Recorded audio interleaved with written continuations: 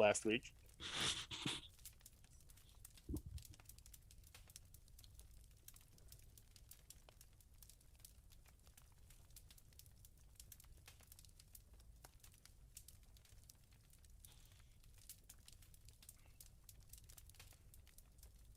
Yeah, that's fine. That's perfect.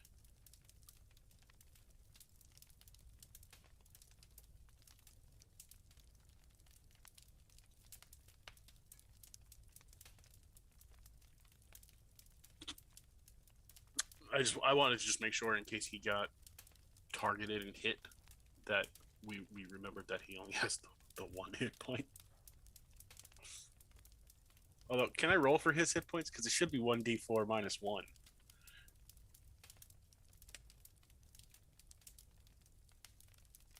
So he has one hit point.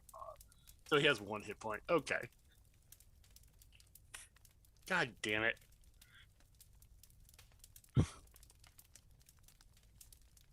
It was. Hey man, I had a 75% chance, or I had a 50% chance of getting better hit points for him.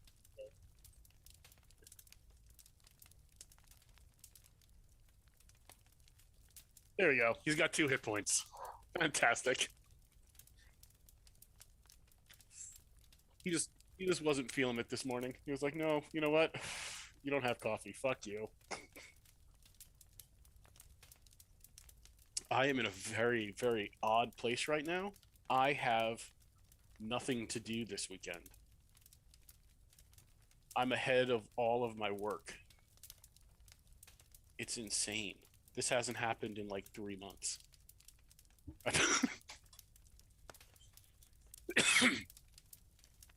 Oh,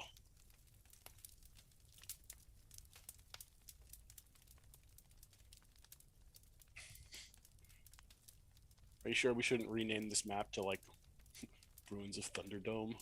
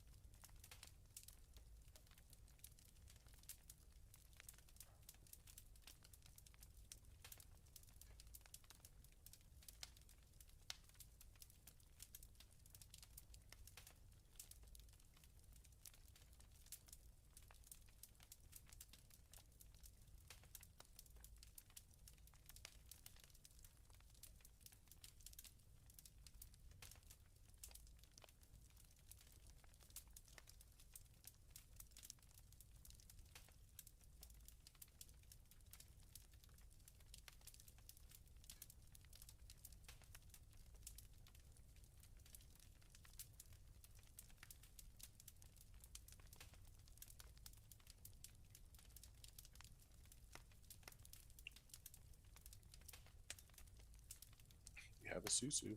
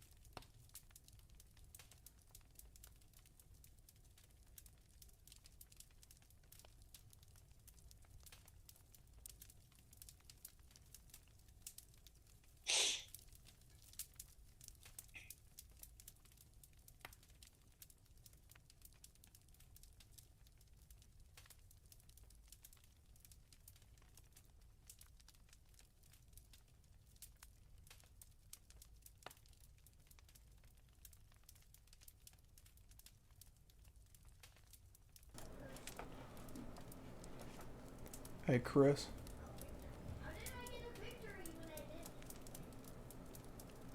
Chris, can you hear me? He's connecting. Oh, yeah. Hey, Chris, can you hear me? Yep. Did you figure out what items you want in your cache?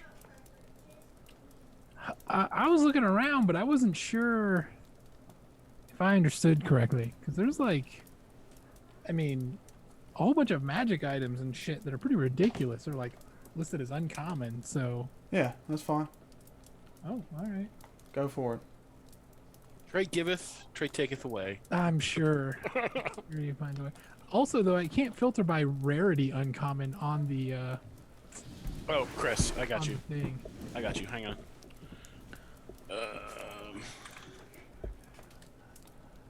If you go into Discord, actually, I can put it in chat here. Hang on.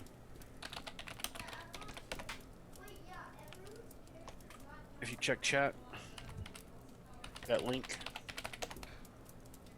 Well, I can't do anything with it. Can you click on it? Yeah, you can click on it. It'll take you. I cannot click on it. Click on the dragon head. Oh.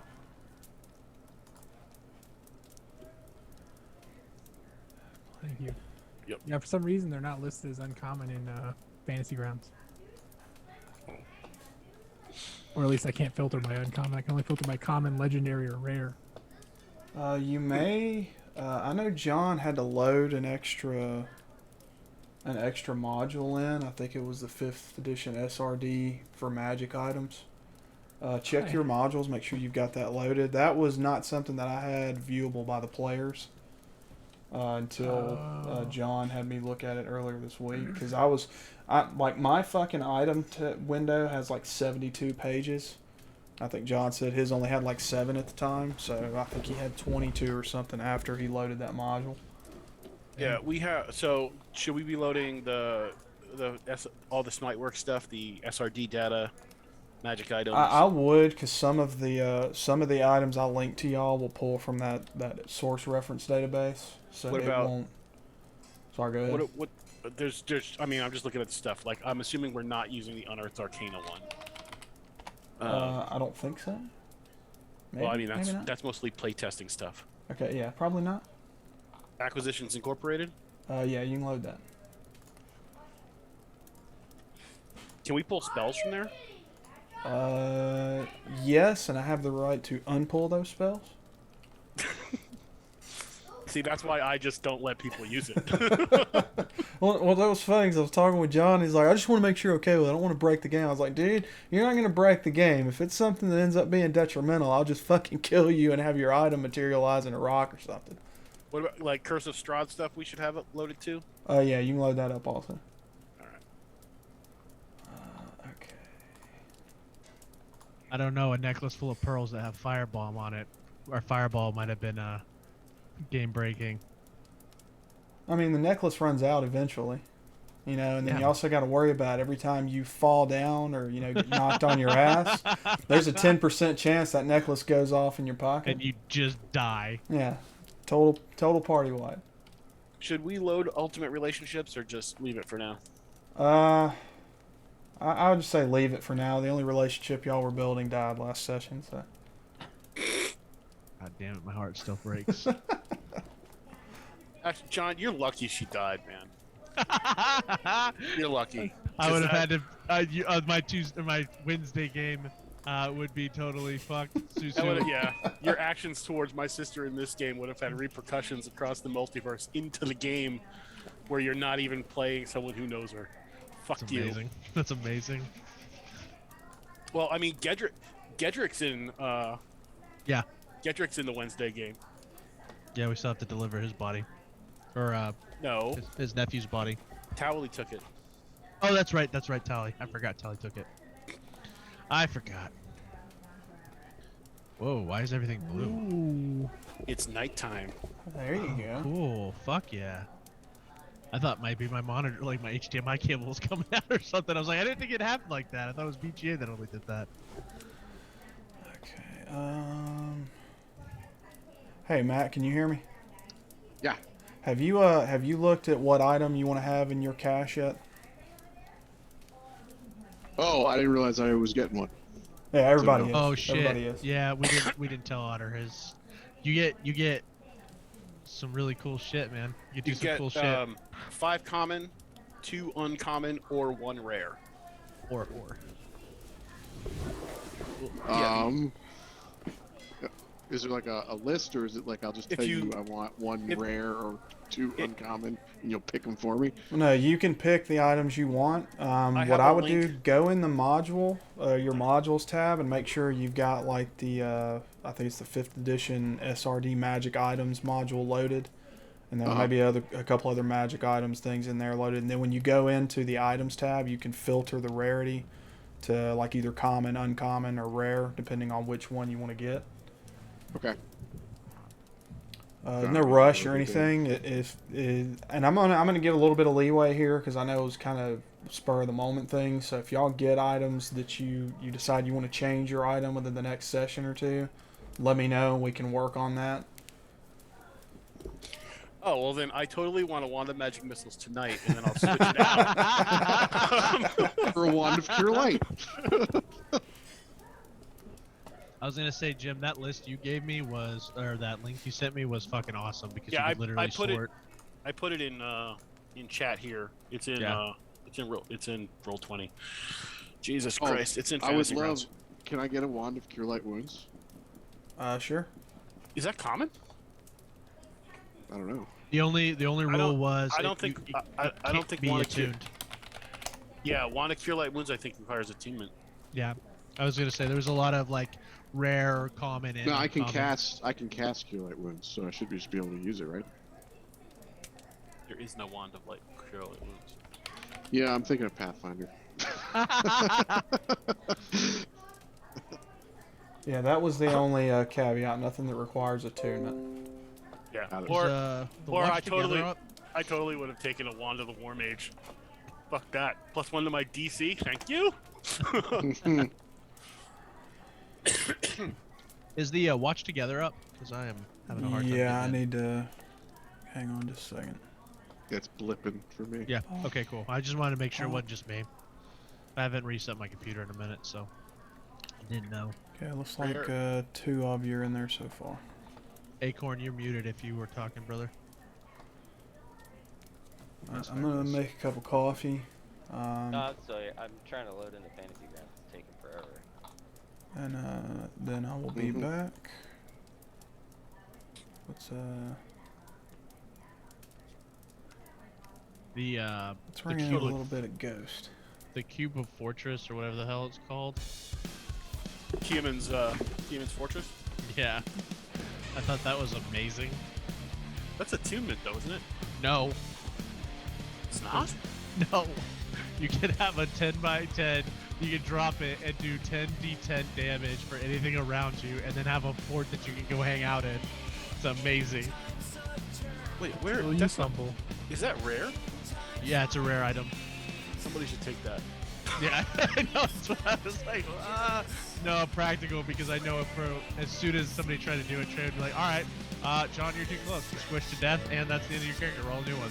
Well, no. See, the thing is, you just use it at night when you make camp, Oh. and you make sure you just say everybody moves away, and then you pop the fortress, and then you just have somewhere to sleep, and it's totally safe. You don't have to worry about shit.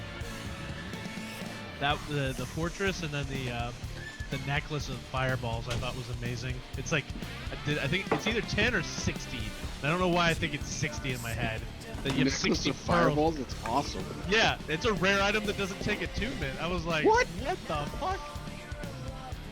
Yeah, that link that Jim sent. Yeah, necklace of fireballs, wondrous item. Yeah. Necklace has 1d6 plus 3 beads hanging from it. You use action to detach a bead and throw it up to 60 feet away. Yep. When it reaches the end of its trajectory, the bead detonates as a level 3 fireball spell. With Level a 3, DC, baby. With a DC 15, which is actually pretty nice. Yeah. You can hurl multiple beads or even the whole necklace. One Oh my action. god. Yeah. When you do so, increase the level of fireball by 1. So if you had a full like 1d6, if you had 9 beads on this thing, you could throw a 9th level fireball at somebody. and just destroy them. Because that would end up being, what, 17d6? Yep. Something insane. Everybody dies! So like Actually, Trey Keep in said, mind, actually- that's akin to walking around with vials of nitroglycerin on you. So tread carefully. that's what I was gonna say. That's what Trey, when Trey scared me, because I was like, what about, alright, so there's the cloak of Modback or whatever the fuck it's called. Book And of it the gives, Montback? it basically gives you Dimension Door once per day. And I was thinking as a barbarian, that's fucking amazing. He's like, yeah, that sounds good, but here's how I'm letting you know.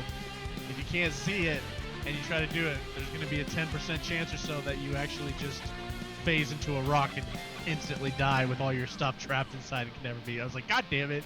If I try to get clever, the more clever I get, the more it's gonna bite me in the ass. But no, like on Donjon, literally you can filter by all the different categories. So I just basically did everything with rarity, common, uncommon, and rare, and attunement no. And dude, it's amazing. Well, I mean, yeah, well, Cape of the Montback is limited by dimension. Right. So,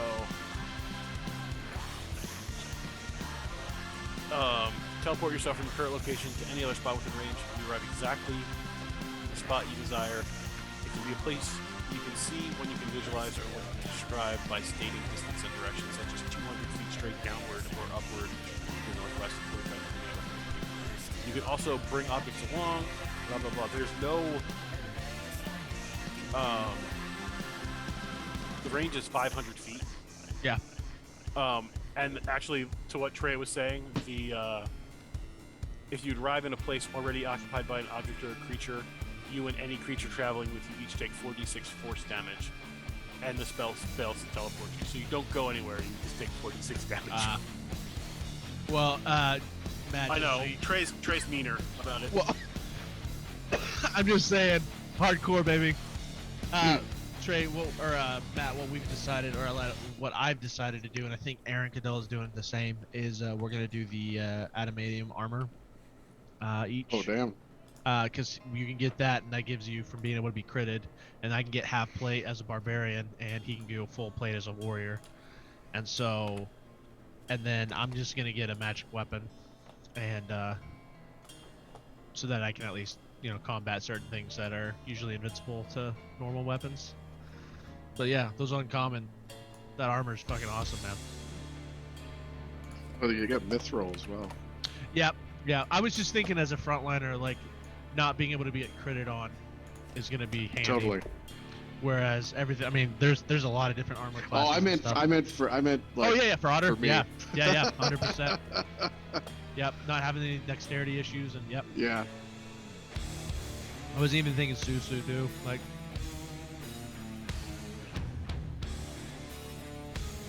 Let's see. Yeah, like I saw like folding boat and what's the fortress called? Oh, the Dimension Shackles I saw on there, and I remember somebody talking about like how Dimension Shackles work and how you can fuck the whole game up with it. Necklace of Fireballs, yeah, that was the one. Portable hole.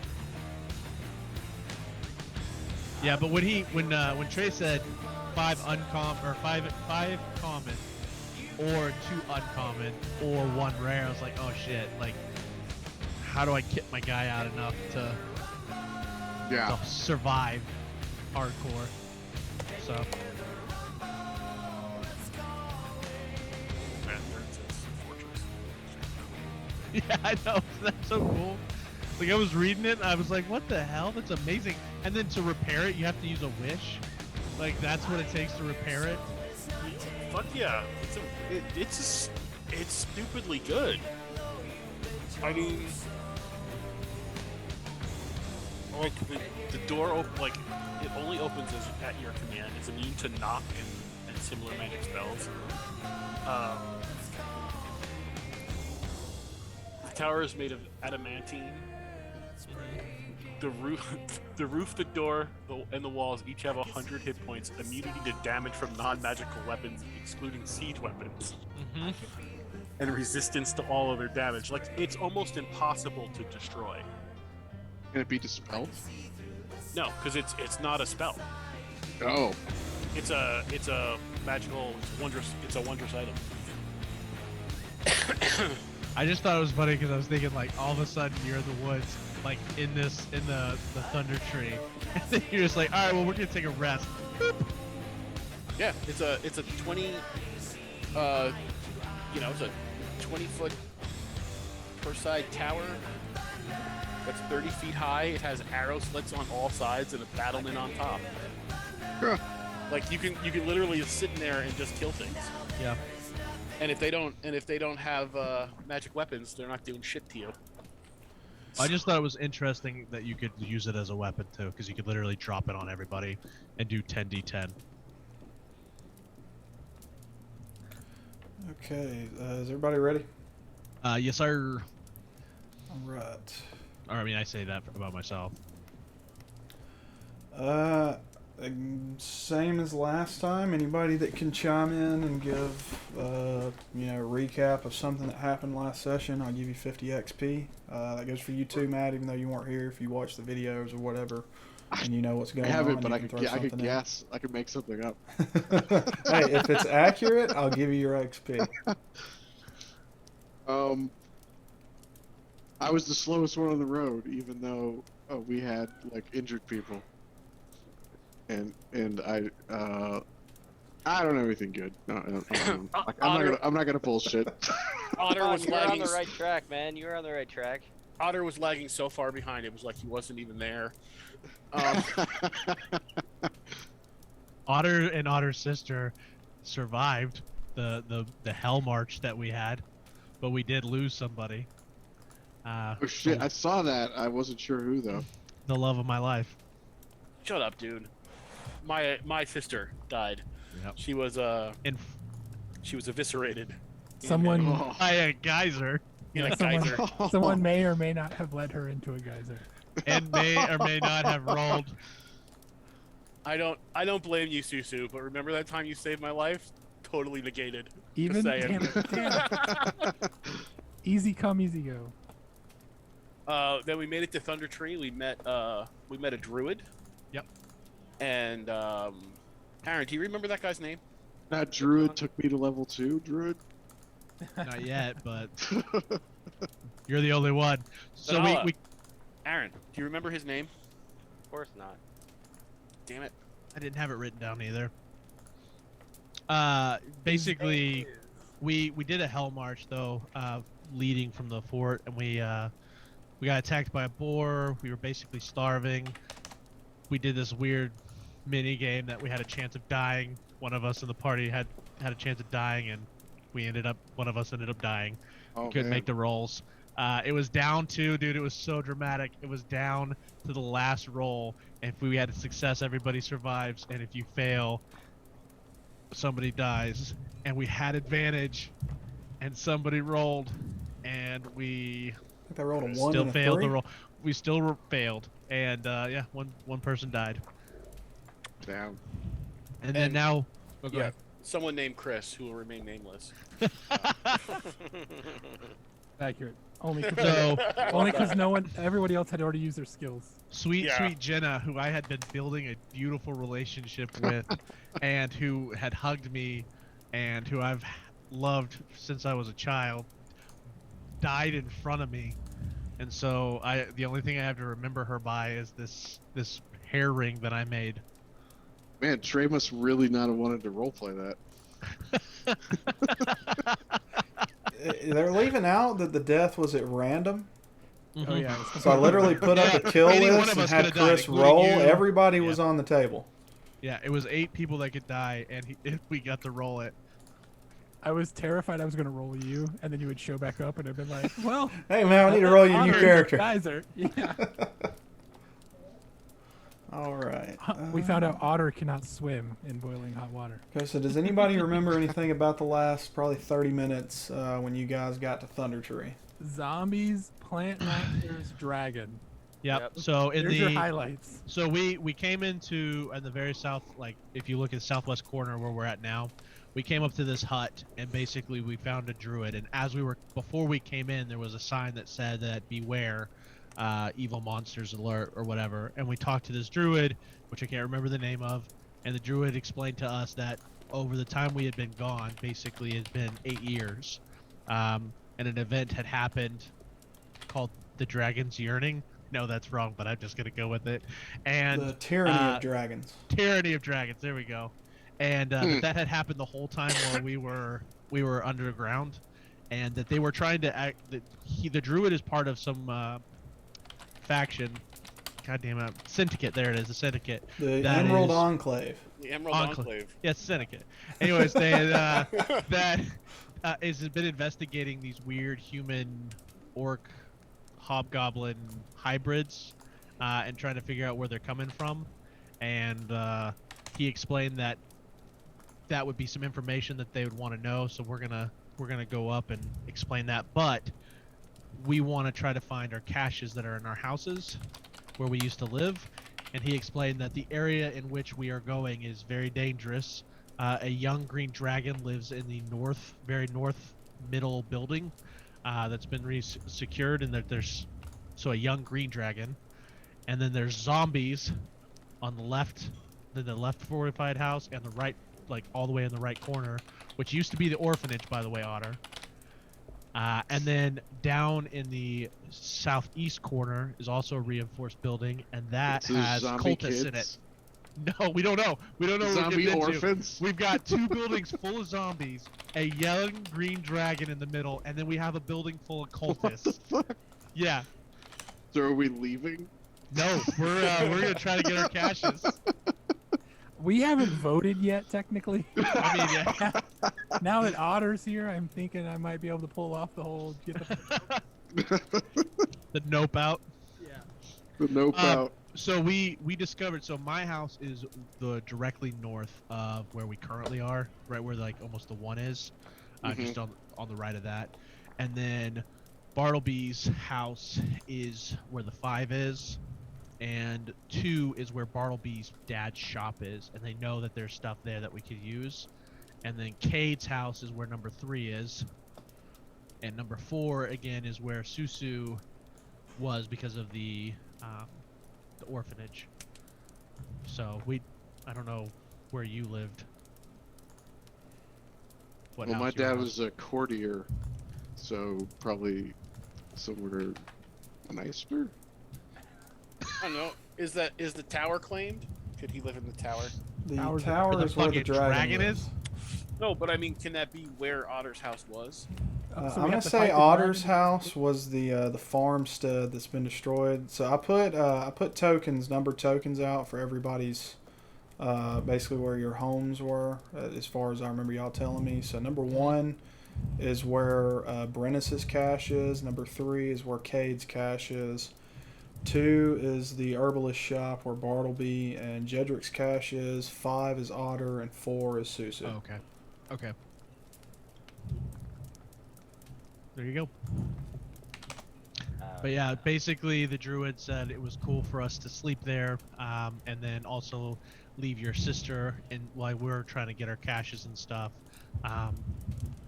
we're gonna leave, your sister and potentially Bartleby's dad. I'm not sure. He might go with us. Oh, and on top of all the fucking zombies, cultists, and green dragons, there's also crazy magical enchanted wood, like trees, that will also attack us. down. I can So- that through the wall. Turn that down. That's the plants. That's the demon plants.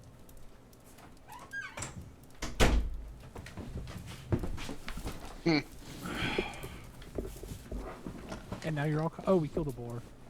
It was Yeah. delicious. That's true. It was delicious. Nice. I think that's And- everything. And one day we gigged frogs. That was cool too. Yeah, we ate some frog legs. I'm nothing's really jumping out at me. I'm open to suggestions on items. What kind of item do you want? I'm not really sure because I'm really mostly waiting until I can wild shape. But Well, what's I'm restricted a little bit because being, a druid, I can't use like metal armor and stuff like that. You can And get it doesn't port over anyway. Right. I mean, just because my AC is so bad when I'm not in wild shape, because of my 6 dexterity. I mean, you can go with the good old bag of holding. yeah? It's true. If you're at a lack of other things. I mean, I went with a handy haversack. There's Saw the horn Oh, of blasting was interesting. Yeah. you Yeah. have you're a human, right? I am. Goggles of night. Mm. Oh, I didn't see those. Were they rare or? Uncommon, so you can get one more thing too, and they are dark vision out to a range of 60. I'll definitely get those.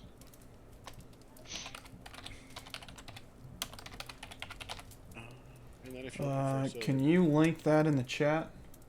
Yeah. Thank you.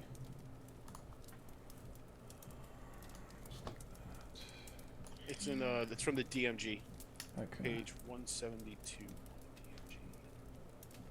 Oh come on, you dumb fucking thing. And Chris, did you pick anything yet? So yeah, I was trying to think of stuff that like would make sense. So,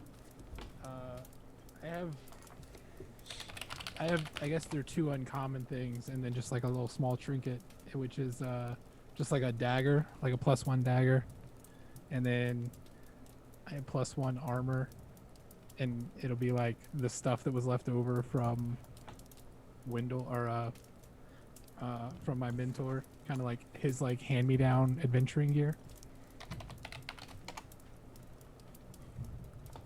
And then like I'm assuming you don't care if we have like small insignificant trinkets in there, do you? No. Because I rolled on the trinket list and I came up with something that I thought was really cool. So Yeah, can you put that in the chat and I'll throw that into your parcel? yeah. Oh, you could do boots of elven kind. I'm guessing Trey is gonna kibosh if I say you should take a broom of flying. So Nope, he won't. Hey, He'll just no, fall off of it that's potentially fine. and As soon die. as you get more than 70 feet in the air, you're falling off the fucking thing. Also, doesn't Otter have like 1 bum leg? Like, isn't there gonna Mhm. constantly be like a percentile roll to see if he falls the fuck off? Guys? oh wait, hang on. Wondrous item. Fucking hang on. Ooh, circlet of blasting. Yeah, I was gonna say that's pretty cool. It won't let me There you share go. the actual item, so I'm just putting the name down so you can search. Here you go. This is Here, from, what is it? What's it called? That's literally what it says in the item inventory. It says Dagger plus. +1. Okay. Yeah. I'm gonna put heirloom on it. Okay, yeah, because I'm gonna make it a little bit more intricate than just a standard dagger. Okay. All right, here you go. And then, I when swear I to- find the other thing, I'll let you know. Oh, this is just.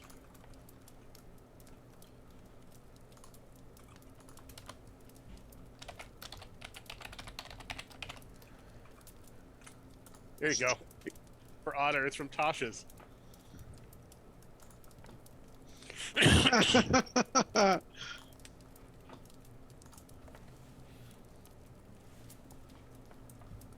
That's crazy. I don't think that would just automatically boost my dex though. It's more of a flavor leg. Yeah. I mean, You can put your weed in there. Yeah. No, I have a smell-proof bag for that. Oh, okay. Fair enough.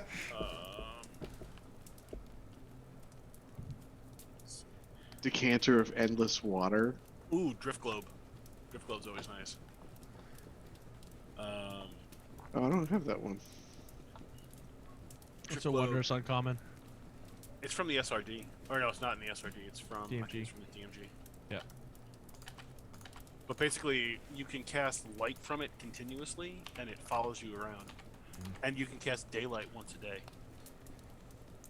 Yeah, I got the goggles at night though, so I think that'll be good enough. You can have the cape of water breathing. I mean, Or you or just you, have a magic weapon. or you could do the Derns. You could go Derns Instant Clo- Fortress. Cloak of the Manta Ray. Mm-hmm. Less useful when you're in Druid form, but it would give you a swim speed until then. Yep. And So you- breathe underwater. Is the manta ray give you breathing underwater? I thought it just. Yes, it does. Oh, that's nice. There's no reason to have the cape of water breathing, idiot. It's a cap of water breathing, not a cape. It's a cape without. Eddie. Okay. Listen, Oklahoma homeschool education right here, boys. Okay. Alright, let's go ahead and move into the game. So I believe when y'all left off last session, y'all had just run into Ride-Off, who is the Emerald Enclave Druid, who's currently tasked with keeping an eye on the goings-on in the ruined village of Thundertree. He said that zombies and sentient trees have kind of moved in and taken over the area.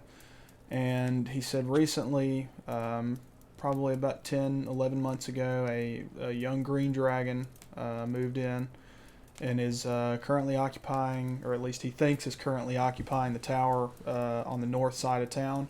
He has not seen the dragon come or go for probably at least 6 months. But the last time he had a positive ID on the dragon, it was going into the tower, and he has not seen it come out of the tower. He did say that a group of black-clad, robed individuals has moved into the standing structure on the southeast side of town. He reckons they're cultists. He's not really sure. He doesn't know what group they represent, but he says that he has seen them, and he thinks they have seen him, but they have not approached him or made any attempt to contact him or anything of that nature. Like I said, I've got y'all's caches placed on the map, so y'all can attempt to get to those at your leisure. And it is, I believe it's currently 1 a.m. So we left off. You guys were going to sleep to take a long rest. Is that Robbie's old room, Aaron? Oh, it's mine from when I was in high school, and that's a fucking storage room. There you go. I'm sleeping on a futon on the floor. There you go. Like I'm practicing. But you guys were getting ready to go to sleep for a much needed rest, and that's where we're picking up. So Ride-Off invited you guys into his cottage. He explained this cottage is one of the few places of respite in this dangerous area. I've cast numerous protecting wards that keep aberrations and undead from entering this place, and basically all manner of unnatural creature. They do not like it here, so they leave me alone in my hut. But outside those doors, you may find your welcome to be less acclimating than what I have given you. But you're free to rest here as long as you need, and I will provide you with any assistance that I can. And he says, now it is late. I'm going to get some rest. And he says, you all can pick a spot on the floor and take your leave as you will. Okay, I need to know two specific things. Is anybody doing anything before rest starts, and then what are the watch orders? Is anyone injured? I would say the only person that's not 100% at this point is Matilda. Like I said, she's still pretty pregnant. Not quite as pregnant as your mother was, but she's... You notice as y'all are getting ready to find a comfortable place for her to lay down and go to sleep that she appears to be in not an insignificant amount of pain. I'll try to cure wounds her. Okay. Go ahead and roll that for me.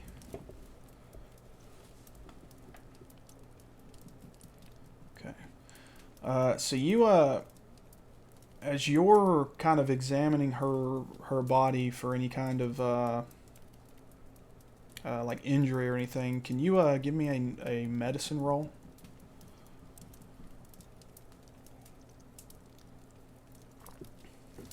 $16. Okay, as you notice as you're looking over, her, she doesn't appear to be any the worse for wear. She looks like somebody who just basically, was forced marched 200 miles. But there doesn't appear to be any obvious wound or anything on her. You do notice that periodically the life form that's growing in her belly does kind of shift and move, and when it does this, she kind of winces, lets out a little bit of pain or anything. But not being a wet nurse or anything, you're not really sure if she's going into labor or what's going on. She just appears to be extremely uncomfortable. Do you think it's safe for me to start a fire in here? So there is a fire currently going. He's got a fire in the fireplace. All right. And do we have like water? I can create water if we need it. Rydolph says, "Yes, I have stores of fresh water, and like you, I am also a child of nature. I can purify and create my own." Oh, he's with us. Right, H2O. okay. Yeah, he's in there with y'all. Yeah, I just try to make him comfortable Okay. and then get some sleep. Alrighty. So what are the watch orders going to be? So we're going to have, I think, 2 watches here. So we'll. It was me and Bartleby, and then it was Cade and Susu. That's how we had it last time. Okay. I don't know if Otter wants to. Real quick, Jim, I know. Do you have to prepare spells every morning, regardless of if you use them or not? Yes. Okay. So at what point would that switch over happen? At what point would you lose your spells?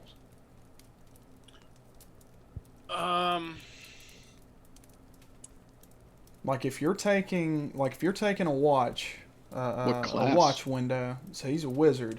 I'm not really sure. I'm asking this for anybody that has to actually prepare their spells. At what point do your prepared spells become lost? I don't think a wizard would. Just because the way a wizard prepares. So the way that I played it, that I would run it, is stuff that, like, if I already have like magic missile memorized, right? Mm-hmm. And I haven't cast it, I wouldn't lose the memorization of it. But like if I basically any spell you cast, but normally, like it depends on how detailed like you want to be with it.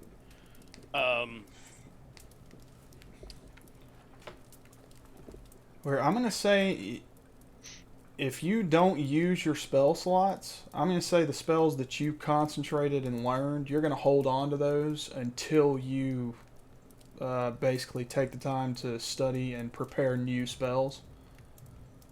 I think that's the standard way it works, unless you have, unless you. Yes, I wasn't sure if it was like, if you haven't cast any spells during the day, at the stroke of midnight, the spells that you had in your head are instantly forgotten and you've got to prepare new spells. I wasn't sure. I know you got to prepare new spells if you're wanting to have different spells, like access to different spells. But I'm just going to say, if you're keeping the spells that you prepared the day before, that will ride over into the next day. And then if you want to keep that same allotment, I'm going to say after a long rest, you have to prepare spells regardless of whether or not you use them. We cool with that? Yeah, that's fine.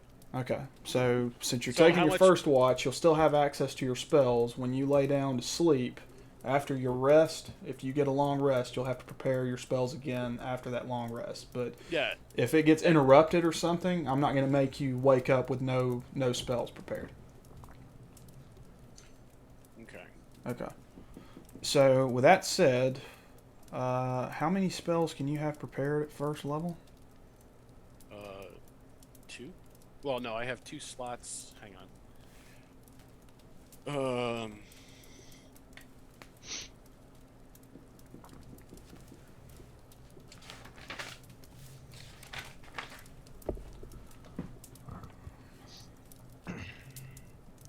Let's forget these little fucking details.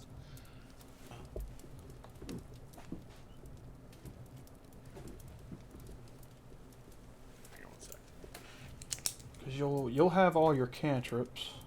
Yeah, cantrips I don't have to. They're just. Now those are just ones you know.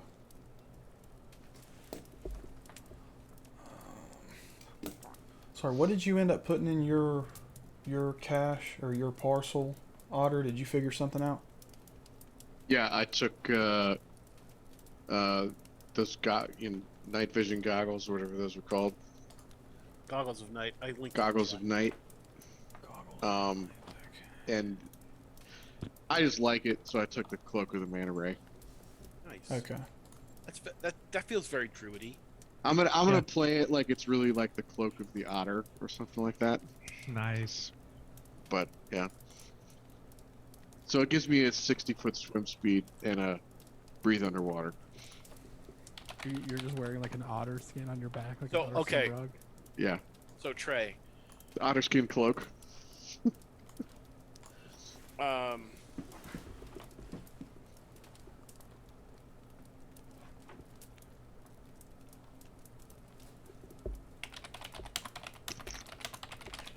so it's I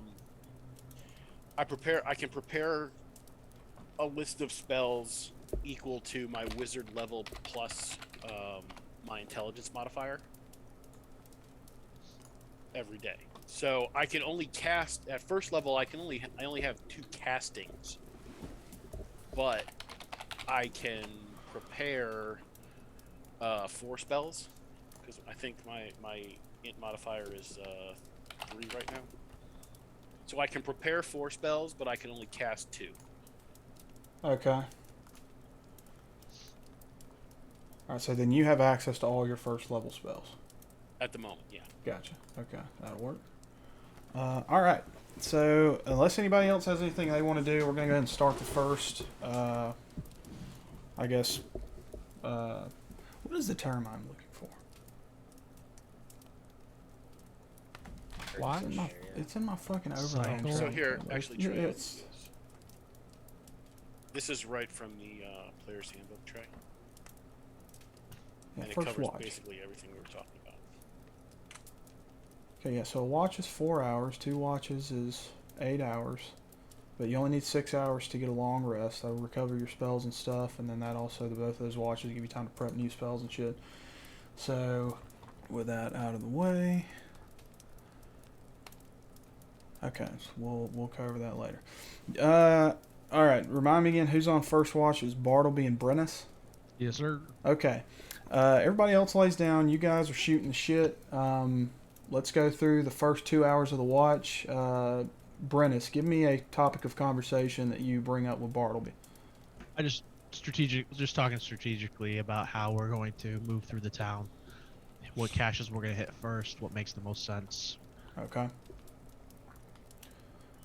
Bartleby, was there any topic of conversation you wanted to bring up with Brennis? Bartleby just kind of like listens. He's a little bit like far away mentally, processing like the death of his sister and like everything that's happened and how he almost died. And he's just kind of like he's there, but he's just going through the motions at the moment. Like there's just so much that they've all been through, and he's just like trying to get his brain back in gear, where he used to be just always logic, and that like right now he just can't stop thinking about like watching his sister get fucking annihilated by a hot steam geyser, and they thought that they were going to get to Thunder Tree and it was going to be okay, and they got here and everything just fucking sucks, and it all just sucks, and there's still people that they know and love back at the fucking compound, and like ever since basically like for 8 years, was it 8 years?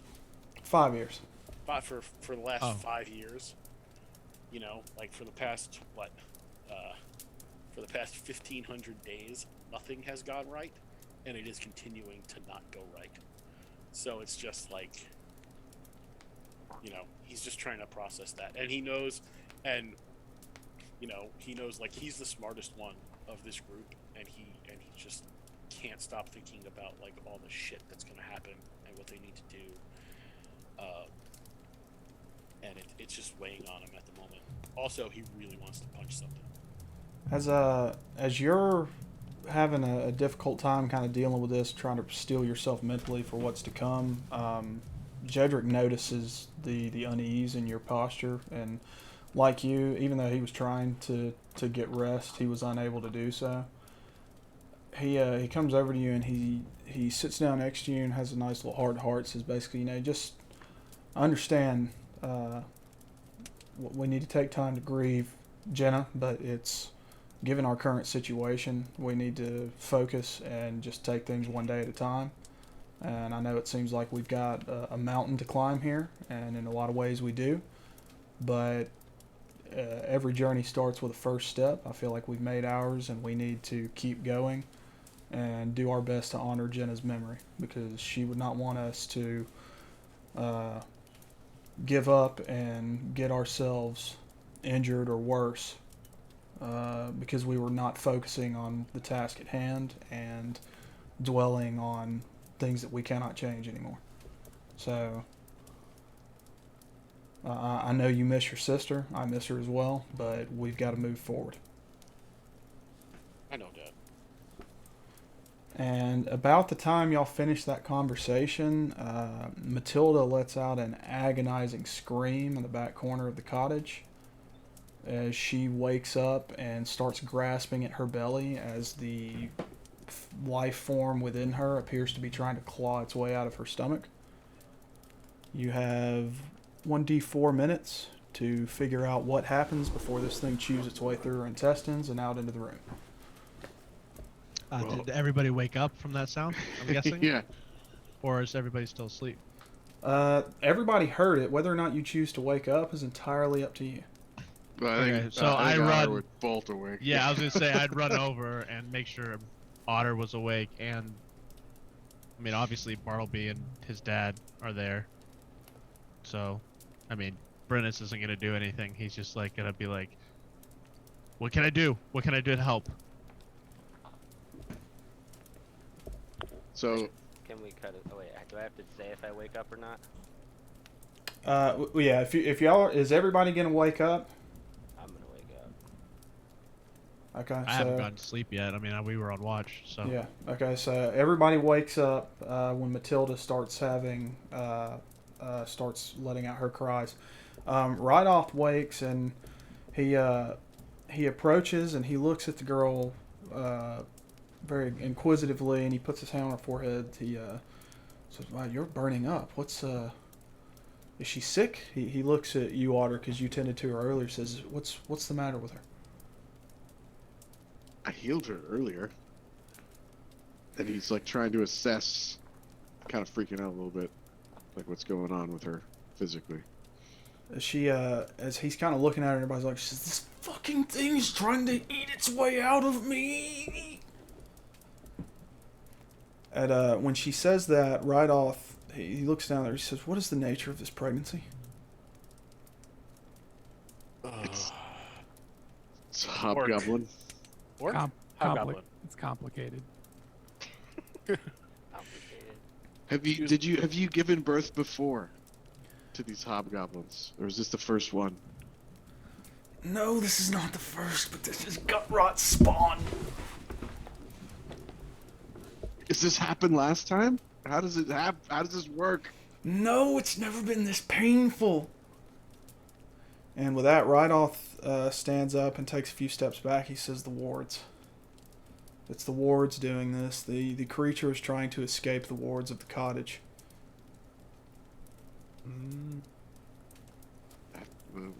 Plot twist. I don't want her screaming to attract anything here. We should get her out of the cottage. Sleeping spells, Bartleby? When we you say remove it? that, everybody roll me a perception check, DC 12.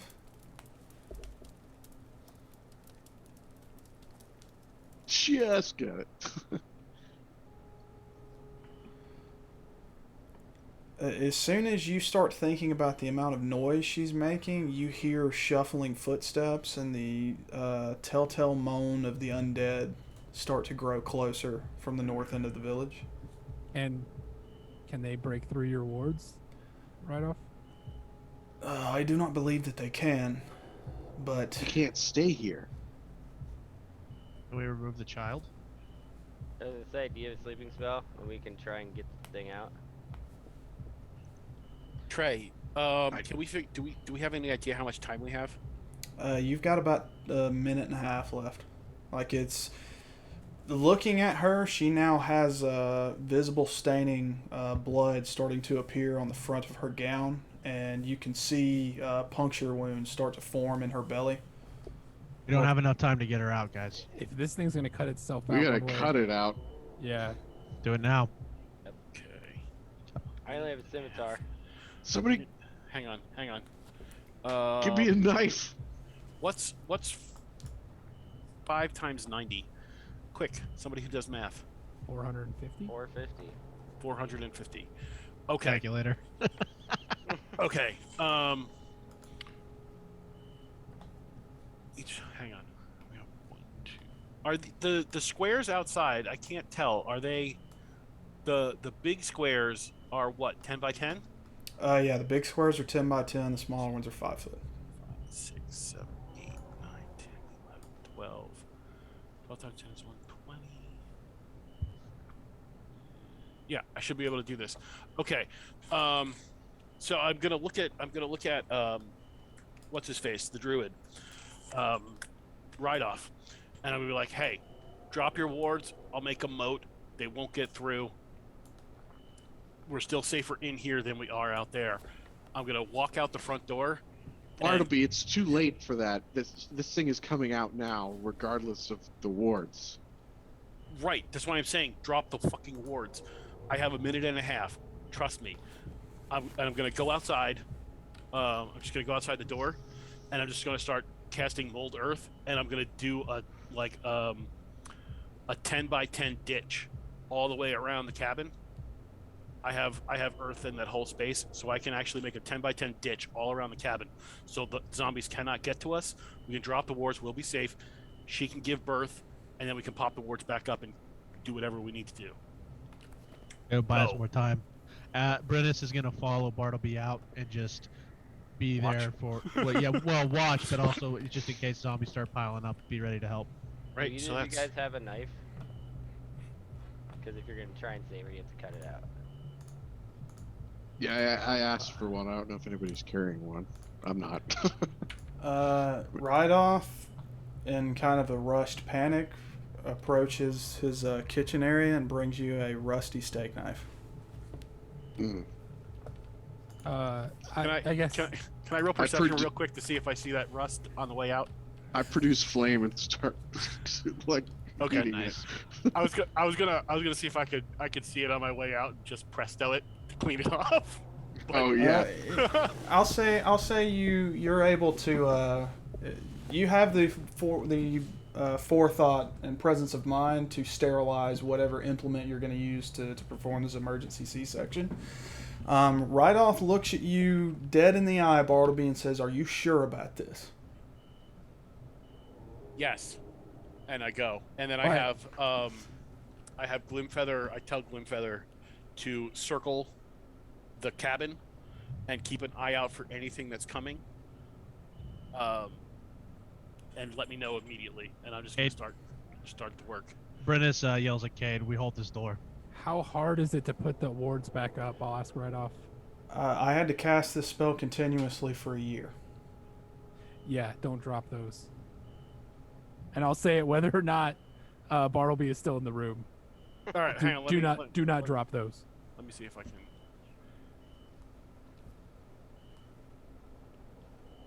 Can I hear that? Yeah. All right. So fine, take her outside the front door, and I'll leave I'll kind of make a little thing around, so that we still get the ditch, but I'll leave like a little platform right outside where the wards aren't, so that you can bring her outside, let her give birth, and bring her back inside. So the wards will still be up. Okay, I need to make sure this is clear. She's not giving birth. This thing is chewing its chewing way out of her belly. Right. No, but you know what I mean. To get her outside of the wards. So that we can cut her open and So like I'll Take it out. make a little platform where they can stand, and then just, you know, Okay. I mean, if they're cutting her open, then we don't. Getting out of the wards is moot. You okay, know what I'm saying? that's fine. Yeah, Yeah, yeah. that works too. Anyway, so that's my plan. Well, moat Okay, would be I'm gonna awesome give anyway. y'all 1 more minute to shore up your plan, and then we're gonna roll initiatives. Yeah, I would say go ahead and do the moat. That's fine. That's better than not having a moat. Oh, And yeah, then absolutely. then let's Promote. and then I'll turn to Promo. Bartleby or I'll turn to Otter and I'll say get that thing out and don't be afraid to stab it a couple times on the way. And Brennis and This Cade, thing's not gonna live. I mean, I'm Brennis. I'm gonna say to Cade, we hold this front door area, and because we're not gonna be helping with the birth, so Is we there got a, you shields guys and have- skirmishers. You guys I have need one bows, of don't you to hold her. Yeah, I'll hold her. Since I'm Okay. already in there. Do one of you Okay. guys have like a bow? No, Yeah. I have a have short bow. If you I need it. do- Take, I have get 3 'cause- arrows. because I'm making a moat. Like, we're not going to be able to melee them. They're not going to be able to melee us. So this is all ranged. So I'm just hoping they don't pile up Yeah. on each other and come up with Daisy kind of style. that's right. I still got Yeah. grease and a firebolt, man. Okay. Do you have arrows, Otter? 6. I'm gonna grab Otter's 6 arrows, his quiver, along with my quiver. And is there a way to get on the roof of this building? Yes, there's a Battles. ladder outside. I will make my way to the roof. Okay. I'm gonna put you just north of the north wall. That'll represent you being on the roof. Okay.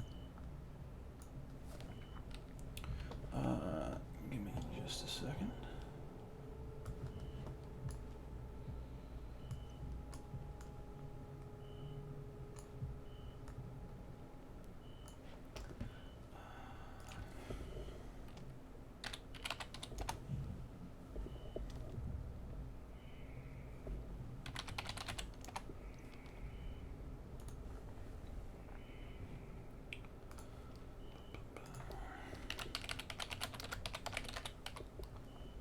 And then when I'm done, I'll climb up onto the roof too, so I have a better vantage.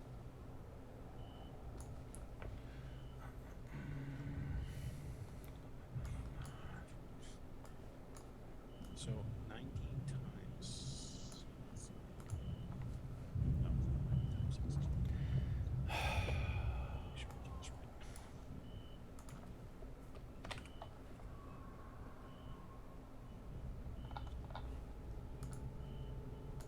Okay. Let's get this party started. All right. As you okay, describe for me very succinctly the events that are taking place here. So what did y'all decide to do? First thing, as all this is going on, Susu tells right off not to drop the wards, and then grabs the quivers and heads up for the roof. Alrighty. British pushes to the front door, and I'm just basically gonna stand between the door and wherever the moat is gonna be, just to make sure things can't get across anyways. Since I'm no good doing anything else. All right, so Trey, I was a little bit off. Not a little bit. I was a lot off. I can basically make. Oh shit. No, it'll still work out. I can make like a ditch in like the corner shape that covers both of the doors. So if they can't get through the wards into the other side of the house, the doors are still being, they won't be able to be accessible, and any zombie that comes up to them will be, will either fall in or have to stand there. And Okay. then Otter or Susu and I will be on the roof. Okay. So who has gone outside at this point? I have, Glimfeather has, and I think Susu and Brennis. Okay. Cade is holding. Right, that's what you said, Aaron. Yeah, I'm holding the lady. Okay, Brent, I'm gonna move you right outside the door. Are you in the doorway or are you outside, Brent? So like I'm in like right outside the doorway. I close the door, but I'm like before the moat starts to happen. I'm just holding the front just in case things try to get across. Okay. So as you guys, as soon as you step out the front door, and you're warned about this just as it starts to take place, Bartleby, as the zombies are moving north to south towards the noise that is being created by Matilda, you're able to communicate with Glimfeather, and Glimfeather says, "Oh, the bushes are moving. The bushes are moving, and as soon as you guys step out the door, you've got needles being fired at you from needle blights that were hiding in the bushes all around both the entrances to the house." And I'm going to go ahead and roll my attacks. Of course.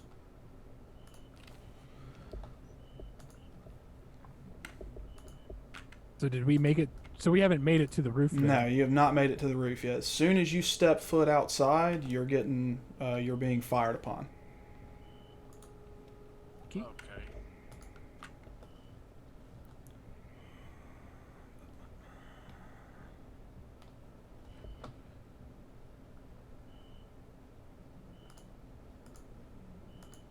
Should have lost my other one. Okay.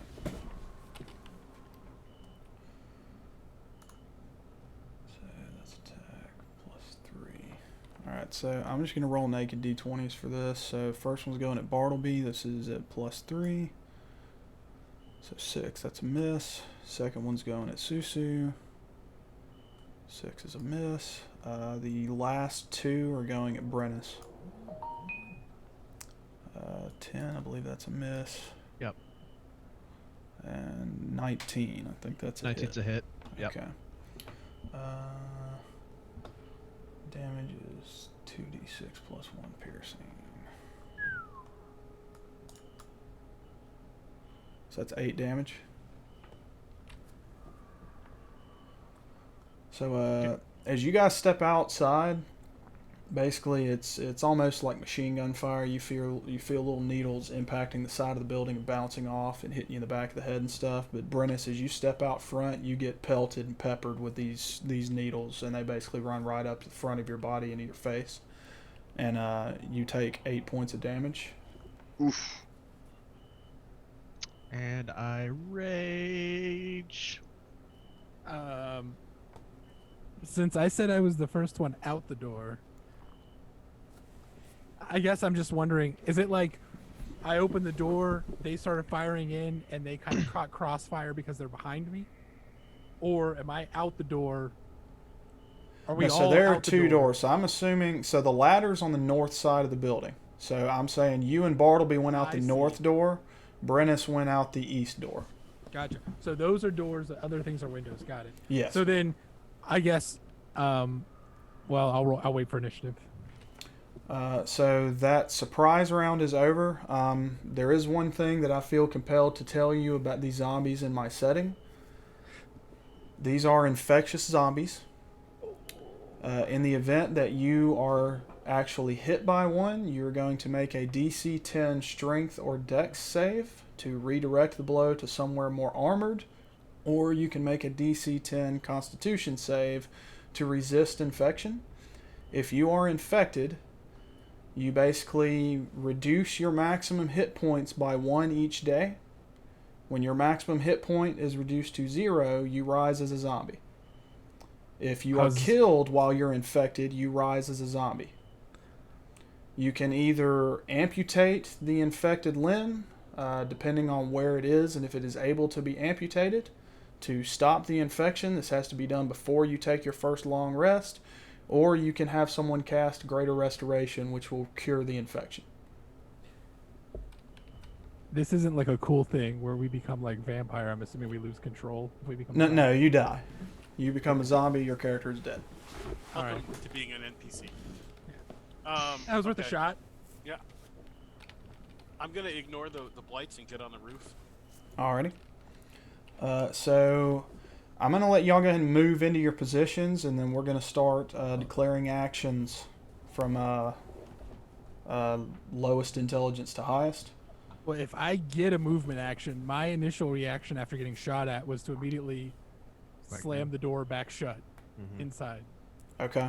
So I don't know if that affects Bartleby or Now, not. I'll say you're able to do that. You're able to shut doors, take any kind of defensive actions you want to take, and then I'm going to give y'all one move so you can take up defendable positions before we start this siege. Okay, I'm just saying I don't know if Susu got got shit fired at me. Yeah, so if Bartleby sneaks around, that's fine. But Susu was just immediately slamming the door shut. Okay, I'm just going to say y'all both went out at the same time. Okay. All right. As I come in, Susu will yell, we have plants and zombies. We're being attacked by both. Oh, did you go back inside? It joined Yeah. forces. All right. Yeah, So they are working together apparently. all right. So I'm up on the roof now, Trey. Is that right? Yeah, so the people on the roof, I'm going to park you just to the north of the cottage. Yeah, just put yourselves along that wall there.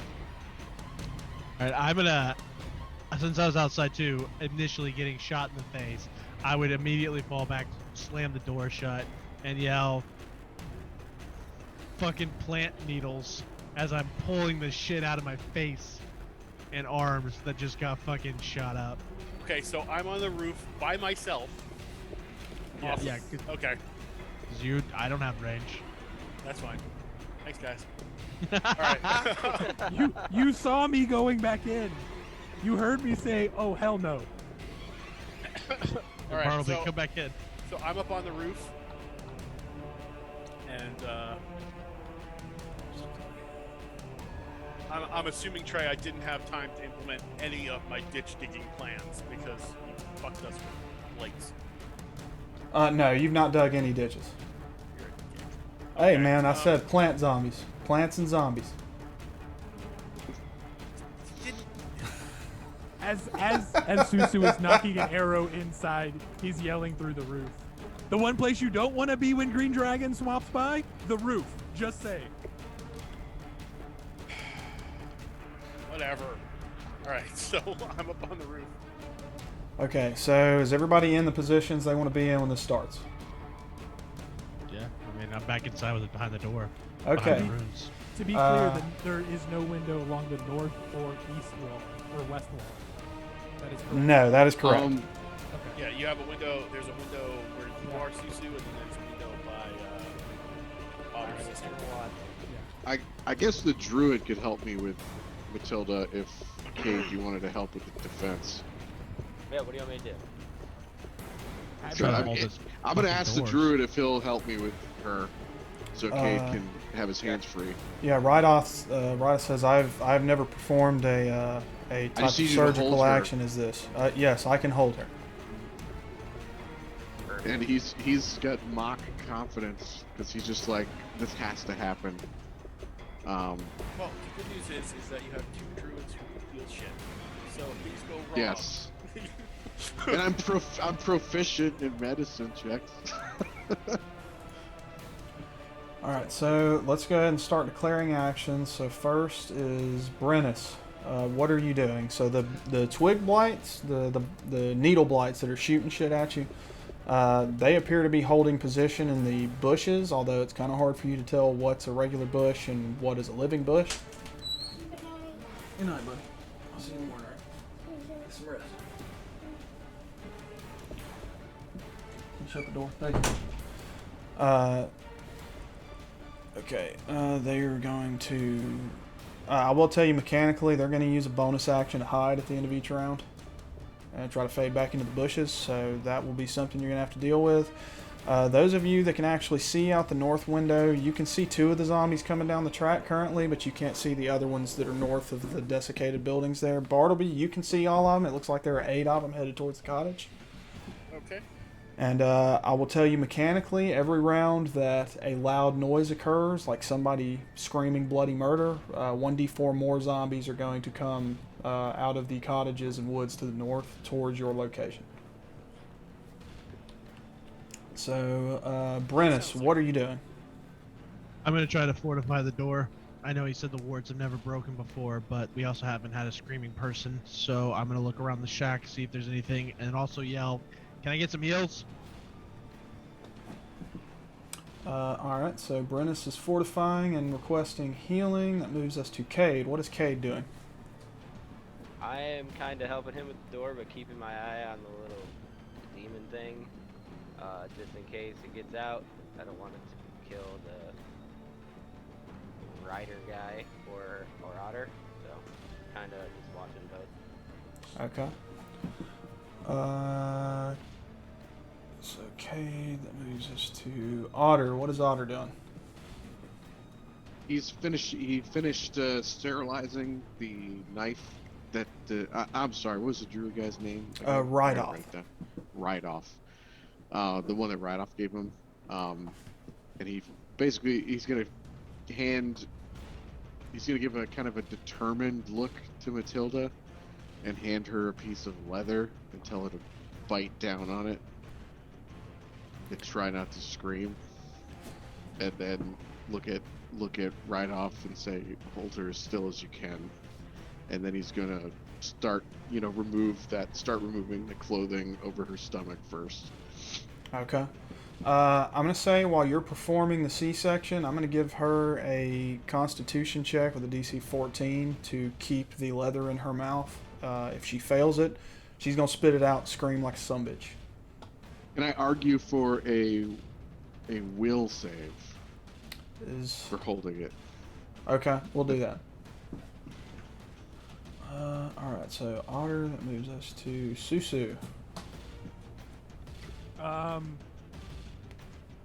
I was looking in my inventory real quick. I apologize. No worries. Susu will be preparing an arrow.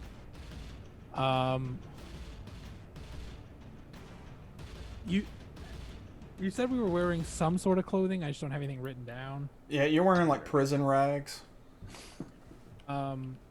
Where I guess is the fire along the which wall is the fire along? The fire is going to be on the west wall, kind of in the middle. Of course it is. That's where I would put it. So yeah, of course. Okay. Be right next to the window where we need it. Jesus. Fuck. My plan. I will knock an arrow and prepare to take shot at anything that starts approaching. That being said, I am using the wall as cover. Okay. So I don't. I want to make sure that I can look out the window, but I'm using it as cover. So I'll say any attacks against you have disadvantage since you're utilizing cover.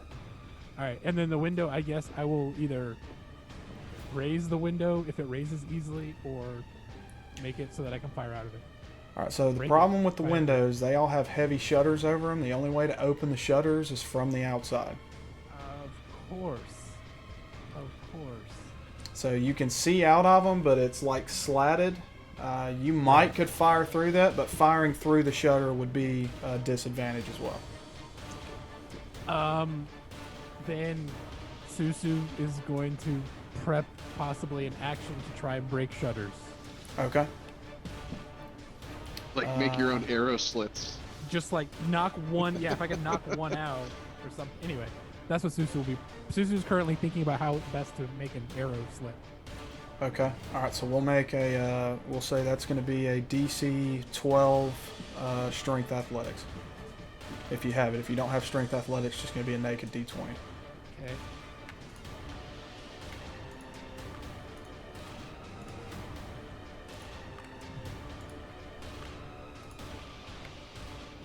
God, man, Jack of all trades would fucking kill it in this fucking mode game.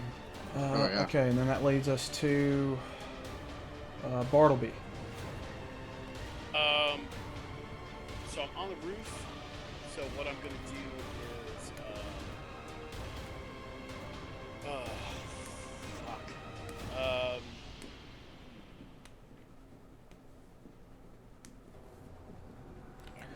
So I will tell you, the way that the roof is formed, it rises to a peak, but the peak is horizontal to the roof. It's not vertical. So currently, I guess I'm going to put you on the back side of the house.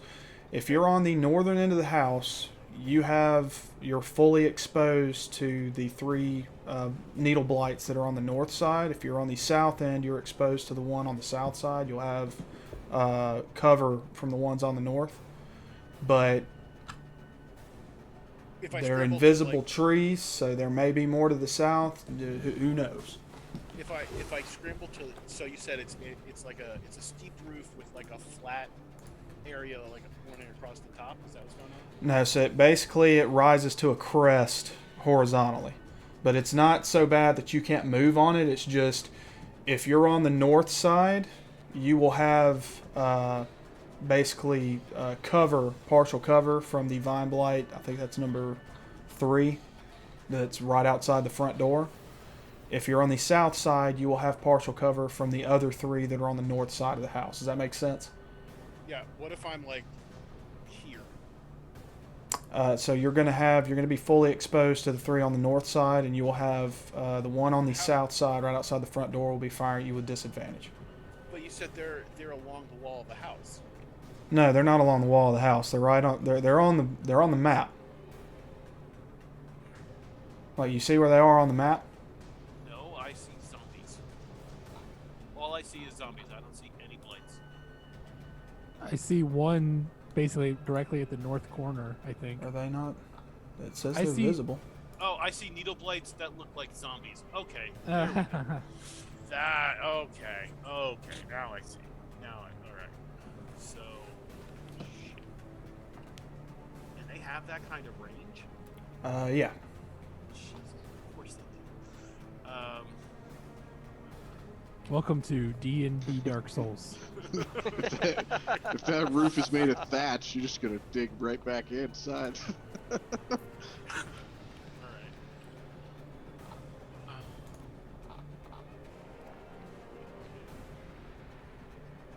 So where I am right now, I'm exposed to the 2.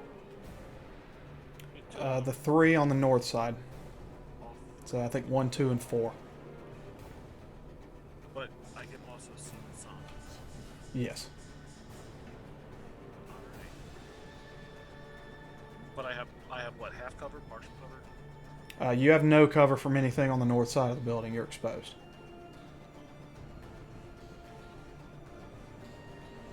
Like the side wall, the cottage is only like 7 feet tall, and then where it crests at the top is only maybe 11 or 12 feet off the ground. So it's not like you're, in a fortified, defensible position. It's not like the tower at the north side of the village. Like, this is just a cottage, just a hut. Gotcha.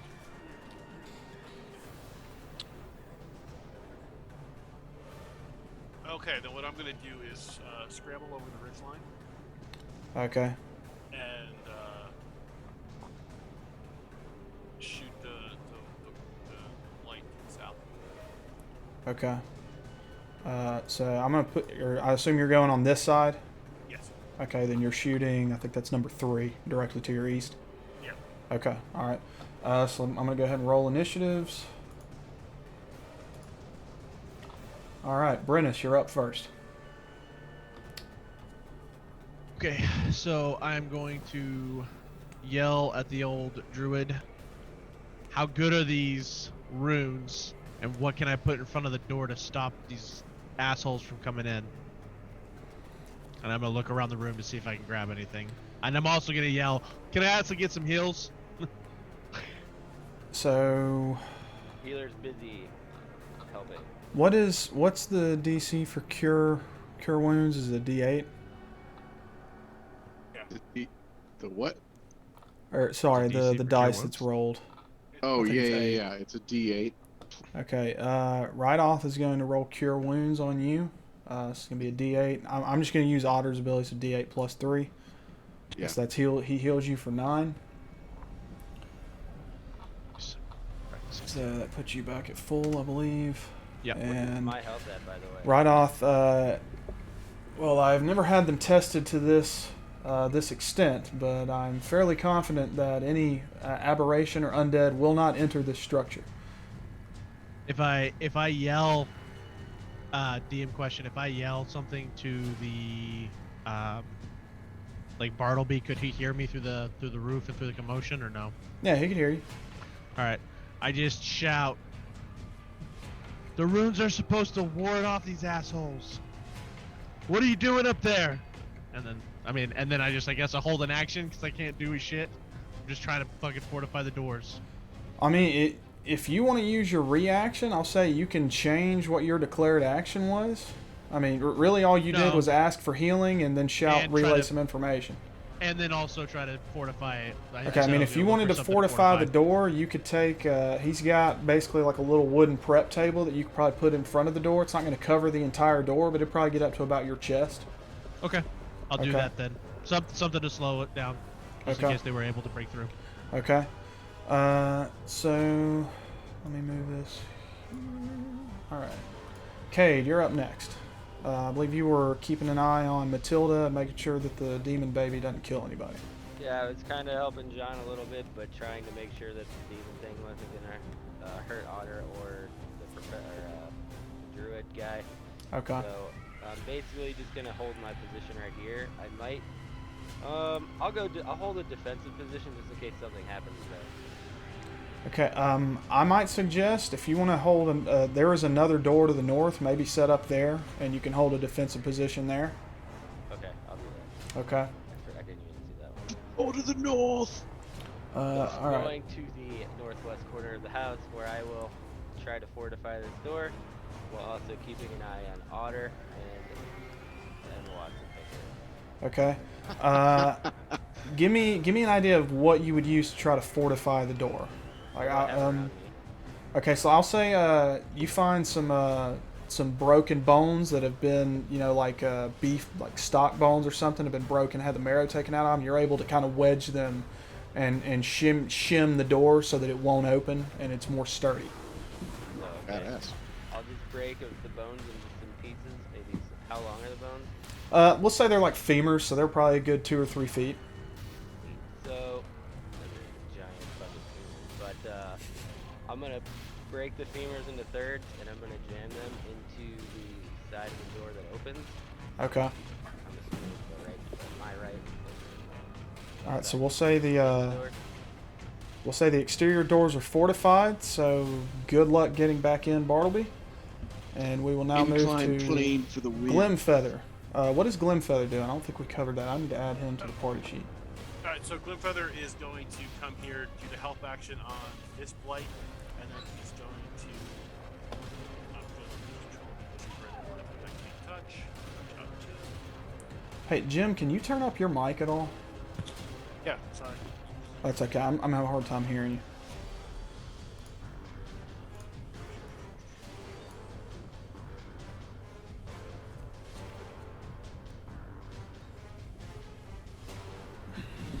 Hang on real quick. What's up? What's wrong with you, baby? Is that better, Trey? Chill out. Okay, calm down. It's not any louder on my side. Trey. Yeah, pretty quiet. Sorry, go ahead. So Glimfeather is using a help action on that zombie. Yeah, Or and then he's that- going to that fly. Needle blight. Yeah, then he's going to fly to the south of the building, so he's, like down here. Underneath where Gedrick is. Okay. I Alright. can't, because I put him over that needle blight, I can't get control of him back.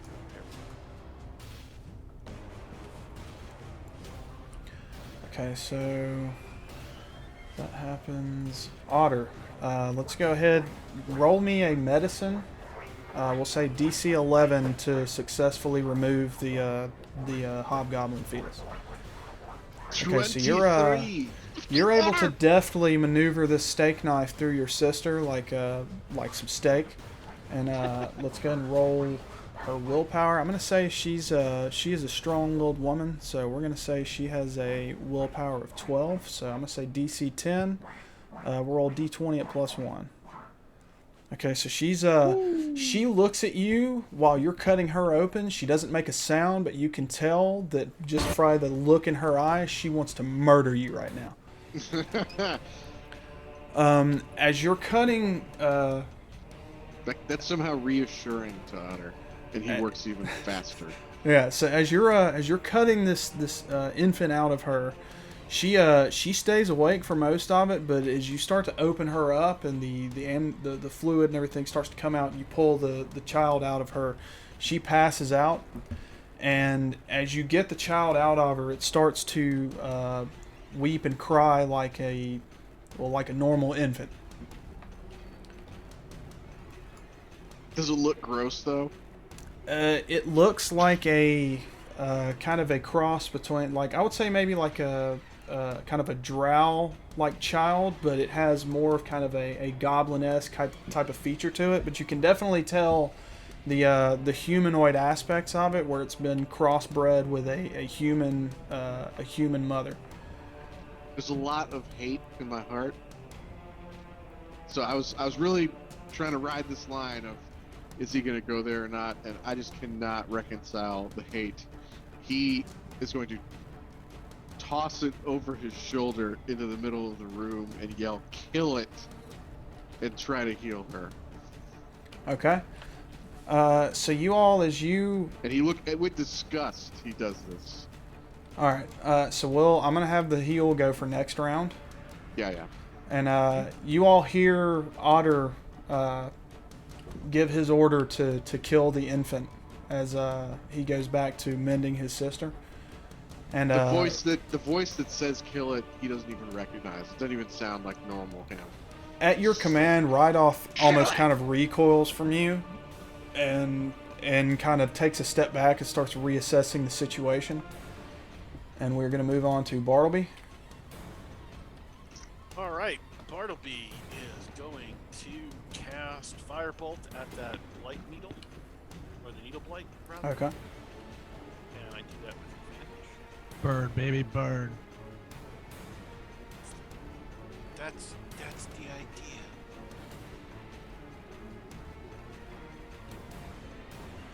Hell fucking That's a yeah, hit. buddy. It's almost a crit. And then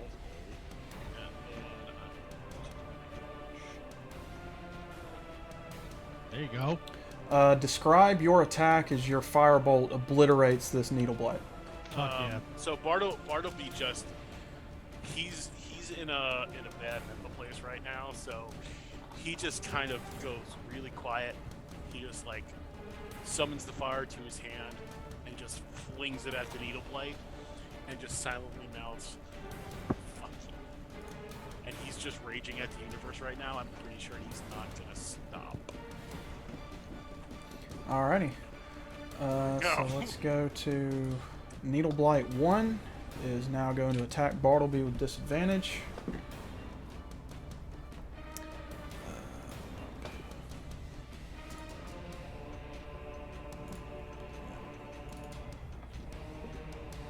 That's a miss.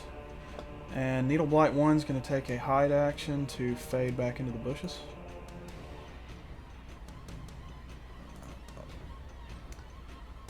Needle Blight 2 is going to attack Bartleby with disadvantage. Ooh, that's a hit. I'm going to take average damage, so I'm going to say he hits you for 7. The 19. Alright. And Needle Blight 4 is going to attack with disadvantage. Oh my god! Oh my god! Did you just roll 2? I rolled 20s, double right? fucking 20s on disadvantage. Holy shit. Trey's just out to kill me. That's fucking insane. You're dead. I'm dead. You're fucking dead. Alright, well, I'm dead. Fuck. Oh my god. Ooh, is that another? That's another 20. 20. Is this broken? I feel like this You is break broken. the game. This is fucking broken. Wait, Roll. Holy shit! where is the cheat mode button? I want to click it next time I'm GM. Okay, so Bartleby, He you was just eviscerated by a fucking needle. as your I misunderstood. I figured if I was on the other side of the ridgeline of the house, they wouldn't Yeah. be able to see me. Yeah, that's what I thought too. Well, it's with cover, so it's disadvantage. Well, no, but I mean, like, That's I'm like thinking full like cover. Yeah, a I ridge thought it line was. of the house. I thought it and was I'm like short. this. Like I figured they wouldn't be able to see me, but that's all right. I'm dead. I'm gonna roll. I'm gonna roll some new stats, and see who comes to save you guys' asses. It's Maybe like- I'll roll. Maybe I'll get another character to come in I here mean, and help you guys, and he can die too. Well, hang on. That would be feasible because you could get below the ridge line. I was under the impression that you were crested at the top of the house and they could still see like your shoulders up. That was not If my that intention. okay, well but then I'm gonna move your character down and say that you were not targetable okay. because I don't want anybody dying on a misunderstanding. Oh man, I wanted like On a a twig triple blight 20? 300 moment, just like the Right. skies go dark with twig. I'm gonna I say mean- that was fucking crazy. Yeah. 3 goddamn 20s in a row. All right. I figured the reason why Bartleby you chose to move down that side and attack the one that could see you was so that you would not be in range of the other 3. Yeah, that was my you know, understanding. Trey, that's partly my fault too. Next time I do something like that, I will be more specific and I will tell you what my intention Okay. is. All That right. was Yeah. my fault. Like I assumed because like when you said it was like a ridge line, and I'm short, so if I'm in a 5-foot space, if like I was assuming it was steep enough that even if it's a 5-foot space, like if I'm on there, like they might be able to see the tip of my hat. No, so I probably could have communicated that better. The actual crest of the roof is enough that if you got on one edge, you would not be visible from the opposite side. Okay, yeah, that's okay. So yeah, I mean, Like look, I thought you were hanging out close to the top because you wanted to keep an eye on the actual zombies and all the other blights and stuff that are coming from the north. So that's why I put you at the edge so that you would have visibility over there, and then you would just have disadvantage on attacks made against you. I didn't figure I was gonna roll a fucking double 20 with disadvantage and then confirm the crit with another 20 and literally blow your fucking head off. But no, if you were intending to be far enough south that you can't be Trey, seen I from the don't- north. I don't care. Like, look, it was a misunderstanding, but like, it's not like he's dead. He can be dead. We can let him. Well, no, I don't want him to die like that. You know what I mean? Nobody wants him. Just let Bartleby die, for fuck's sake, everybody. No. Well, no, you no said one that is you like didn't that. think that you were targetable from the Listen, north. you're gonna die anyways. Yeah, I mean At it's least entirely you're dying possible a you triple could die 20. next round, but if you were intending to not be targetable from the north end of the house, then I will honor that. Okay. We're good. Okay, all right. So moving on, I'm gonna say that Needle Blights 2 and 4 are actually gonna target Susu then, because they can still see through the window. They are going to fire with disadvantage. So Susu's gonna die. Let's see if I can roll another double 20. Shit, I don't want Chris to die instead. No, like no. That's no. My. Oh my god. God, That is running, exactly- running. Like, what Fucking the hell. fuck? All right, Trey. Uh, If Susu dies, Bartleby is dead and Susu isn't. I'm not gonna fucking have that. Yeah, All right. We would I'm just not both gonna- be dead. So you get smacked for 7. Fuck. Actually, I want to see if it does average damage.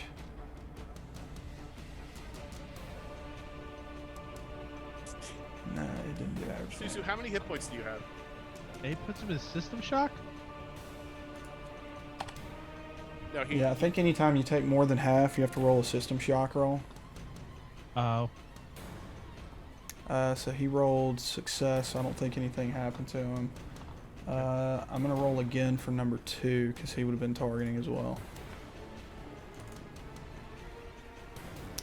That is a miss. So, Susu, you hear the needles impacting on the outside of the house, and one of them gets through and catches you right in the neck for 7 points of damage. And now it is your turn. What does shock success mean? I'm stunned or I'm not stunned? You're not stunned, so you succeeded. Okay. And the 2 outside are going to use a bonus action to fade back into the bushes. If you want to try to target them, you can make a perception roll against a contested stealth to see if you can see them. Okay.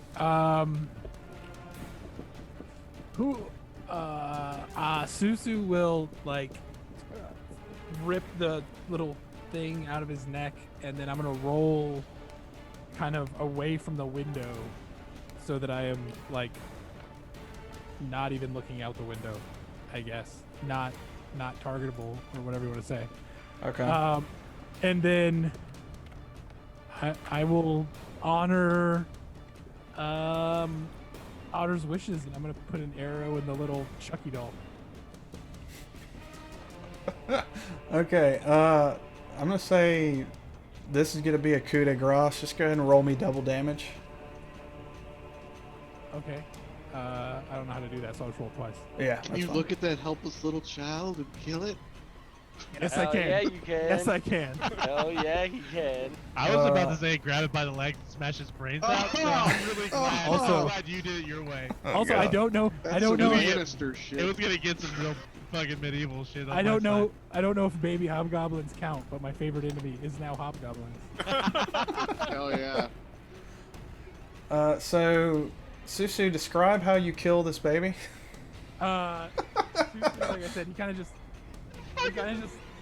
turns away from the window and like rips out that thing, and as like this baby is like flying over past Otter's yelling like just kill it, and throws it, is still in midair, and then Susu just like sees what this motherfucking thing is gonna turn into, and all of the beatings and all the other children and everything else that these terrible hobgoblins did, and then doesn't even think, just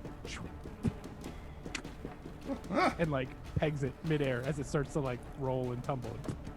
Glad it was you that All killed right. I think our party is just gonna have into rage. the Ethical fireplace. choices. You're mean- kind of like right across from the fireplace. Did I it mean- go in? Who knows? That is not my call. That's not my intention. But I'm not dealing. I've got zombies and fucking murderous things on the outside. I'm not dealing with something coming and gnawing at my ankles on the inside.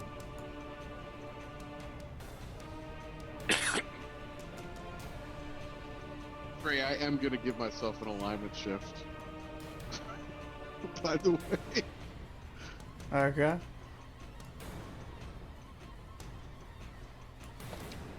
All right. As you guys are doing this, you hear the steady padded footsteps and groans of the zombies as they grow ever closer to the cottage. And it is going to be the next turn. So let's go ahead and declare actions. I'm going to start with Glimfeather this time. Okay. The zombies are moving. The zombies, as they start moving closer to the cottage and they start moving through the bushes, you notice something very peculiar. Some of the bushes appear to be coming alive and hampering the zombies. So there does not appear to be any type of alliance or anything here.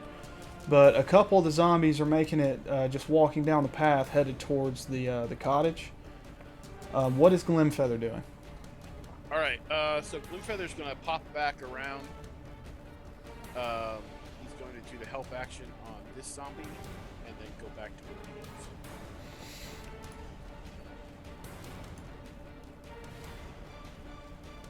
So the next party member that hits zombie number 1, I think, has advantage. So if you shoot him through the window, you're shooting normal. Okay. Alright, so we go from Glimfeather to Brennus. I mean, at this point, we're just holding the door, so I'm gonna keep like hunkered down behind the table that's pushed up against the door, and just basically prepare myself for anybody trying to breach it, to basically counter it. Okay. Then we move to excuse me. Cade. Are there any openings or windows on these doors? No. So these doors are they're sturdy iron banded doors. There's no like peek holes or anything like that, and there's no windows on the north or west side of the cabin. Well, I don't really know what I should do except hold this door still, since he already baby killed. So I'm just gonna hold this door, kind of be defensive about it in case the door gives out. But I'm gonna continue to hold it, and that's it. Okay. Wait, is that a window next to Susu? Yes. Yeah, that's where I got shot through. So I'll keep my defensive stance more pointed toward that, so they don't shoot me through that window, while holding the door. Okay. Moving from Cade. You can take a piss, so back in there. Okay. Going from Cade to Otter. Completely ignoring the child once I got rid of it. Focused on manually pushing my incision together and then casting Cure Wounds to seal it. Okay.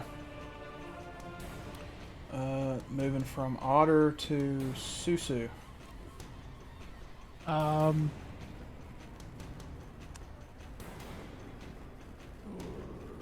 So did anybody yell out about the plant zombie thing, or would have Bartleby be the only one who saw that? I didn't see it. Who saw that then? Nobody? Okay. I mean, well, I guess I don't know. Can I see these zombies getting hampered, Trey? No, not from where you're at. Okay, so if you were at the window, you would have seen it, but so it's just something that's happening that we don't know about. So, okay. So I will then.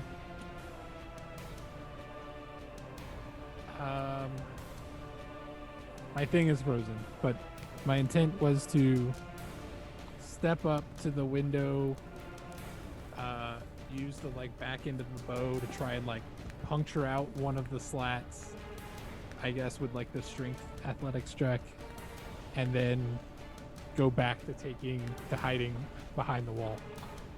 Okay. There we go. Okay. So just straight D20, you said? Yeah. If I'm not proficient. Oh, sorry. We're just we're declaring actions. Oh. So we'll okay. do that once your turn gets here. After Well, yeah, Susu, that's so seven. Susu's trying to knock out a slat in the window. Lastly, we've got Bartleby. What is Bartleby doing? I'm gonna come over to the edge so I can see. Since Glimfeather is gonna be out there, I'll be able to see that one zombie. So I'm gonna come out to the edge, shoot firebolt that, and then move back. Okay, so which edge? I'm gonna be right over Emma Watson. Okay, so you're going to the corner of the building there. Yeah. So Okay. My intention is to be able to see zombie number 1. Okay. All right, so let's go and roll initiatives. Wait, is that supposed to be Emma Watson? I don't know. It's just a No, random we just been calling her that. portrait that I found on Google. I mean, it's passable. Yeah. Okay, so Zombie 1 is moving up, and as he gets close to the cottage, the zombie stops and almost inquisitively looks at the I guess the walls and the windows slats, and he gets right up in front of the window there, Susu, and you get a good look at it. This zombie does not look familiar to you. It doesn't look like anybody that you know that would have lived in Thunder Tree, but then it's also kind of hard to place because this looks to be in an advanced stage of decomposition. But you do notice there are a lot of boils and pustules on this zombie, and beneath its skin it almost appears to be kind of writhing, almost like you can see insects and worms and stuff kind of moving around just beneath its skin. And as the zombie looks and reaches out and attempts to touch the window, you hear almost kind of a sizzling kss, and when it does this, it recoils its hand and kind of looks at its hand inquisitively and then just kind of stares off into space.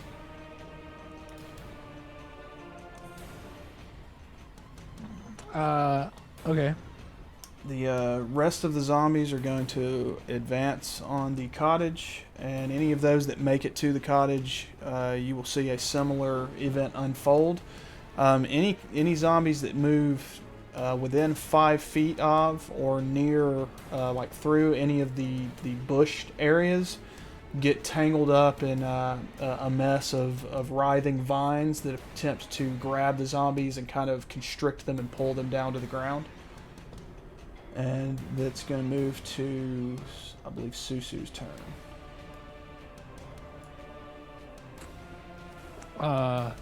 So I will yell out, I think they're infected, and we may not want to puncture them, or they may pop like a evil insect pinata.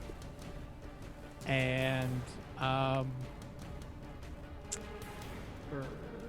seeing the zombie burn itself on the window, I do not want to puncture out part of the protection, so I will just take, I guess, use my reaction to just hold my action and not. If something should break into the house, I'll fire.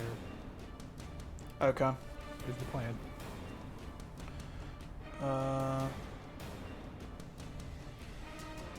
Alright, so we're on to Bartleby. Are you still moving to the edge, trying to get a sight line on Zombie 1? Yeah. Okay.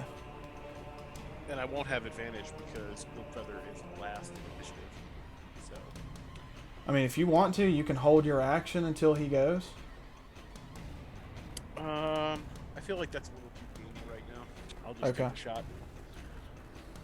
I'll just take the shot. Can you control left click that zombie and you target him?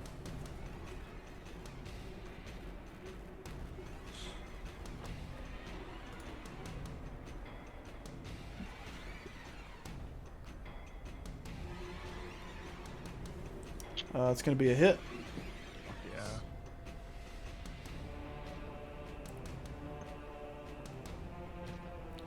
Yeah. All right. So describe your firebolt as you hit the zombie with it and you kill it. Alright, so again, like he's just in a quiet little rage mode. So he snaps a firebolt at the zombie, kind of just like right at its head. He knows, he heard you say don't puncture it, so he kind of just says, "How about sizzling it?" And he just fucking wails him. Sweaty. Hops a look around, takes a little lay of the land, and then he just drops. Oh, no, Emma Watson doesn't. And then he pops back so they can't see you. Alright, so as your firebolt impacts it and sizzles it, it falls over and kind of like that scene from Mortal Kombat after he kills Reptile that kind of cracks open like a shell and then like a bunch of worms and insects and stuff kind of spill out onto the ground and start to kind of bubble and cook in the aftermath of your firebolt. Sweet. And then it is Otter's turn. Yeah, trying to put her insides back together and then cast Cure Wounds. Okay, you're able to successfully stuff everything back in there. Go ahead and cast your spell for me. Is that a leveled spell or is that a cantrip? It's a level 1. It's my Okay. last spell slot. Okay, go ahead and cast it. Sweet. Max! So you, as you mend her back together, the effectiveness of your healing spell is so absolute that the kind of fatigue and everything that appeared to plague your sister, the paleness of her visage, she really, it's so good that the color returns to her face and she looks vibrant and almost the vision of the young woman that she's supposed to be. And you did a real good job on that roll, man. Yeah, fuck. He put everything into it. He was determination. We're not losing another sister. Damn it. So does that conclude your turn? It does. All right, Brennus. I mean, at this point, there's nothing I can do, so I'm just gonna continue to hold action, holding the door, the table in front of the door, and just figure out what we can do from there. I'll hold action. Okay. Cade. So is that zombie no longer in front of the window in front of Susu? No, that zombie is dead. Well, I'm going to continue to do what I was also doing and just hold the door, watch the window. Alrighty. Call anything out that's happened over to Susu. On to Glimfeather. I got nothing to contribute. I mean, I want to go outside. So Glimfeather, as he he's gonna come out here, and then the thing that he was gonna do is there. So he can he? I guess he'll just go and he'll do the same thing, help action on this guy and fly back. Okay. On to Needle Blights. So this Needle Blight is no longer has a human target up on the roof, so he is going to shoot the zombie that was coming up to the north door. Nice. And as he shoots it, the arrows puncture and almost seem to pass all the way through the zombie, and it almost falls in a heap like a burst water balloon is just, you know, insects and worms and all kinds of ground critters spill out onto the ground and start to dissipate and scurry away. Where are all the blights at? Can't see them, they're hiding. Okay. Yeah, You so can the, roll a perception check to find Yeah. them. You just got to declare it. so the blights, Cool. as long as they're within like brush, they're indistinguishable from just bushes. Okay. This is number 2. And the next needle blight is going to attempt to fire at Susu through the window again with disadvantage. I thought I was still not targetable. Did you move? No, remember I said that I was going to step out and try and break it, but when the zombie thing did it, I said I did not do that, and then I just I changed my action to just attack anything that came into the thing. I mean, are you still standing next to the window? Yes, but I had said I rolled to the wall, so that, like, I mean, I guess they might. I rolled my back against the wall basically, so that there's not a target, like, so it's full cover basically. Okay, so you're not keeping watch out the window or anything. Right. Yeah. Okay. All right. Well, I never moved back. Yeah. Okay. All right, I'll say you're not targetable then.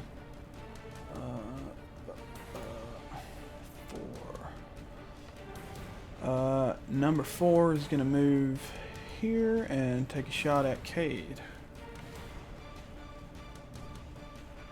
with disadvantage. Actually, hang on. What's the range on that? Ranged weapon attack. I think it's 60 feet. Okay.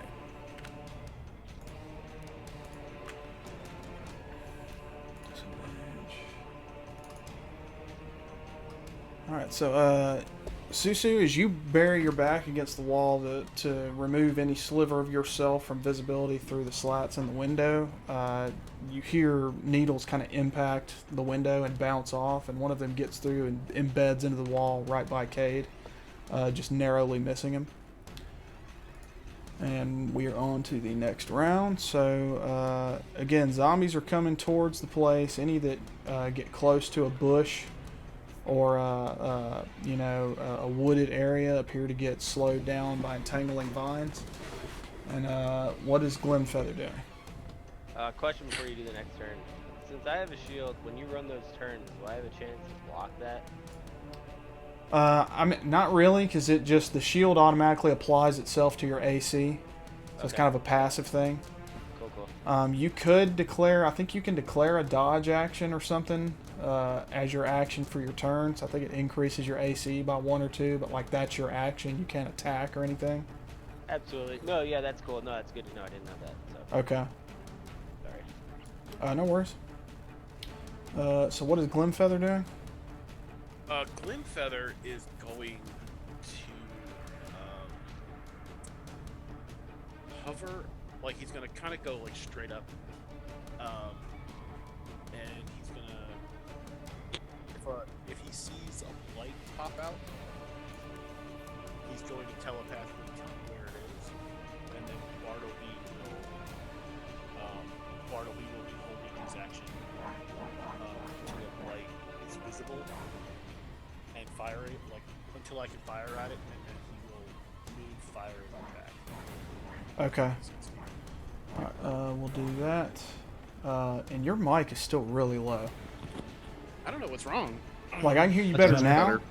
Like, that was better. Hang on. Maybe just stick it in your mouth. Basically. Wow. I mean, the funny thing is, like, I haven't had that issue before. Like, Yeah. This is just a Okay. thing that's happening today. Brennus, you're up next. Still holding the table. I asked, is there any other weapons in the building? I asked the old man. Any other Um, ranged weapons? Any bows? Any arrows? Anything that we can do to help Bartleby on the roof? Well, I have a short bow laying down. He You he can- says We he don't has have a the bow. arrows, right? He has a bow underneath the trunk on the south wall. Okay. Do you have any arrows? Yes, I have 4 arrows. All right, I'm gonna go get the bow and the arrows. Okay.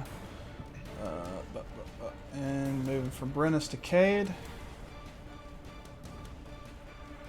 So I'm gonna continue holding this door, but if that blight attacks me again, I'm going to try to do a dodge or evasive action. Alrighty. Because Susu's still up against the wall, right, where he can't be hit. That's correct. Yeah, so any attack roll made against him has disadvantage.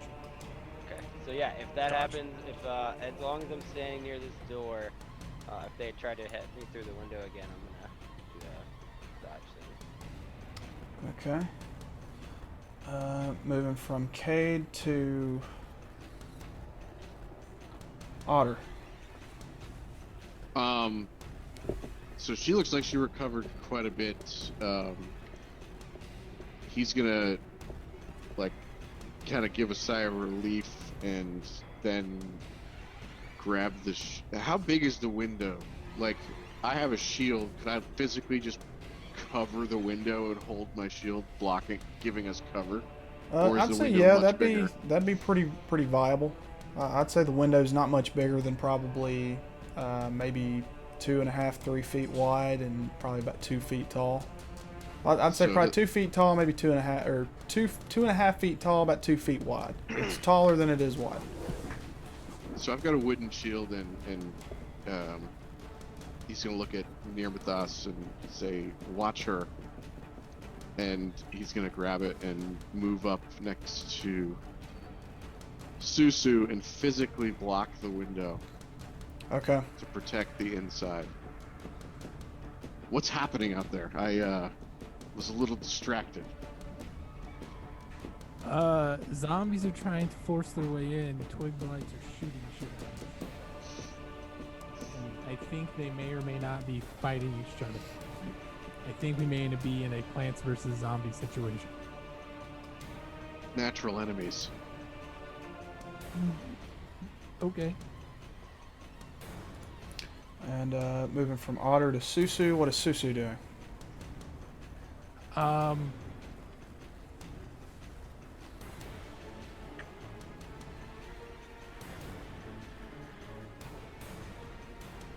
I'm gonna move over towards the fire, and I'm gonna try and take, like, rip off some pieces of the cloth that I've been wearing, and try and make some like flaming, like wrap some as tender around some of the remaining arrows I have, to try and make them like where I could light them on fire. I swear I Okay. thought you were gonna say you're gonna rip off pieces of the baby. Dude, I'm not That's heartless. fucked up. Not a monster. Okay. Lastly, we're at Bartleby. I'm going to do what I said earlier. So I'm going to hold my. I'm going to hold until a blight pops up, and then I'm going to cast a firebolt at it. Okay. So let's go ahead and roll initiative. Okay. Well, there you go. That works out. So Glimfeather's going first. Yep. All right. So we're moving from that, and we're going to Otter. Yeah, so I do as I already moved my character up. I didn't mean to do that, but That's fine. yeah, he grabs his shield and physically just blocks pretty much the whole window Okay. for the moment at least. Moving to Bartleby, I'll say that Glimfeather is able to identify and properly kind of waylay the needle blight that was firing into the window last round, and give you an opportunity to attack it. Okay. So is he able to like do a full help action or just? I'll say it's a full help, so you'll have advantage on your attack. All right. I'm in the corner, but I keep hitting that. Yeah, that's fine.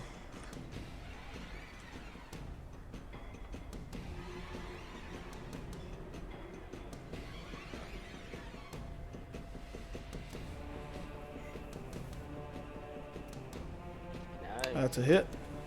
Nice. Oh, wait. Hang on. Wait. That's the wrong button.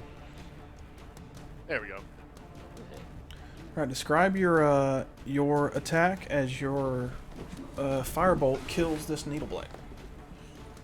Again, he just, the people, like the guys downstairs have not heard anything. Bartleby hasn't said a word. He hasn't screamed any communication to them.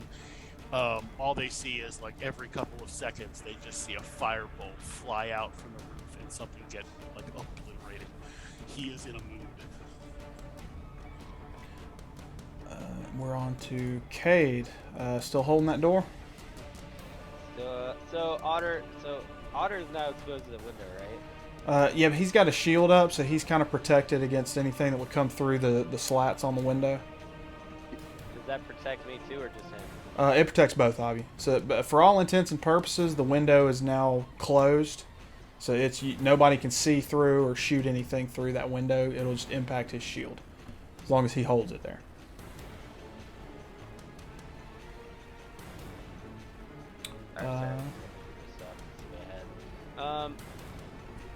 So I guess I'm just gonna keep holding the door. I mean, there's not a whole lot to do right now.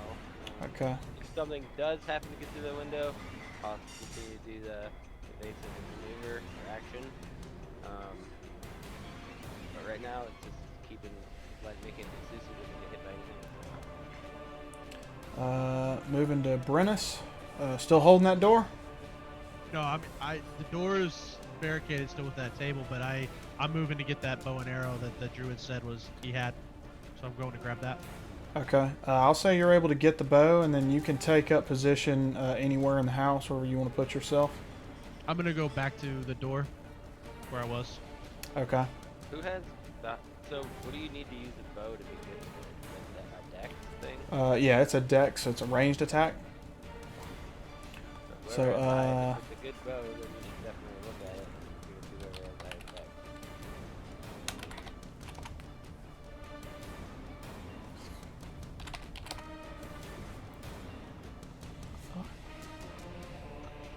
Wait, what?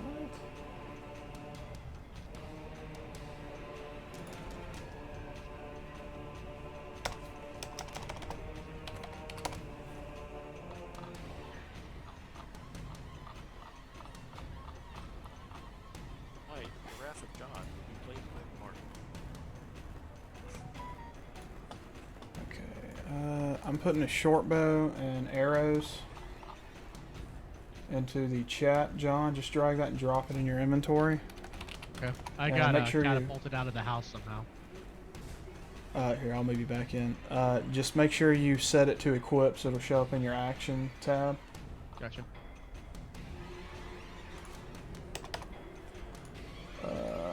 And I think who's after Brennus? Right, isn't that, you said that blight was dead, right? Yeah, I need to pull him off the map. Number 4. How many blights are there left? Do not know. 2. 2 blights and 7 zombies. Undetermined. I don't know how many zombies there are. So, let's move to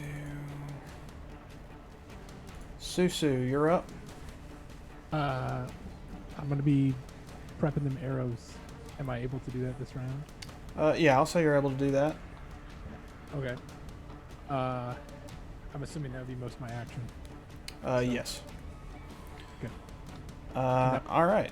Am I able to do all 3 arrows, or I'll have 2 arrows? So am I able to do both arrows, or would it just be one? I'll say you can do both. Okay.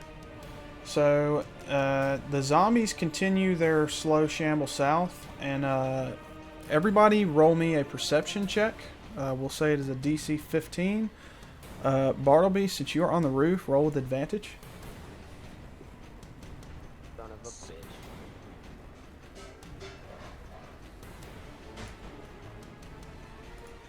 Damn, 2 of us. There you go. Nice job.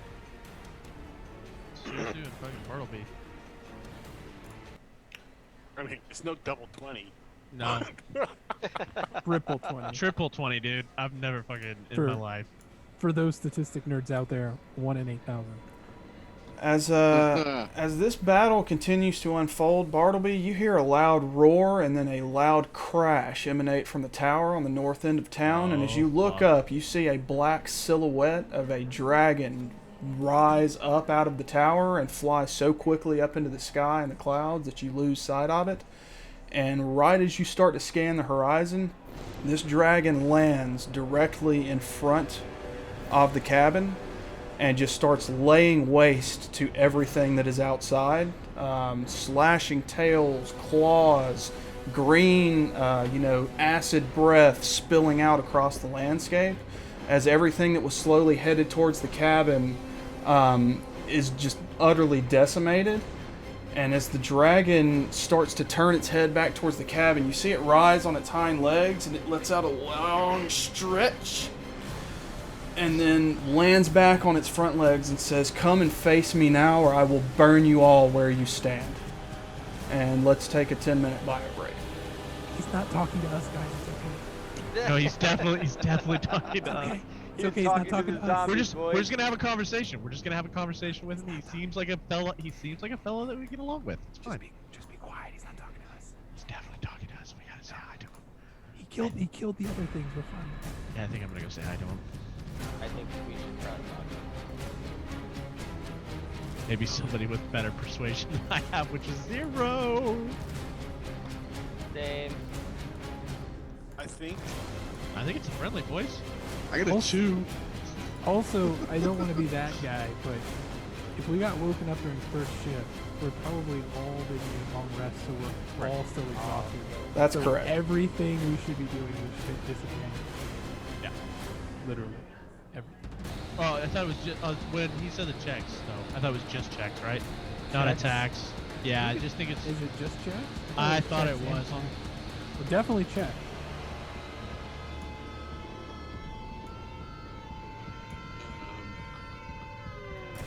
why you gotta be that guy? No, that's fine.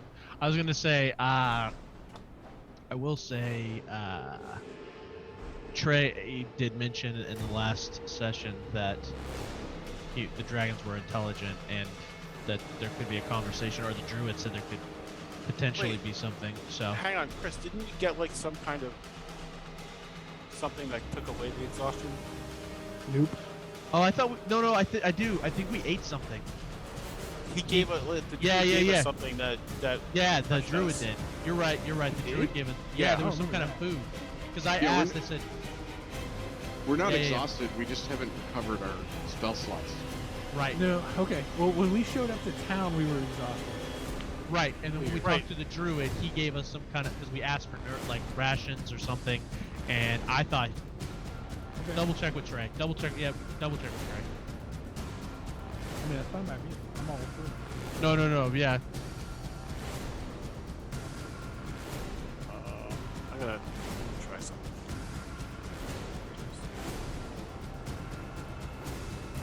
I guarantee you 100% the dragon's talking to us, by the way. Oh, absolutely is. And he's green, and I'm gonna definitely want to pet him. Is this mic better? I mean, yeah, I can hear you. Is this one better? I mean, I don't know if I'd say better. It's much louder. It's significantly louder. Okay. I'm using I switched to my Cam's mic. Oh yeah. I switched to it. I don't know what the hell's going on with my headphone mic, but this is honestly like the first time I've had an issue. Oh, wait, maybe it's no, it can't be because of Discord's on.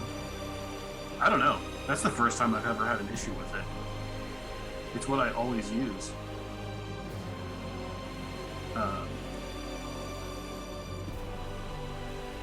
Wait, hang on. Let me see what this is. Okay, so when I use the headphone mic, it doesn't. Is the headphone mic doing better now? I mean, it sounds good. Yeah, it's loud enough now. Okay. It's just for some reason it was automatically adjusting the microphone volume and it kept like shooting my volume down. Hey, what's the Weird. stream to this? It's for you and me.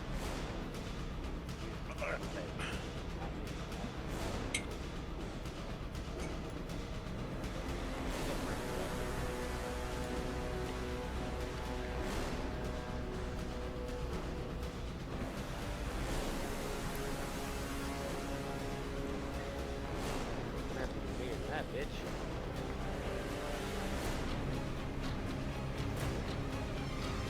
It's a 1-inch hole. What the fuck do you do with that? Like throw a grenade? Alright, I gotta piss for a second. Oh wait, we still got a couple minutes, right? Yeah. Yeah. Go ahead. Yeah, okay.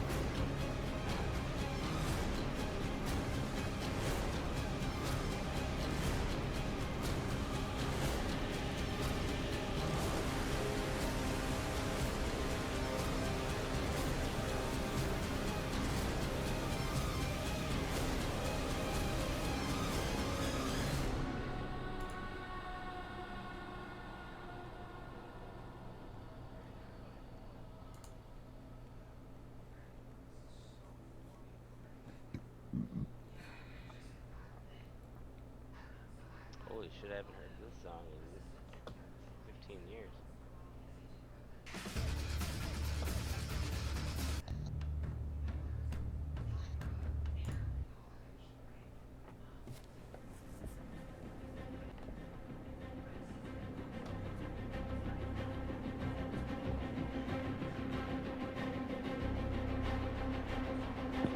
So I gotta say, I'm a little pissed at Dragon stealing my XP. Yeah, you were sniping them up there.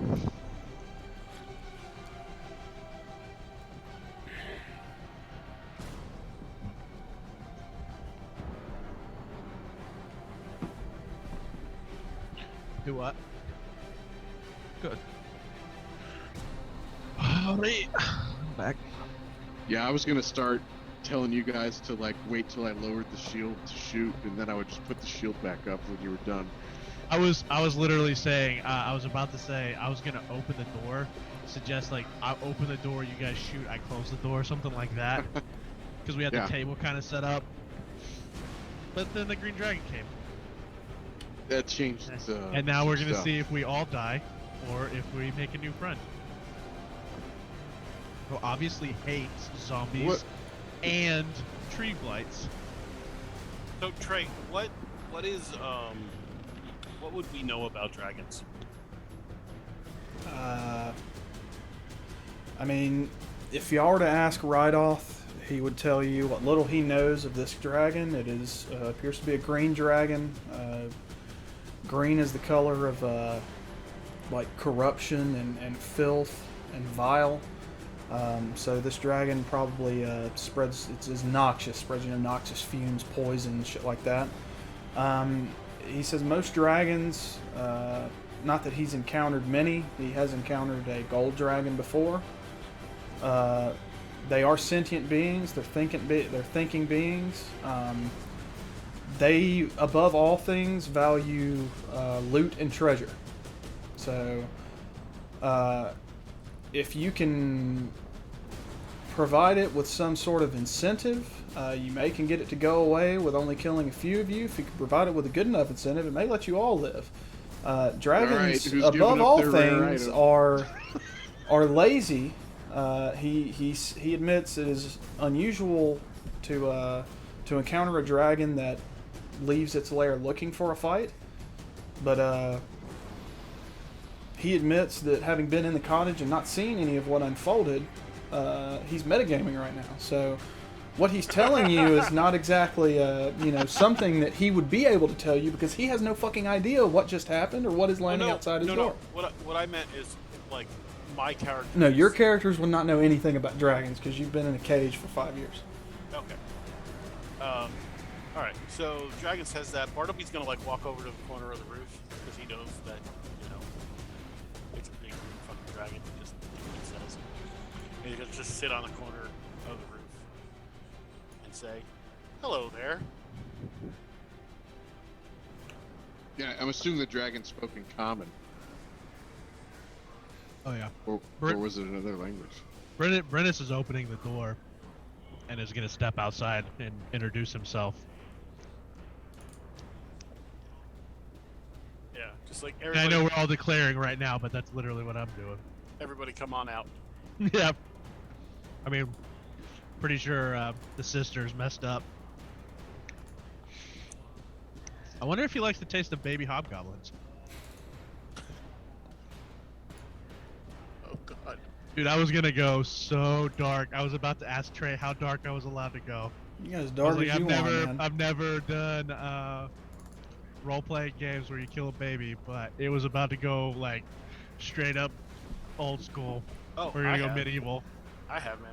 First, it all depends because The Goblin Slayer. if evil is ontological in the world, then that baby was just gonna grow up to be evil, and there was nothing we could do about it, so it just needed to die. I mean, I'm not even using that as my crutch. I'm blatantly admitting that hate ruled my decision making. go for it. I don't know. If you guys can keep this thing occupied for 15 rounds, I might be able to kill it.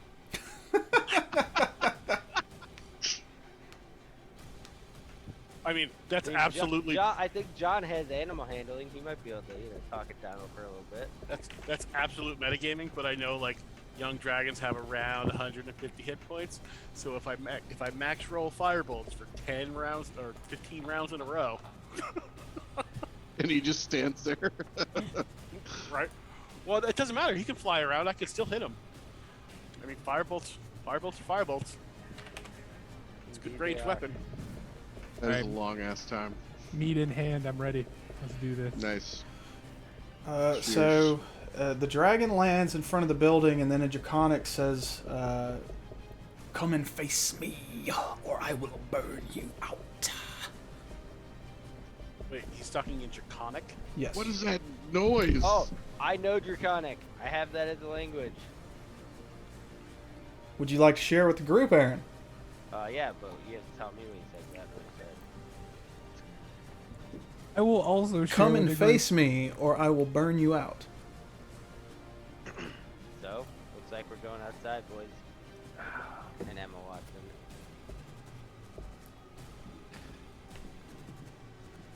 Okay. Well, who's going out I first? know Draconic. He said if we don't go outside, he's gonna burn us out. What?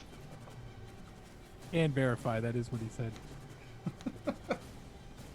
Um, I'm gonna put down my bow and arrow, I guess. I'm just gonna sheath everything. I'm gonna put everything in my pants. I'll address the dragon and say, John, you're muted.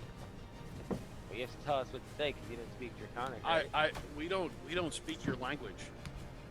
Can you speak a different language, please?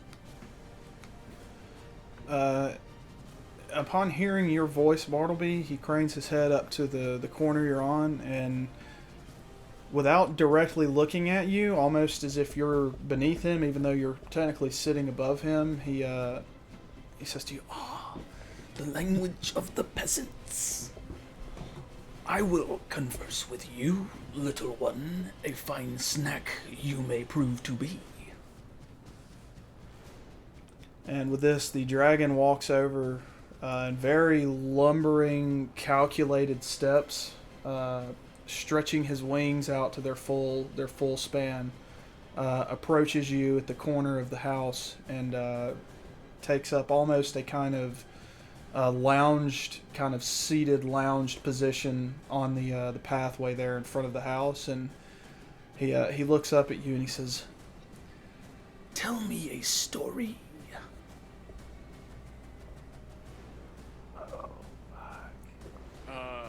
Okay. So, Bartleby looks at him, thinks about it, and he just goes into the entire happenings, like this was our town. We used to live here, and we were captured, taken to a pit in the ground in near Dead Men. Were held captive by this disgusting hobgoblin. In fact, one of his spawn just died inside the house, and we spent the last few weeks traveling back home to find it lights, and apparently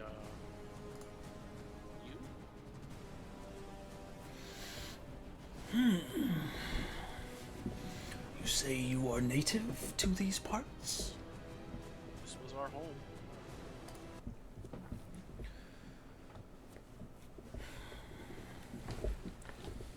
You saw my arrival from the north, did you not? I did. A most curious edifice. Can you explain its use to me? That was the orphanage, right? I think it was the towers directly to the north. Just whatever you want it to be.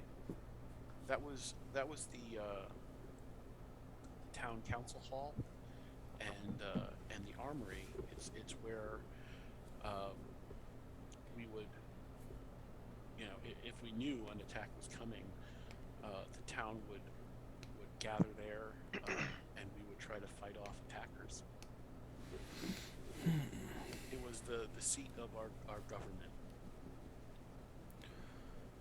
Well, a poor armory it is now, for there are no great weapons of value left within its commerce. To be honest with you, there probably never were. We were a simple folk.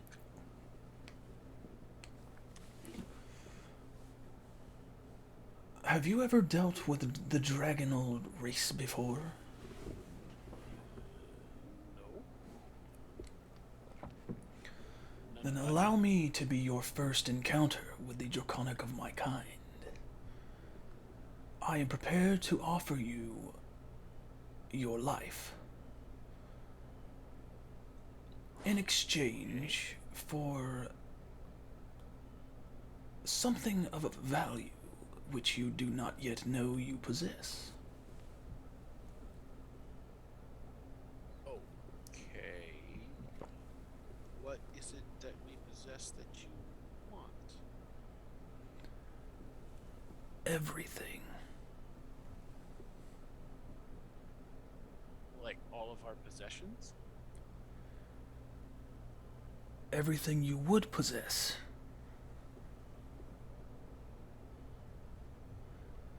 I surmise you came to this burnt-out shell for a reason. I have scoured these ruins and collected everything of value that I thought lay within them. Your arrival here tells me that I have been careless.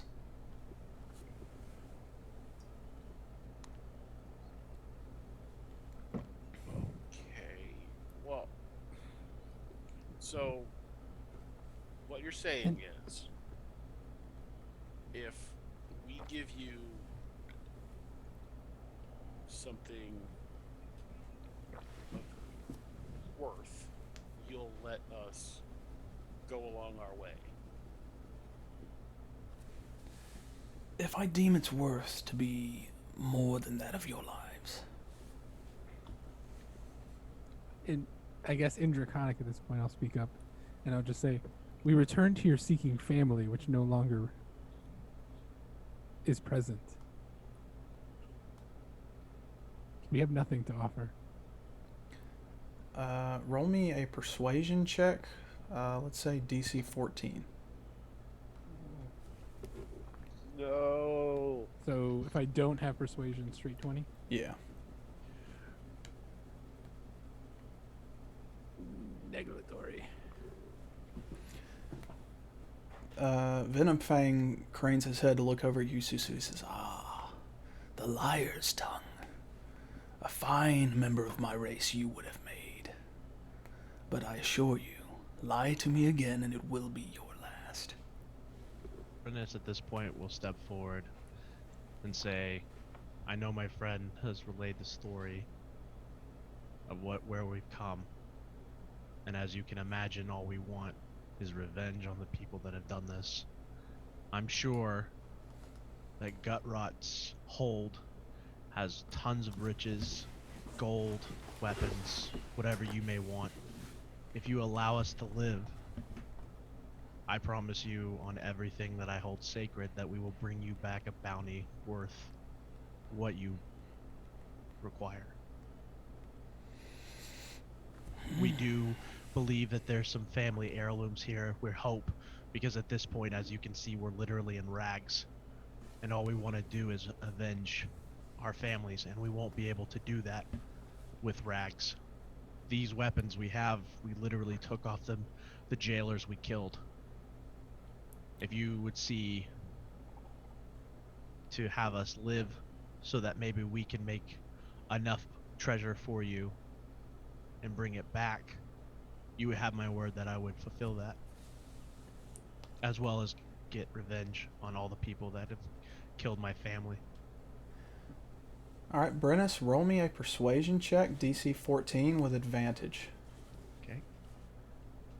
Persuasion, DC 14. And I just hit the advantage button. Yeah.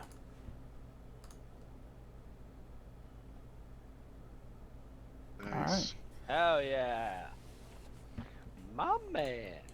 He Venomfang kind of yawns at you as you're laying out your life story and your character's motivations. He says, "Ah,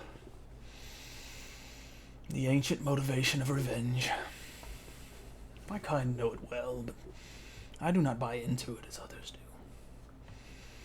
Revenge is a dish best served flash heated by the flame of a dragon tongue.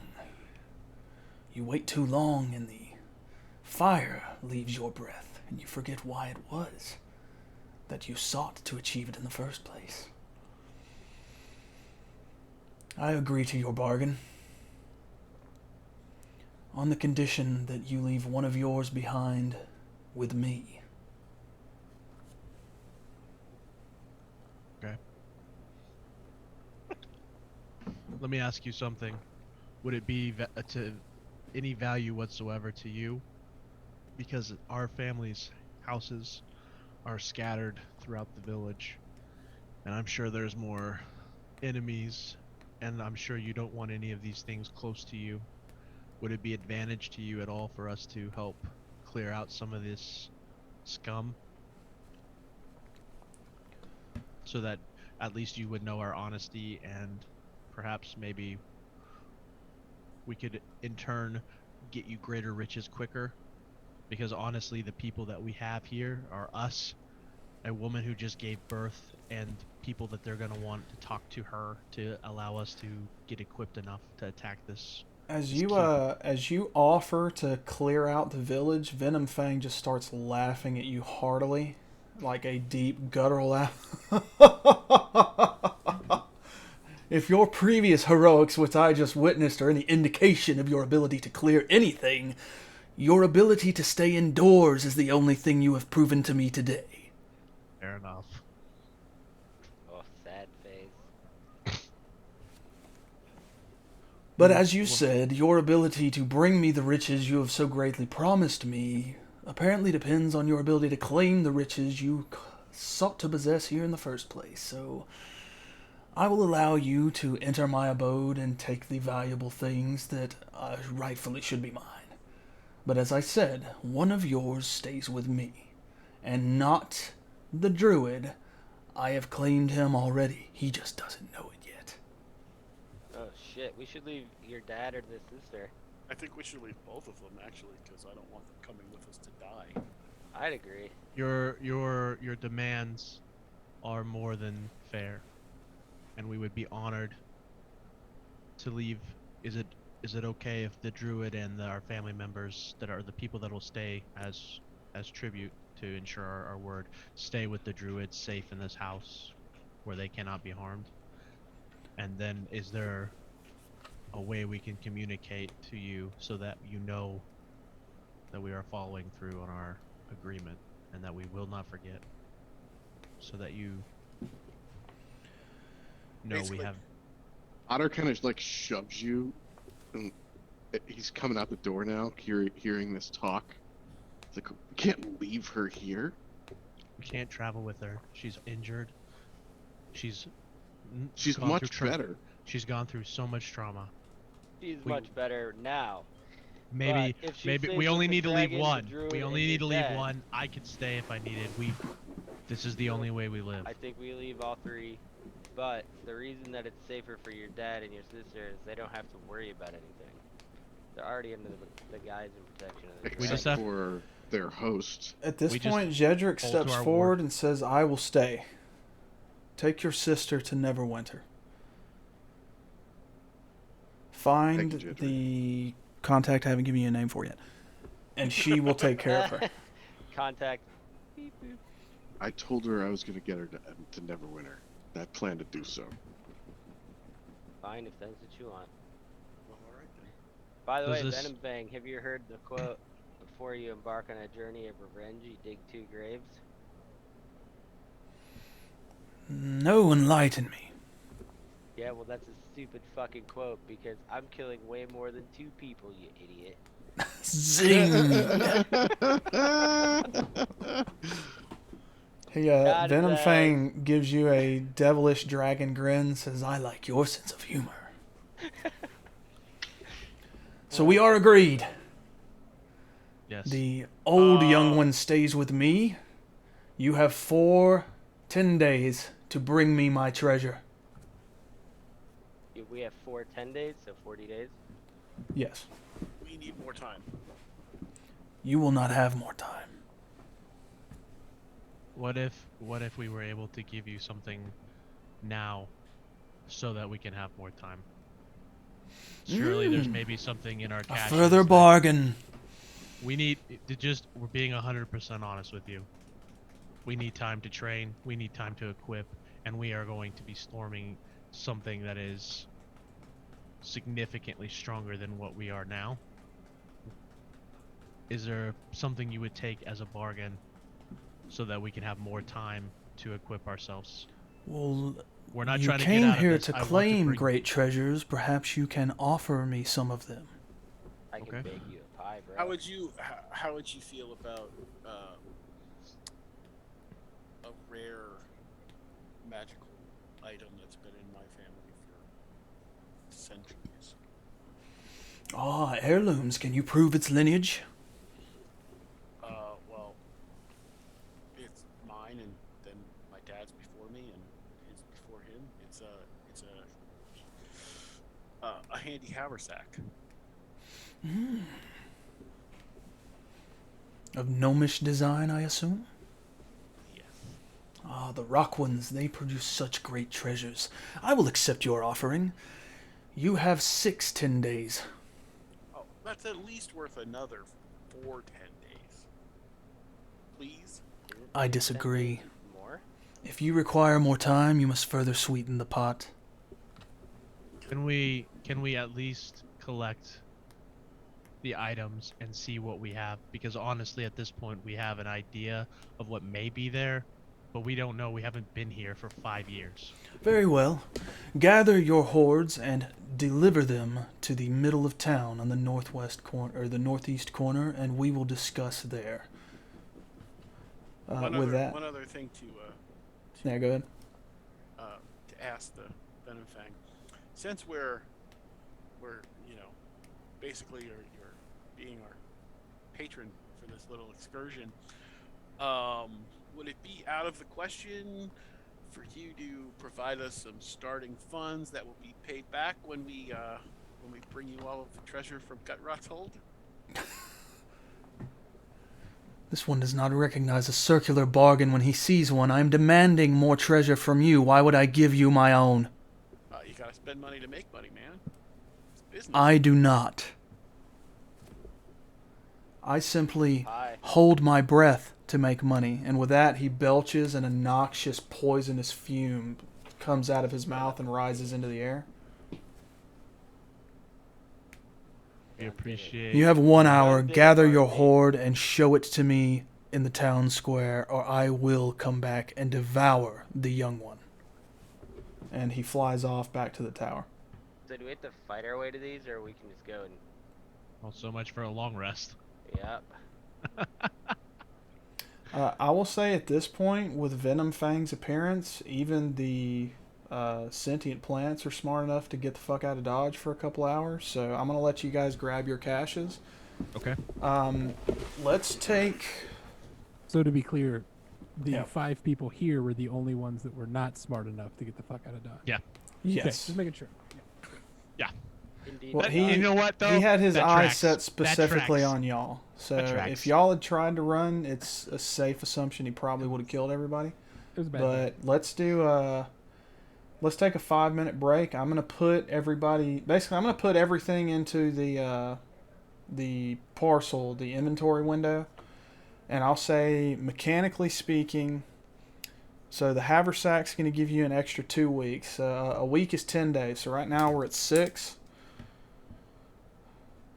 I'll say for every How long did it take us to get from Gutrot's Hold to our town?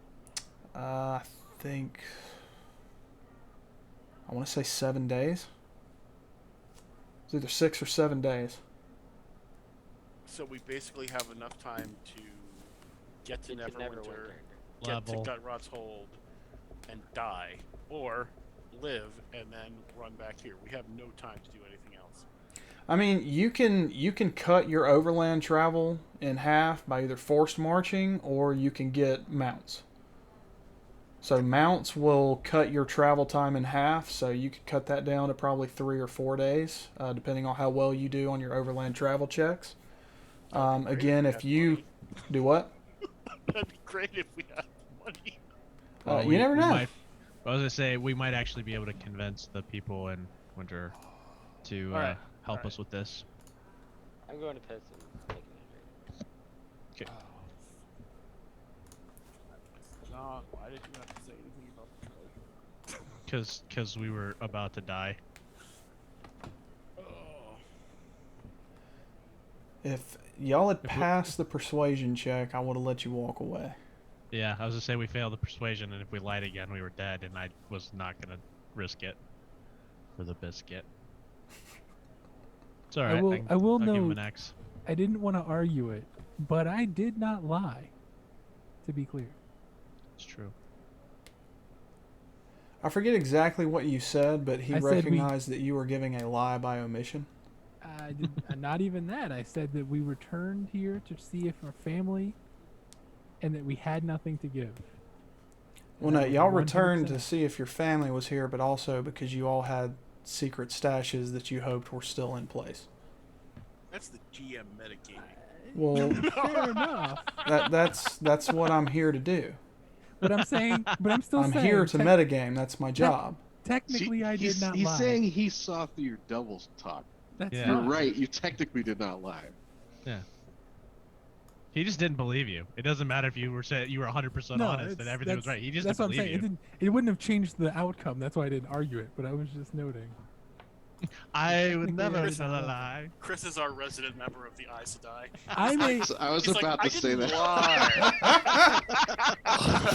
Oh god. I will shoot a defenseless flying baby, but I draw the line somewhere. Oh, dude. So good. Technically, like even that, like you killed that baby to save people because that baby would grow up to be fucking Gutrot's kid. Who knows how defenseless it was? I mean, freaking alien killed everybody in like less than an hour after being born. This is true. This is true. I was assuming it was like a giraffe and it could walk like the moment it's born. You know, And like remember, if it's Gutrot's kid, it can walk and swing a sword like the moment it's born. He comes out with gear. Yeah, with spike armor. remember earlier when I say trade giveth, trade taketh away? This is exactly what I was talking about. Dick move, Trey.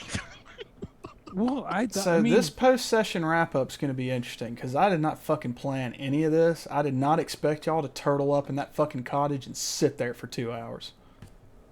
what else are we supposed to do? Go out and fucking The fight. second we stepped Go out and fucking fight. Somebody instantly almost died. Go out and fight. That's what you can do. That's dude, what I was. I was fighting. Yes. To be honest, the last time I fought two, yeah, two people almost an died. invisible opponent and it didn't go well. 2 people almost die round 1. Fuck that. It's hardcore, man.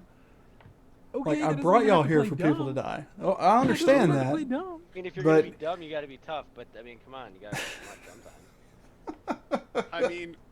I mean, what I really want to do is just get enough time to get like a couple more levels, and then just come back and fucking kill this dragon. That is entirely possible. If y'all want to come back here and tell Venomfang to go fuck himself and fight him, go for it. I just want to get to second level. This is my second druid, and I have yet to make it to wild shape. Listen, man, I'm gonna be bringing Gutrod's baby and asking this dragon some questions. I'm still trying to convince him to let us get out of here with our magic items.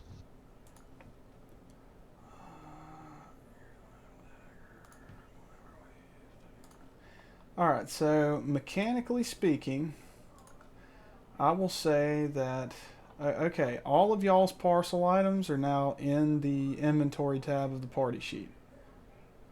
So everything pulled together, y'all got 220 gold from everybody's stashes.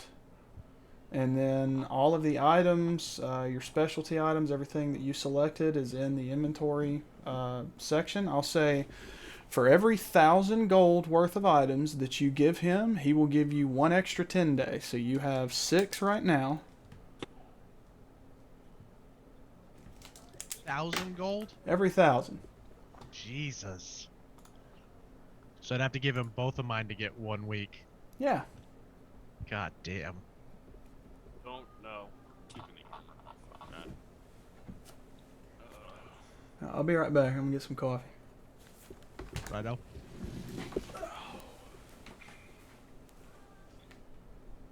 We're all gonna die. Yeah, not everything on here has dollar value on it. My by the way, Jim, my idea was 100% like get to the Winterfell or Winterfell. What is it called? Never winter. Neverwinter. Winterfell's from. Yeah. Anyways, get to Neverwinter and see maybe they can front us some gold to get our family back, or get leveled enough and go take on a baby dragon. Yeah. Yeah, we're not mean, going that's- there not knowing anybody. This druid Right. guy told us somebody to like go talk to. So He there's gave a us- contact at least. Yeah. So I don't think we said this exactly, but Oh, he is and there. your dad has a contact as well. Right? So he's there to observe what's going on, and they're trying to figure out what's going on with all these half-breed like orc babies and stuff, and they're trying to figure out why the high road keeps getting attacked. So he's there, and so they will want our information. Oh yeah. And they have a reason to try to keep the peace. So if we can get there, there's a good chance that we'll be able to Yeah. at least get something out of it, or like get some mounts, or get down there quicker, or John, something. MVP. What? MVP. Oh. There you go. So I'm Yeah, just saying, we- like, if we just got to get out of here. And we can try to convince them that it's necessary for either us to do it, or we have to at least lead them there because we know where it is. And No, what Yeah, armor All were the- you getting, Where's Susu? all the items and stuff? If you hit the I button with the 3 people on it. very top right of the Thank you. thing. What armor were you wanting, Susu? It says infused leather armor, +1. John, what was it running? I guess it's a Tasha's item. Strange half plate. What is that? Oh, it's just not saying that it's adamantine. I got you. It should be in the John, which one party were you sheet now. running? You're doing the strange plate armor, and I'll be doing strange half plate armor. Half plate. Okay. Damn, yeah, hell yeah, Bash Bros. Jeez. Then I guess mine's the fine shield. Are we? Wait, hang on though. Are we taking this shit right now, So or are we just waiting until we talk to Dragon Boy? Well, we I- collected it We all. should wait until we talk to Yeah. him, just so we don't have to worry about moving things Yeah, back. deleting it. That's what I was gonna say. If that's cool with you, Trey.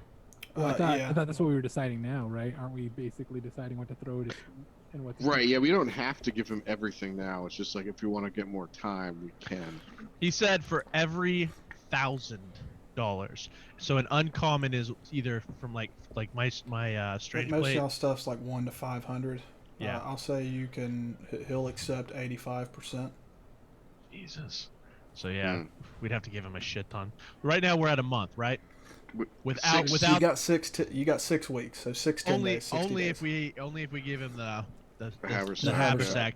If we got 1 month, and we are what you said a day from You're 1.5 days from Neverwinter, yeah. and then from Neverwinter Okay. to Gutrot's Hold. If you stay on the road, I think you can get down there in 3 days if you're on mounts. If you push your mounts, you can make it down there in 2, but your mounts may not survive. I mean, the truth is, all our family's still there. Your mom's down there, Yeah, and about to have a baby.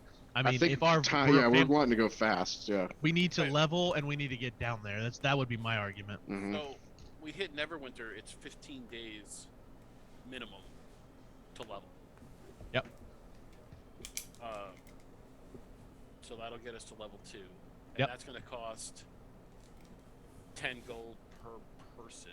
Yep. And we have 220 split between us right now. Is it 15 days or is it 10 days? It's 10 No. days, right? It's yeah, I'm sorry. It's 15 gold per person and 10 days. Yeah. Yeah, because it's level times 1.5 is the cost. So 1 10-day to get to Neverwinter, 1 10-day to level, 1 10-day to get to. Well, No, one day. One One day day. to get to Neverwinter. Oh. Then so 1 10-day to level. to level. So then that leaves us with 3. Basically, 10-day like so- 5 weeks. Yeah. So it leaves us basically 3 weeks to get like two back to Gorefuck, kill him, and then get back. Now, some of Um, you, if you wanted to take the extra time, could probably level from 2 to 3 in that time span. I thought it said it wasn't allowed. What level is dragon? What do you mean? I thought it said in your little cheat sheet it says you can't do it twice. Even Well, if no, have you one. can level from 1 to 2, but you still have to put in the time. Oh, it's just back to back. Yeah, it's just back-to-back leveling. So it would be, I think, 3 weeks to go from 1 to 3. Well, Suzu will have collected his little box from the orphanage, and he'll open it up, and he'll pull out his dagger that is finely engraved with the symbol of saloon on it, and then on the blade, on one side of the dagger is the Elvish for justice, and on the other side of the dagger is the Elvish for mercy. And he'll slide it back in, and he'll pick up the armor that still has like the coat of Windle on it, and he'll throw that down on the ground, and then he will pick up the last remaining item, which is a small note that is a party invitation to a fancy party in Waterdeep that was sent to his parents, and that was the party in which they were killed at. And the note has been, the name of the invitation has been ripped off, but the address of where they went is still on that note. And Okay. he will pocket that, and he will pocket the dagger, and then I'll turn to the rest of the group and I'll say, I will throw in Windle's old armor. It's worth at least 400 gold. I say we hold all our stuff, and we talk to this dragon and be reasonable, because I think at the end of the day he's going to want as much money as possible, and perhaps maybe we can convince somebody in Neverwinter to give us some money that we can get this dragon to buy us some more time. There's lots of options. We will need all this equipment to save our families. In Draconic, I will say like a little saying, and then I'll look at you and in common I'll say, the dragons have a saying. Deals with the dragons only go one direction. You don't want to be on one side of a deal that doesn't pan out. So I think we need more time. Oh, that's what I'm literally saying. We need more time, and so my idea is we get to Neverwinter, and we get some more money, and we get this dragon paid off enough, because at this point we don't even know how much money's in Gutrot. We know he's been pillaging the roads, so there's going to be plenty of gold and loot. But we are going to need all the armor and weapons that we can get if we have any chance whatsoever to kill Gutrot and his clan, as well as come back here alive. But what's the plan to get money in Neverwinter? We would have to spend Yeah. weeks earning money. And he So- wants 1,000 just Per for week. another. Okay. Yeah, another like Yeah, which means he's 2 looking, weeks or whatever. which means So he's looking for our tens of lives would be way thousands. more. Yeah, tens of thousands of gold for our lives. I have a plan. If you You guys want to hear it? Yes. Would love to hear it. We take our 60 days. Okay. Yes. We spend our day to get to Neverwinter. It's gonna take 15. It's gonna take 110 days. So now we're down to 49 days to train.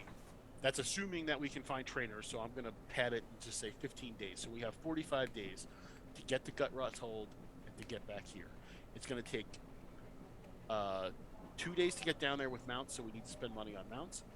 Once we get to Gutrot's Hold, that's not going to take us very long. That's going to be a day, 2 at most, If we survive. if we make it. If we don't die- survive, it's moot. Right. If we die, it's a moot point. But so I think we just kind of say, Okay. you know, we have our backs are against the wall here. It's not worth it with this dragon. Let's just. So you want to take the 6 week? You want to give us your look, haversack? Yeah, the haversack is, at this point, is the least valuable thing to us. Okay. And this adventure. So we'll take the 60 days. We go to Neverwinter. We find the contact. We train up. We hit the road. We get down there, and we blow shit up. If anybody can level to, does anybody have enough XP to get to level 3, Trey? Some of you will after tonight's encounter, I believe. So that would be Okay, man. another. So that would be 30 days. 30 days us- total to level from 1 to 3 for those people. All right. I know 31 days. Otter would be pretty adamant about wanting to go as soon as possible, so you guys would have to convince him.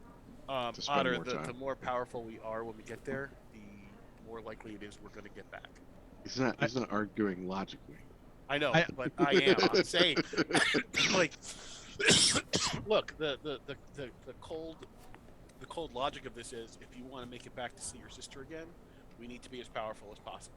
At So- that point, I would grab Otter by the shoulders, and I would say, I want to save my brother. He's still there. I don't know where he's at, but I want to save him. So I want to get there as fast as we can. Let's get to Neverwinter. Let's talk to these people. Let's see what we can get and how long it takes to set up. We don't know how much gold we're going to need. We don't know if they're going to help us. We don't know anything at this point. All right. So let's I get say- out of this place now, get to Neverwinter, and let's go from there. Yeah, I say we take the 30 days. We get people to level 3 who can get to level 3. In the meantime, while that's happening, I'll see, if, and then we'll figure it out from there. 30 days is going to be enough time to get to think so. Gutrots and to get back. We just have to, be smart and see if. And honestly, who knows if we're going to pull enough treasure from Gutrot to make the dragon happy. We still might be fighting him anyways. So Yeah. Yeah, we might get a reward for it Right. as well from Right. Neverwinter. But Right. yeah. So the adrenaline of the previous situation is kind of wearing off of Otter, and he looks a lot more tired than he was before. And your argument, he submits to the argument. He didn't want to do it, but he realizes he can't do this alone. So he kind of has to just kind of go from angry to whatever you call it. You guys know what I'm Passive. saying. yeah. All right, let's go talk to Green. Let's go talk to the Green Bean. So I don't understand. Do we have a plan? Are we buying more than 6 weeks, or are we just buying? No, the we're You're just taking getting the 6. We're going to take the 60 days. We're taking all our stuff except for Bartleby's offering up his haversack, his And just ancestral booking it. haversack. And his dad is staying with the druid, and we're gonna take Otter's sister, and we're headed over Only to a Neverwinter. day to get back Neverwinter. here, so if we ever were like, oh shit, we really should get another 10 day, someone could always come It'll back. Cost a shit ton more when we come back. I guarantee it. This is like a one-time thing. Mhm. Yeah, but I think it's the right play. I think we got the time. I think we can do it in that amount of time. All right. We can't waste any time.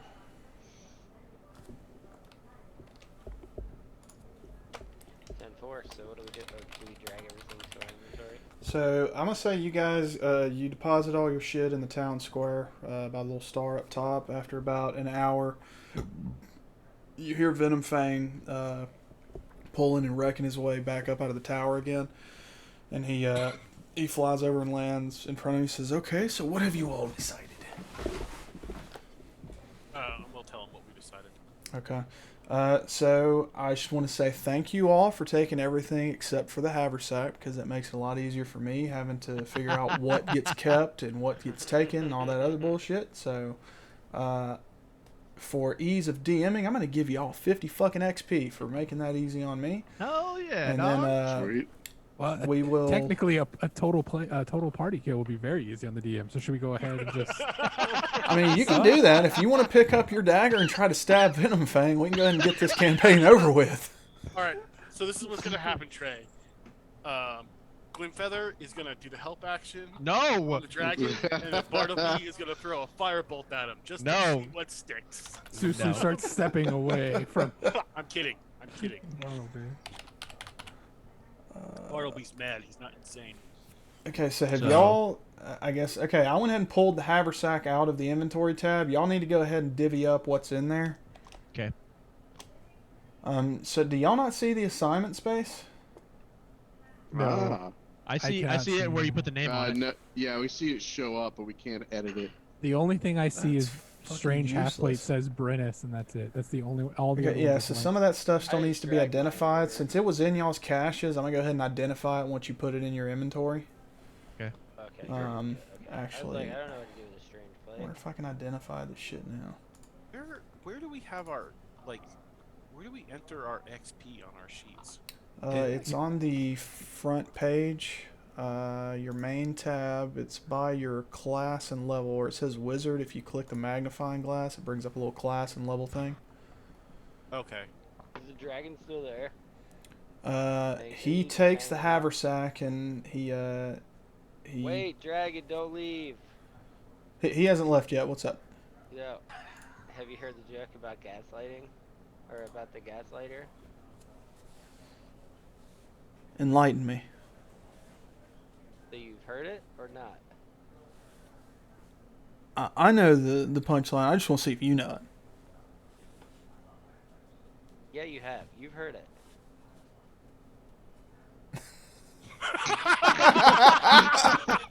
Motherfucker. Oh god. Took me way too long.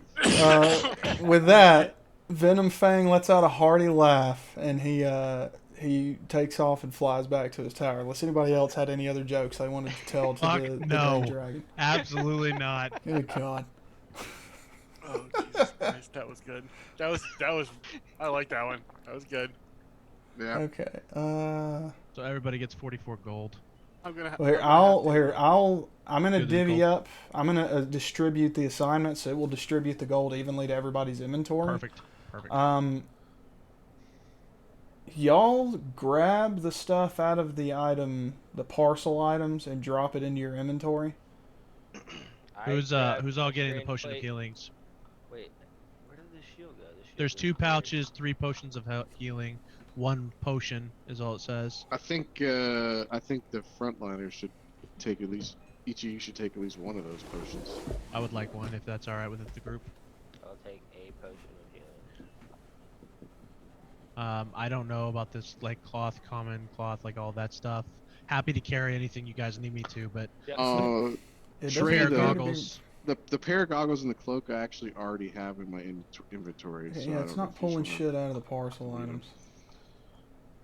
Okay, hang on. So we've already pulled the goggles. And a cloak. So cloak. It shows that what I pulled out, the Yeah, dagger mine and the did armor. Yeah. No, I had just done it earlier when we had it in the inventory I thing. see. I didn't realize we were getting it later. Okay, so did y'all pull the potions of healing out yet? No sir. I pulled one out. I'll pull one now. Yep. Yeah, I only see one more. Yeah. So who wants the last So one? I've still got Well, 2 in the parcel I items. took the potion of healing, so now there's 1 potion and 1 potion of healing left. Correct. I took one potion of healing, so you guys divvy it to you. I mean, like I said, I'm happy to carry anything I need Sorry, to I carry, don't- guys. Those were both potions of healing. I don't know why one of them needed to be identified, but it looks Okay, like there's so still 2 there's in 4. there. Okay. Mm. So you guys take the other 2. Yep. Yeah, Uh, obviously, I think I'll take the component belt. Yeah, I think 100% That makes sense. with 50 gold in components. What's this? Is the pouch just a pouch? Yeah, it's just a pouch. You can use it for like currency. So a currency pouch can carry 100 coins worth of whatever Oh. denomination, So or then, you can use it for something else. so like the thing that we have with like on our inventory with like quick slots, Yeah. pockets, main slots, all that. Do we have all that currently, or is that just like It left depends on what you have on your inventories. I'll go through and update that before next session. But in order to gain access to quick slots, you have to have either a component belt or an adventurer's belt, and then it'll say how many quick slots. I think the standard ones come with 2, but for 10 gold you can add quick slots to it. The main slots you have to have either a bag or an adventurer's like backpack, and then there's different sizes for that. The pouch, can that function as a component pouch? Because I could use one of those too. No, it is just a single compartment pouch. If it were a component pouch, it would say that specifically. And then some of Got the it. belts you can get will have component compartments, like a Batman utility belt. Do you guys mind if I take one of the dark clothing things, including a hood? Go for it. Yeah, That's what you guys want, and if whatever's left over, we'll just John or I can hold it. Hang on, I there's do have- other clothes I in do there. have this Bro, extra glamour weave chainmail. robes. What the fuck is that? That was in Eric. Jedric's stash. I do have chainmail if someone wants So that. the you can use it. the We'll glamour sell it. weave and the shift weave. I think the glamour weave was in Jedric and Bartleby's stash, and the shift weave was in Susu's stash. No, I got the infused. Well, now I gave you the infused also, Oh, okay. but you don't Well, have what's to your take the shift AC weave at if right you now? don't want it. Do what now? I was just asking Cadella what his AC's at. I mean, I'll take it. I don't know. I can't tell. 22. 22. With the shield? Correct. Says it's equipped. I equipped with the shield and the strange armor plate. Oh wait, I have to actually unequip this other shield I didn't know, or it's just carried. Do I put it in my pocket or quick slot or what? The shield's just going to be equipped. So your shield +1 is equipped. The other shield, you can affix it to your bag and like carry it on your bag, which is going to take up 2 inventory slots. But I'll take care of all that shit in between sessions. We don't need to worry about that right now. Oh. I think Okay. when we get to Neverwinter, I'm gonna try and sell the glamour weave Okay. because we're gonna need more funds. Bartleby, did you already take? Did you already take a component belt? Is this an extra one in here, or are you taking that one? I took a component belt already. Okay, cool. Yeah, there I'll should take have the been other 2. one. Sweet. Does anybody need the adventurer's belt or the pouch? The So lesser the pouch? adventurer's I took leather one belt. already. You need the adventurer's leather belt to unlock the quick slots that are currently in your inventory. Can I wear these fine clothes over my plate armor? Yeah, you can do that if you want to. Well, you wouldn't wear it over. You'd wear it under your plate armor. Yeah. Alright, I'll hold Does But, anybody want this adventurer's belt, or do you want me to throw it on? Go ahead and take it. Okay. Yeah, I don't really use weapons. And then anything else you guys will need me to carry? Because there's still 2 potions of healing and a pouch. Did When all of we're- you guys already grab that? No, those are still remaining. I was leaving them up for y'all since I can cast healing. I mean, a healer should heal But you himself should sometimes. you still need to heal you sometimes too. Because you only have a certain amount of spell slots. Okay. Both Kate and I have a potion Well, of healing. once I can So- wild shape, that's gonna boost my Okay. hit points a lot. I mean, I'll take one if I don't use it. Then Okay. we can just Yeah, I was gonna say pass at this it point, around. let's just. I'm gonna either dump it all in my bag and go, or because we're trying to get out of here now. I mean, I could hold it and Yeah, administer hold it on on to it, somebody. 'cause- I'll take it. Because who knows what we're gonna see between now and Sure. Neverwinter. Hey, Is the try. pouch bigger than a bag Yeah. with fish heads in it? Sometime this Now, week, bag's bigger. we're gonna need to sit down and figure out how the sheets get like our since we're kind of condensing levels. We have to figure out how that's going to work with. We're probably gonna have to assign everything manually. Yeah. So like yeah, we'll figure that out. I'll probably what I'll do. I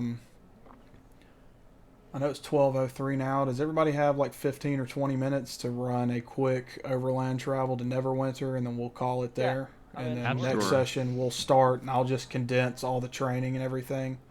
Absolutely.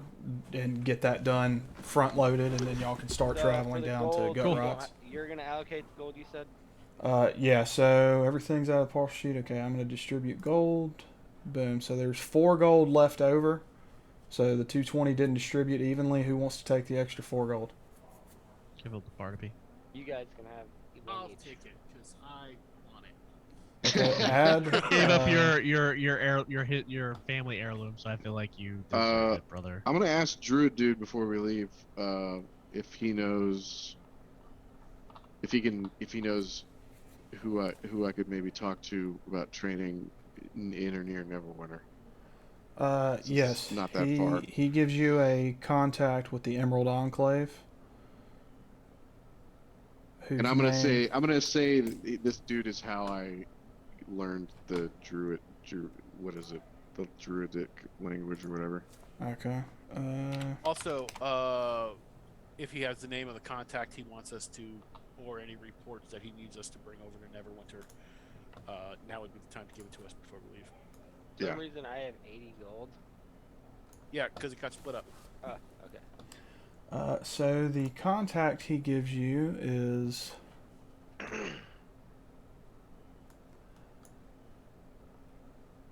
Elaine Rainport. Lane Rainport.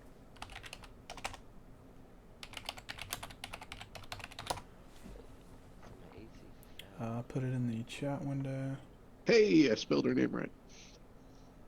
Ooh. Can any of you guys wear chainmail? I cannot. Just you and John. Yeah, and not even I can. I can't do metal stuff. Yeah, you're the only one that can do heavy. So. Well, I know I'm not dual wielding shields, so it's gonna. Well, no, we'll get to town and sell that shit, man. I do have these fine clothes. Okay, close that up. All right. So real quick, what we're gonna do, quick overland travel. So I've revamped this. So what we're gonna do. Is there another map that you put up? I'm not gonna put up the overland map because I think y'all are only 3 hexes from Neverwinter, so it's gonna take you roughly a day and a half. What we will do. Let me pull up the overland travel rules that I revamped. And the date is. Isn't there some place where the date is? It's up. Posted it earlier. Oh, okay. I just wanted to write it down. Date is 3rd day, 13 Elias, 1492 DR. It's all the way up at the top. If you scroll up, Okay. when you start seeing like the text boxes from me about like preparing spells and Tasha's. Got it. Perfect. What does DR mean? He redistricted. Dale so Reckoning. there Or you can just ask trade up posted again. That works too. You have until the 13th of it's- Marpanoth. Okay. I think that's totally doable. Even double leveling. Oh, well, I'll send you a text after Trey. Okay.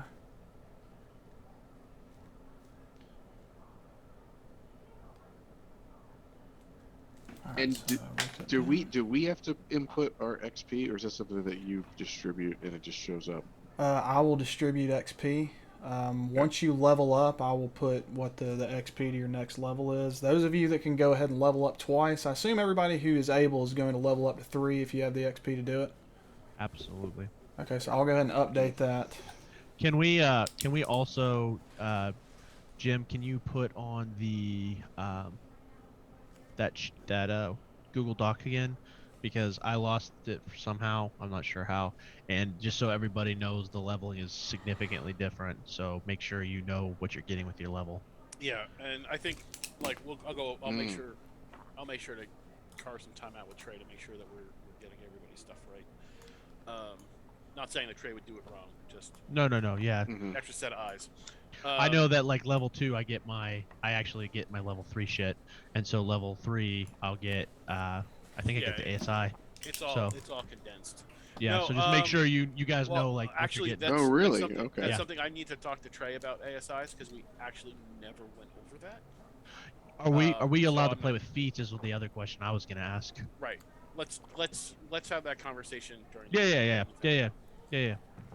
Sorry, Trey. No worries.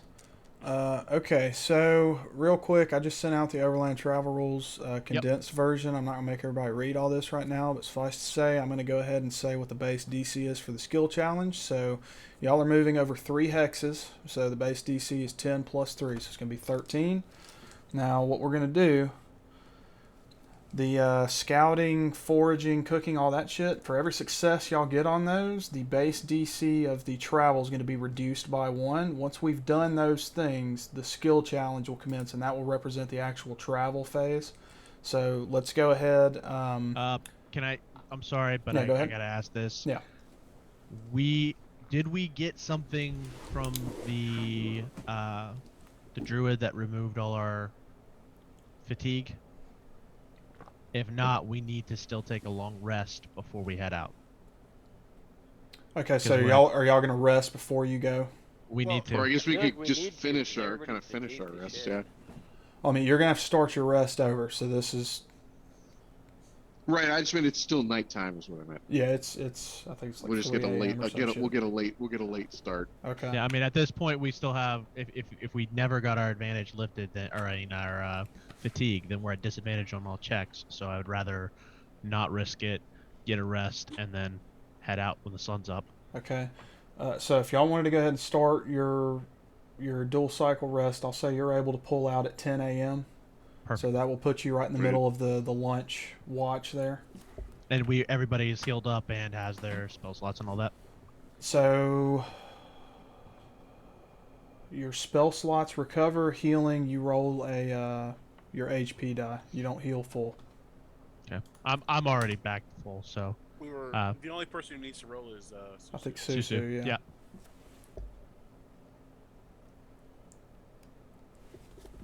Okay, so moderate. So Susu's still a little bit wounded. None the worse for wear though. So I'm fine. I'm good, guys. I'm good. scouting, navigating, foraging, and cooking. I'll do just cooking. stick with the navving. Yeah, I'll stick with the hunting. Okay, Or scavenging. so with the scouting, navigating, and foraging, you can either use Wisdom Survival if you're proficient with it, or it's just going to be a naked D20. I set the positive result at a 17 to 20. I may bump that down a little bit later. I haven't quite decided yet, but for instance, on the scouting, navigating, and foraging, I think Rangers get +5 to all of those. So whichever y'all find to be most important, you can have Susu do. But I will say the scouting, if you fail the scouting roll, you automatically roll up an encounter on the random encounter table and you enter a fight. That one. I'll do Okay. scouting. All right, so let's go ahead and roll your wisdom So, survival. Here's a question for Yeah. you. Yeah, so navigating is also wisdom. Is somebody else better at that than me right now? Yeah, I would have survival. This is not the same as the skill challenge. So if you have survival, you can roll that. Everybody that has survival Okay. can roll that for this phase of the travel. Okay, I excellent. mean, well, survival is a wisdom. It's a, Yeah. It's a wisdom thing. Okay. Cool. So on a success, you're going to reduce the difficulty of the coming skill challenge by 1. On a critical success, you'll reduce it by 2. If you critically fail, you're going to increase the difficulty by 1, and something bad is going to come along with that. But let's go ahead and roll our wisdom survival and see what we get. So DC 17. Was that me or is that Yeah, that's you. It's you. who? Okay, so Plus 5. plus said? 5. Oh, I didn't. I could click the +5 button. That's a 15. So that is technically a failure. I don't feel like doing a random encounter right now, so we'll just say that that does not reduce the DC by 1. Let's move on to the navigating. Wait, 15 would be a failure? Yeah, so I let's set the go, Kane. DCs Let's I go, set the Natty DCs at 20 17 boy. to 20. I may bump that down though. I don't know. Do Let's y'all go, think DC Natty. 15? We'll talk. We can talk in the Okay. All recap. right. So we got a critical success from Cade, so that's going to reduce the DC by 2. That's going to bump it down to 11 from 13. And that was a critical success on the...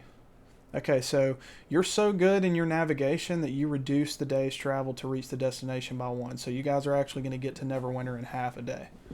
Hell yeah. Hell yeah, Cade. Hell man, yeah. So let's go foraging. Who is foraging? I am. All right, wisdom Well, I'm in survival. the storage room. Okay, so that is a success. Awesome. So foraging attempt successful. The cooking check is going to get +2 to the roll, and it reduces the skill challenge by 1. So the challenge difficulty is down at 10. Now who's cooking? That would be Bartleby. Bartleby himself. Sorry, guys. That's okay. It's burnt. He was smoking his full. Who's Brimley? I don't fucking know. Oh, it was. I was looking at one of the characters that I had made, and he kind of. I don't know who the fuck Brimley is. Bartleby needs to roll his cooking check though. There we Yeah, go. Bartleby, you stupid little Yeah, bitch. you stupid bitch. Hey, everybody, just shut up. Remember it's +2. There you go. That's an 8. Fuck it up. Nice All right, job. so failure. The result is the party has to be fed at 1.5 rations per member. I'm gonna say y'all only had 1 ration. So when you get to Neverwinter, you're all gonna be exhausted because you don't have enough food to feed everybody. Fair enough. And now we're moving to the skill challenge. So the skill challenge is going to be, this will be an easy travel. So you need to get 8 successes before you get 4 failures. And the DC for your skill checks is 10.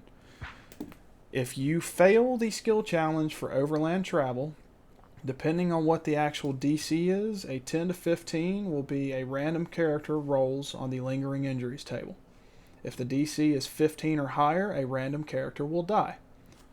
So let's go ahead and start with the skill challenge. The way the skill challenge is going to work, Matt, everybody is going to roll a skill that they have proficiency in, but only one person can use each skill. So like for instance, if multiple people have survival proficiency, only one person can use that for the duration of this skill challenge.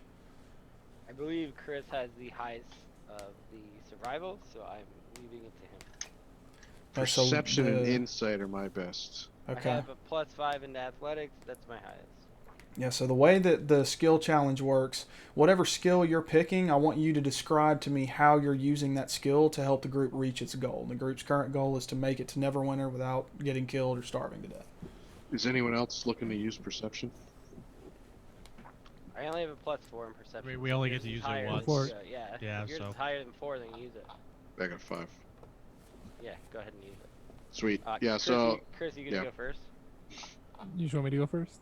No, you left us so good last time, so it was perfect. Hey, That is a success. redemption, redemption. So, Red- one let's go. success. Aw, man. All right, who's going next? I'll go I'm next. gonna run, okay. I'll use my Arcana with Molder as we go along to like keep the road smooth and just that. Okay. Oh, also one thing I forgot to mention for Let's the go. navigator, Ew. if you guys are following a road or you're following a river, that adds, I think, +2 to your navigator roll. Not that you guys needed it because Cade rolled a critical success on it, but that's just something Good to enough. keep in mind. I'm all going right, to we got a run success on the Arcana. Athletics, and it's because I'm showing these guys how to be light on their feet. Sweet. That is a success. Hell yeah, boys, you're light on your feet. We're doing it. We're making it to the Neverwinter.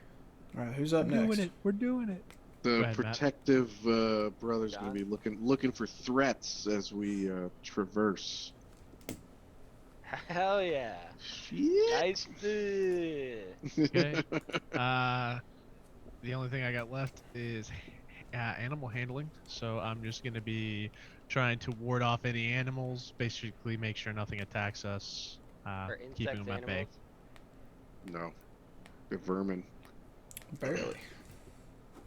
That's a I'll take success. Okay, so I'll we're up take it. to. Take it. That's 5, Where, isn't it? are we at 5? Okay, yeah, I've Yeah. got 5 locked. All right. That's it. Next rolls. Well, no, you got to I'm get gonna- 8 successes before 4 failures. Oh, my bad. Yeah, no worries. Dumb. I am gonna run an insight check to make sure that we're not running into anything too insane. Oh, we should just- And I Oh, failed. success. Oh, barely. I'm gonna do a medicine check So- to make sure that nobody's like fucking their shit up while we're walking. Okay. yeah. Yeah, that'll be good for Matilda too. Oh, She's let's coming Oh, with. go! yeah. 666, boys. Oh, All right, stop. one more success. Who wants to roll? Let's get a weather report. I'm gonna do this kind of through The long and the federal short. with investigation to like, help with scouting and just make sure that there's nothing approaching. There we go. Woo. Nice And we're at deep Neverwinter, dive. but we're fucking exhausted because we went so fast and I can't clip. This Sorry, is guys. It's all good. Oh yeah, good job, boys. Who's left? That's it. That's 8. All right, that's 8 successes. So Oh, I'll say nice. you guys successfully make it to Neverwinter. So In half a day. Hell Yeah. yeah, Cade. So you guys are able to get up, moving at 10 a.m., and I'll say you roll into Neverwinter at midnight on the 4th day, Nice. Nice. 14th of Elisis. Cool. Uh, So we have 59 days, and I just imagine the clock off of Majora's Mask. So, real quick, just a little bit of narrative exposition. As you guys are moving out of Thunder Tree and headed towards Neverwinter, one thing that you all would know, being kind of native to this area, the reason they call it Neverwinter and they call it the Neverwinter River is because the water that flows out of Mount Hutnow into and through Neverwinter is perpetually warm. It never freezes, and close to the river, all manner of lush vegetation grows year round. Even when you get a mile from the river, you can have a couple inches of snow on the ground. But everything near the Neverwinter River is always very lush with vegetation, and that's also the case when you get into Neverwinter proper. Neverwinter is not what you would think a standard northern, cold city to be, because the Neverwinter River, perpetually warm, flows right through the middle of the city. And when you enter the city gates, it's basically all manner of lush vegetation, fruits, exotic, fruits and vegetables can be found here, which is why they call it the Jewel of the North. I will say, as you enter through the southeastern gate and head into the city proper, you do notice that there is a lot of relatively new construction that seems to be going on in this area, and or would any of you like to inquire? I'm going to save all this for the next session. Y'all get to Neverwinter, and we'll pick it up there. Okay. Cool beans. Sweet. We made it. I mean, I think we literally are going to go have a conversation with the people that we have the names for, and then our goal is going to be, can we level? And we're all going to Yeah, try I to think- level depending on our. I think we can go ahead and kind of prep for the leveling, but we'll probably need some time before we level. It sounds like. Well, y'all are all still exhausted, so I'd say probably your first order of business is going to be finding Sleep an inn and and getting food. some rest. Okay. But so real quick, y'all are in Neverwinter now. Who do y'all plan to talk to, and what do you plan to do next session? Obviously, Eleanor or how? can't come to my that woman. What's her name? Eleanor. Eleanor. Oh, Elaine? Elaine. Rainport. Elaine. That's That, it. oh, that's me for Druid Alanis, Trainer. that. Oh, Well, she is also your contact with the Emerald Yeah. Enclave, so we all want to Yeah, talk to she's- them. yeah, we need to talk to the Enclave. Oh, okay. Okay. And I need to track down the guy who. Your dad's contact? Yeah. Okay. And I gotta set up Matilda with that person that she can stay with. Okay. Your dad's contact is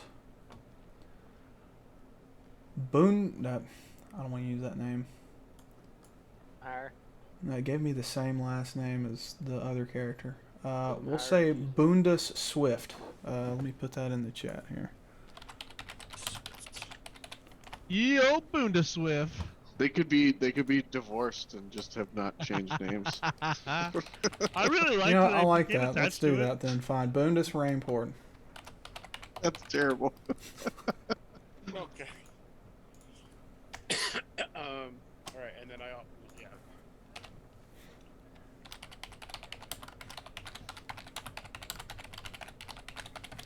I will say at this point, I know I haven't really talked about it much. You all have plot points that you can spend to introduce things into the settings. Like, for instance, if any of you wanted to spend a plot point now to put a contact for yourself or a character that you may know in Neverwinter, you could do that. Himself.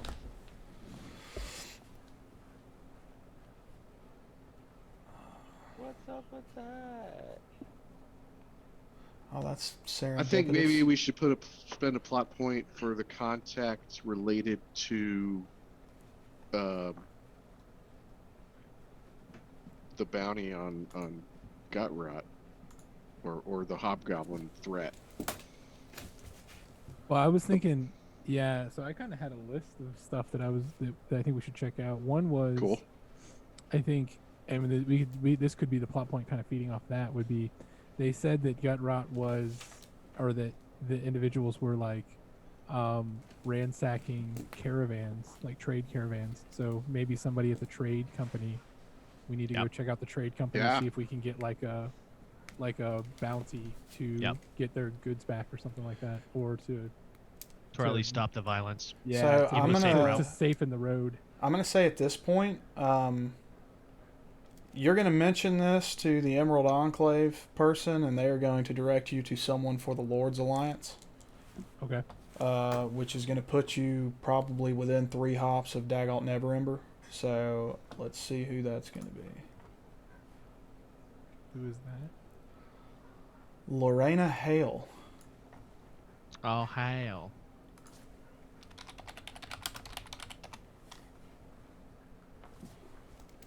So this will be your Lord's Alliance contact that you're going to talk to about the attacks on the high road.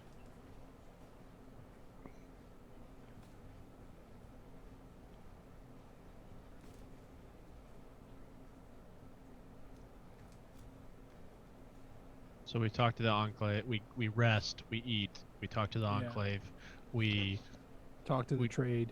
We talk to the Enclave about getting us trained up and equipped, and how long it'll take to assemble, what they're willing to give, that kind of thing. Same thing with the trade unit and our trade group, and then we train. I mean, just cliff notes, obviously, but I mean that's I think how I see it going. Right? That'll be my goal. Yep. Sell off any extra equipment we don't need. Do you guys? Is anybody needing anything? Think about that, so we can equip before we head out. It sounds like not all of us are going to be able to get to level 3. So maybe whoever can't do level 3 can during that 10-day extra 10-day. Extra 20 can do something else. It's an extra 20 days. Oh, 20 days. Yeah.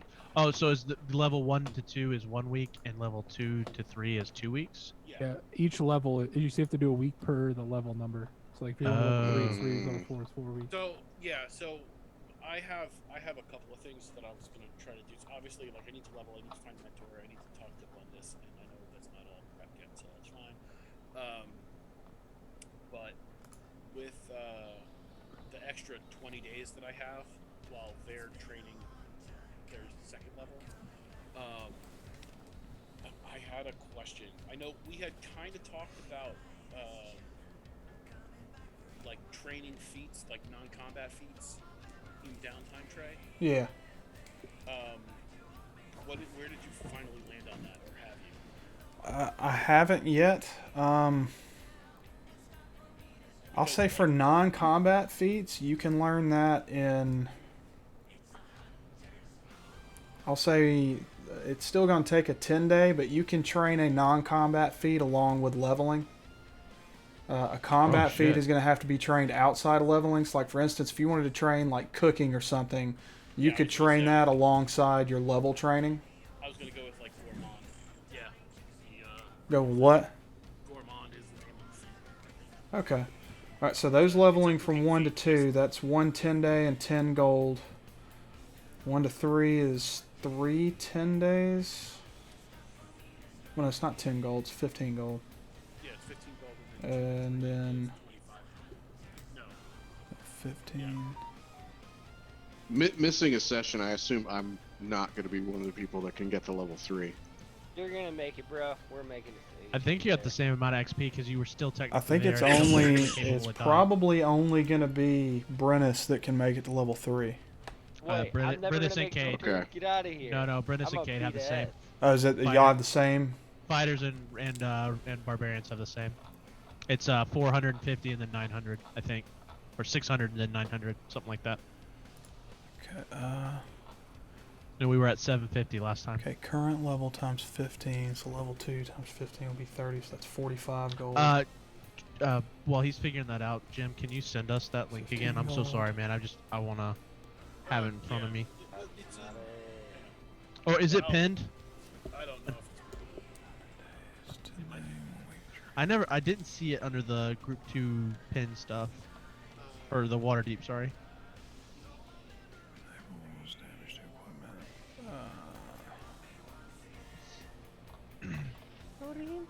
And then I guess my question would be, you know, when leveling, are we going to be able to, instead of doing ASI, are we still able to do a feat like normal, or, you know, how are you ruling that, Trey? Are feats allowed? Sorry, say that again? Are feats allowed when leveling, like combat? Like if instead of taking an ASI? Yeah, that's fine. Okay. you have to, and Trey, we need to go over when those feats are going to land and how many we want to have for each player, or for each class, because it's a little different for each. I can barely hear you. Oh, we'll talk about it later. Okay, alright. Yeah.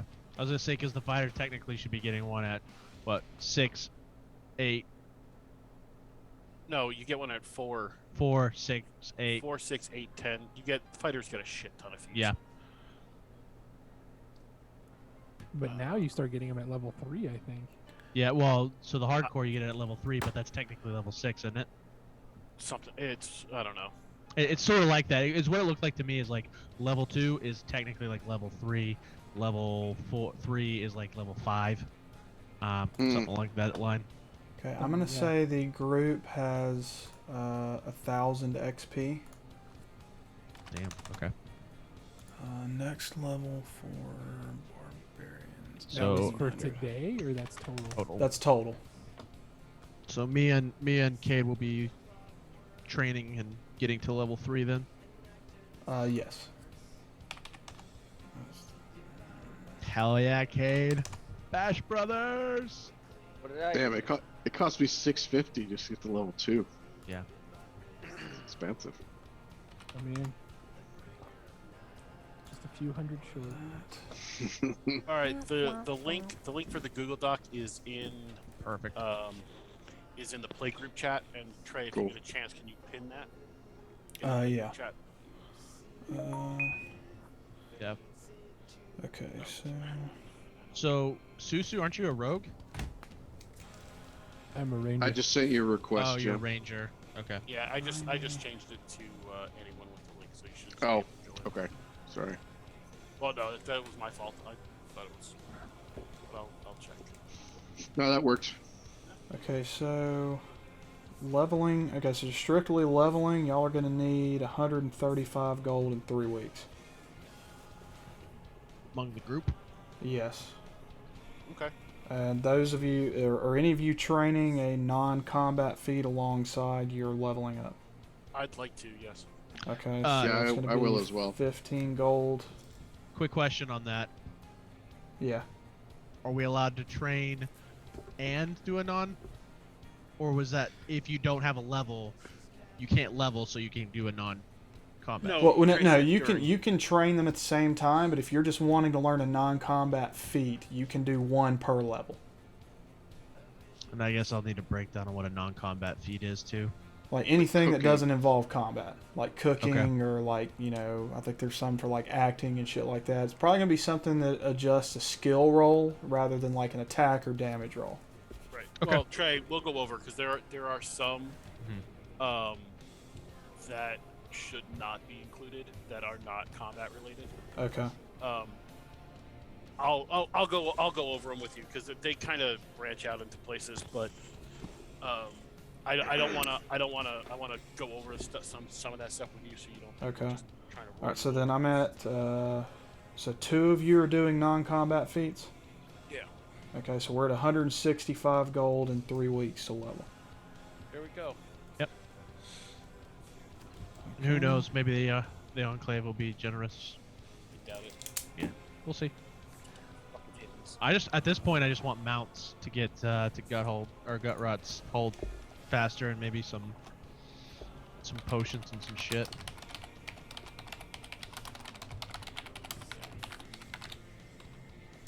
Oh man, it's too bad we can't get to level 3 because we get that 3rd level spell slot. Right? know. Yeah. Do you guys know how useful Fireball would be? Yeah. Jesus Christ. Can we give some of our XP away? Yeah. So everybody, just let me take the full 1,000. I'll get to level 3. Oh Jesus, it takes you that much? Yeah, I have to. My level 3 is 1,400. So. Well, you're at 1,000 right now, so you're only 400 off. Yeah. So I just need 400. But no, that's not how this works. So. I was just gonna say, damn man, we could give you 100 each. Yeah. No. I was just gonna say, if you guys are looking at the Google Doc, definitely make sure you look at page. What is this page? 12. And it breaks down what each level gives you, because Yeah. that's huge, huge. Wait, I get wild shape and an animal companion? What? Wild Companion. Yeah, that's from Tasha's. I mean, it's basically, it's like the equivalent to. More like a familiar. Yeah. Okay. That's still Oh. cool. Also, quick question. On the sheets too, that's something I didn't understand. Like, I get the barbarian one where the amount of rages you get per rest and the amount of added damage per rage. Like, I get that part, but on the fighters, it's like number of attacks and then the 3/2. So at level 3, he's getting his extra attack. Okay. Yeah. So And- the attack progression is a little bit different. So it goes to 3 attacks per 2 rounds. So, like, in the first round of combat, right?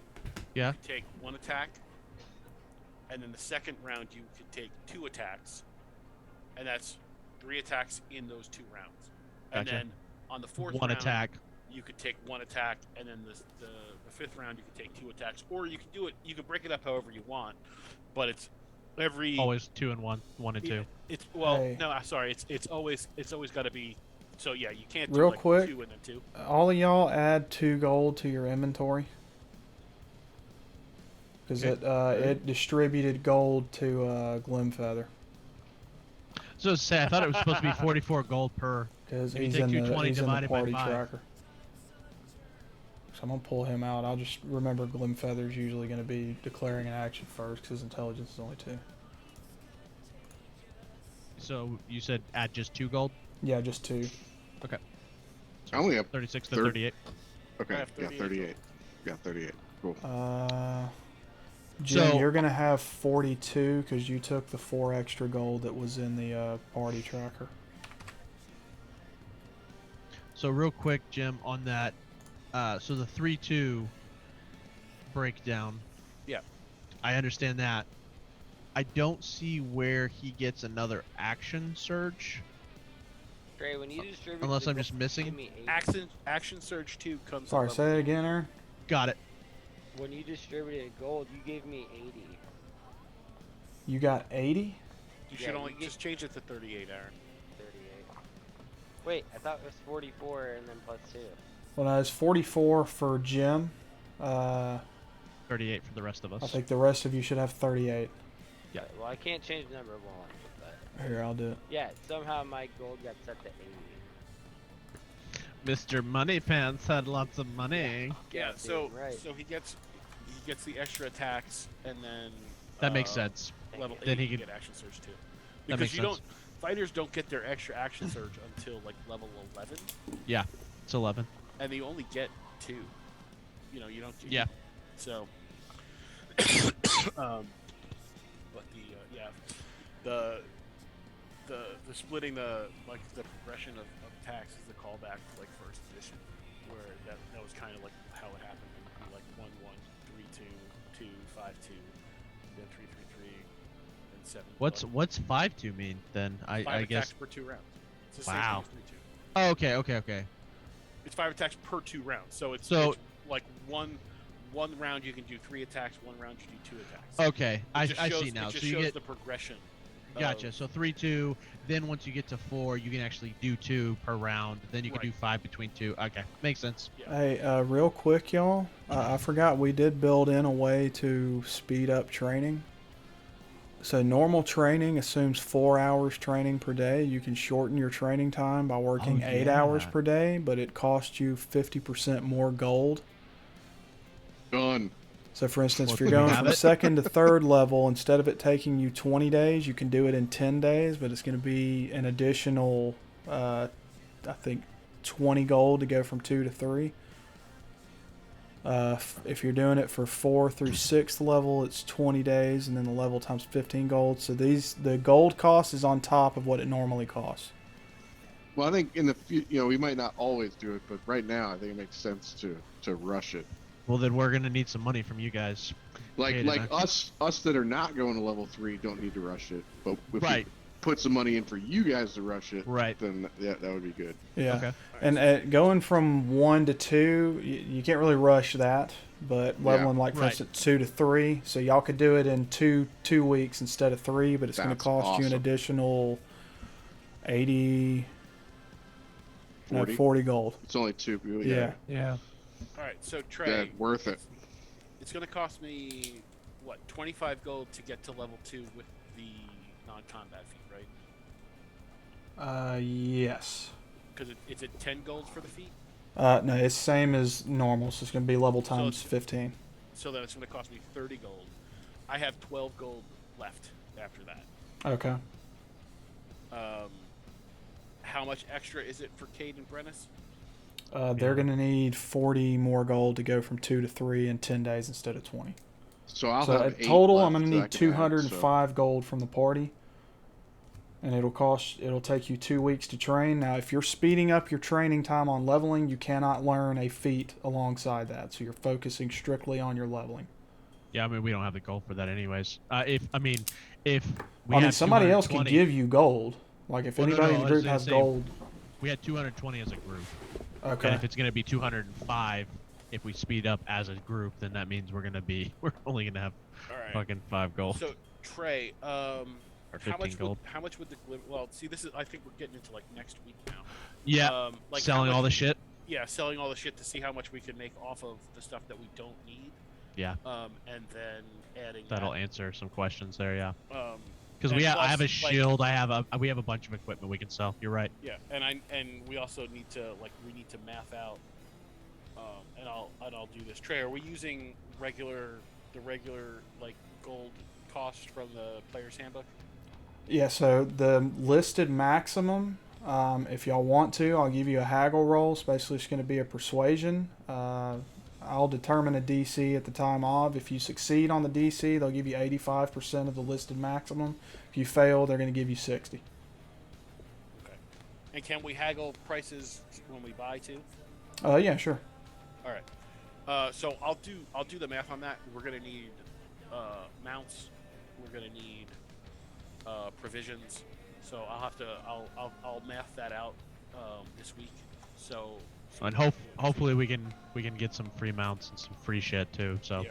I think that's gonna be part of it too. But yeah, I mean, Cade needs a long sword. He only has a skirmisher now. I'm set. I don't need anything. I just need to sell the shit that I have. He has some chainmail and some other stuff we can sell. Okay. Scimitar, baby. Yeah, you need a long sword. We can take care No, of that no, next I week. need a scimitar. Oh, you want a D8. If he wants a scimitar, let him have a I scimitar. want to be the most useless people ever. Okay, so Whatever works for you, buddy. at 205 gold, are y'all going to split that amongst the entire group? So basically everybody's going to have 3 gold pieces left? I mean, without selling everything, but that gets us done in 2 weeks. Okay. Yeah, I mean, One other thing y'all are going to need to factor in, you're going to have to pay cost of living because you're going to be in Neverwinter Living for 2 weeks. So I will. I'll calculate that up over the week. I think it's depending on what kind of accommodation you get. I don't think it goes above silver. But we'll build that in too. So I'm down to 7 gold because I have the extra flight. Okay. And everybody else is down to 3. So that covers that, and then we'll see what we can. My sister can get a job.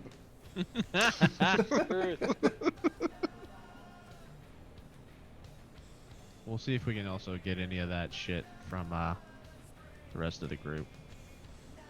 Or the rest of the other people. See if they can help us out. I'm sure the trade group would be inclined to put a little coin towards us if we can help stop the attacks. Something like that. If the persuasion rolls are good. Okay. We will find out. Session recap. Trey, when do we need to get you that info on what we're doing? I think Aaron and I were talking. I think we have a pretty good idea what we're doing feat-wise and class-wise. But all right. I didn't So know. real quick, when do we want to try to play again? Oh yeah. Next Tomorrow? I'm in for next Friday, the 17th, for sure. Okay, I can do next Friday. Week after that, obviously, is gonna be no. Yeah. The 'cause next What? Christmas You don't and want to shit. do Christmas Eve? The next Yeah, week nah. after same. that, I'm not gonna be able to go. I'm probably gonna Same. I'm probably gonna go to Columbia. So 24th and New Year's Eve. Like, Yeah, I don't Christmas think Eve we're and gonna New be Year's Eve, I playing think. those. Yeah, what about the 7th? Are people back by then? I am. I am. I Okay. don't know if I'll be home by then. I don't know. That's way too far. I can't play in a month out. Get out of here. You don't know if you'll be back from Columbia by the 7th? All right, so I I guess don't know. tentatively, we want to try to schedule in a session for next Friday, and then we'll take 2 weeks off. Yes. Yeah, that works for Sounds me. good. I'm in with that. That's good. Okay.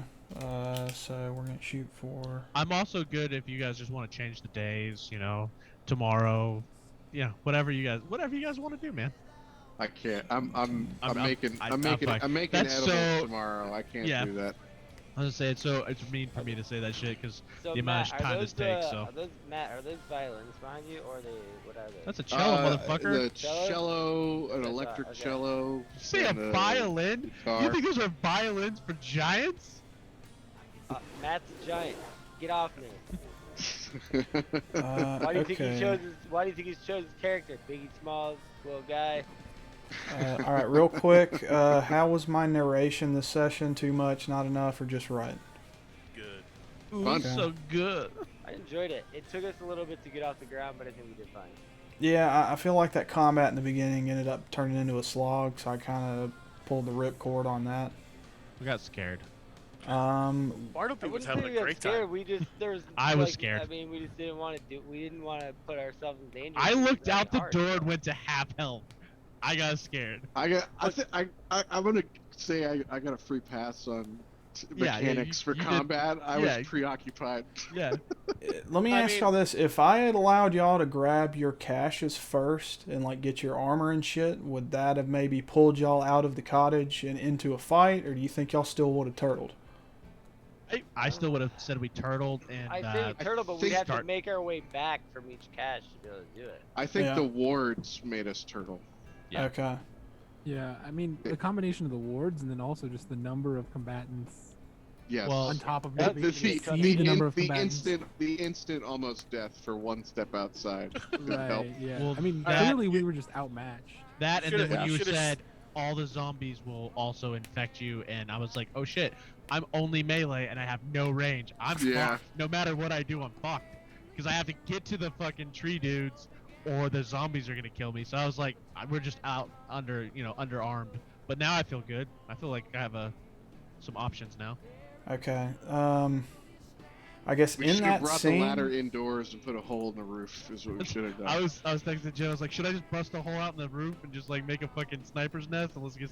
I guess I was in, having- in that scene, I guess the situation I was trying to communicate was that the wards were causing the hobgoblin baby to claw its way out. So I was trying to give y'all options. You could either cut it out in there, or you could take her outside. But I don't know. I feel like I kind of flooded too many enemies in there. Hell, I think I had like 12 fucking zombies on screen at one point. Yeah, you did. Well, I mean, and the issue was those we didn't have an option to go outside really, because by the time we opened the door to go outside, we were already getting pelted with thorns. So it's not like we could drag her outside. I mean, it was effective tension. I think we were all afraid. I honestly thought one of us was gonna die, or when you rolled 3 20s in a row, like come on, man, like that was scary. Well, I was like, I just want to level once. We were outnumbered. We were out tacticked because they had both melee and they had range, which were hidden, right? So we didn't even know where they were. And then also our position, we couldn't attack really well out of it. The only option to me was to like the defensive position due to the wards. Yeah. Okay. And I think we had a total of 6 arrows, right? Yeah, and I only had like 8 arrows total. 11, I guess, if you count the ones from the druid guy. But even then, so they really are like, to me, I was thinking our only option is to try and like funnel them in through one door, because the second we step out, like if you're getting hit with, well, especially with those guys, I mean, I think it's the problem being level 1, right? Everything hits so hard that one person goes out, one round they're dead. Yeah. So it's going to be very different with us being leveled up. Yeah. Level 1's just a shit show. Yeah. Unless things start hitting twice as hard, and then we're going to be back in the same boat. Okay, real quick, because I put a lot of fucking work into this week. I'm gonna say y'all looted some of these zombies that died at the area, because I want someone to roll on this fucking loot table that I built. So hell yeah, somebody roll on this thing. The one that killed all the zombies gets to roll. Do it. So just roll. Roll. Ooh. Ooh.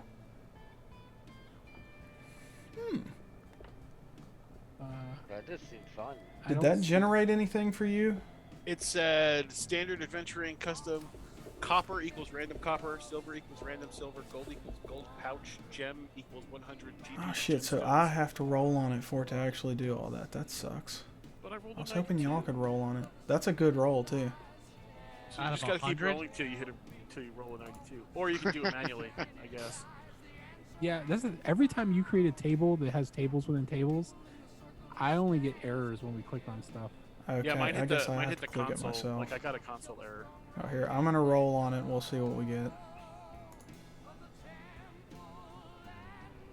60. That's bullshit. We got shit. We got. Bitches, we got a copper. You got 7 copper and some silk rope. Keep Come rolling. on, man. Get in 92. Keep rolling until you get in between 91 and 95. That's the roll. Okay, let me see if I can engineer this to give me a fucking 90. But when you put do it, 90 in the output there, where it says I don't 0? think I can do it without it rolling though. but when you do it, I can click on the result and it does work. Okay, so that lets you open that loot table. Yep. Yeah, if you click on the dragon that you rolled, I see the one rope. Okay, so that silk opens. and the Okay, 7 that copper. opens the parcel. So. So it works. It just has to be you. It looks like.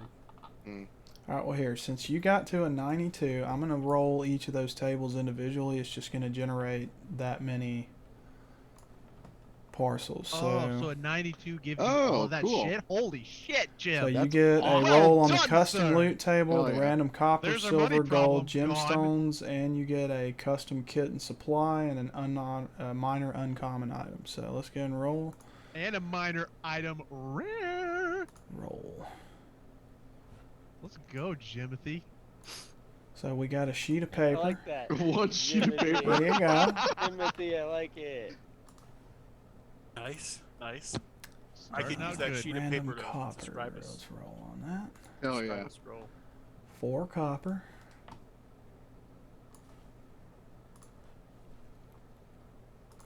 How much is in a pouch of gold? 9 Is that a hundo? silver. Now come the ones. Pouch gold. 11 gold. Well, Trey, you know you're rolling a D1. Well, no, it rolls it on the table. Because it basically, the way those are set up, I have one row in it, and then it generates base. So basically, I've got 3d6. It's actually rolling 3d6, so Oh, okay. Yeah. Sorry. no worries. Gemstone, let's see what we get. There you go. Got a coral. And now the big one. No, we gotta do kit and supplies first. Carpenter's tools.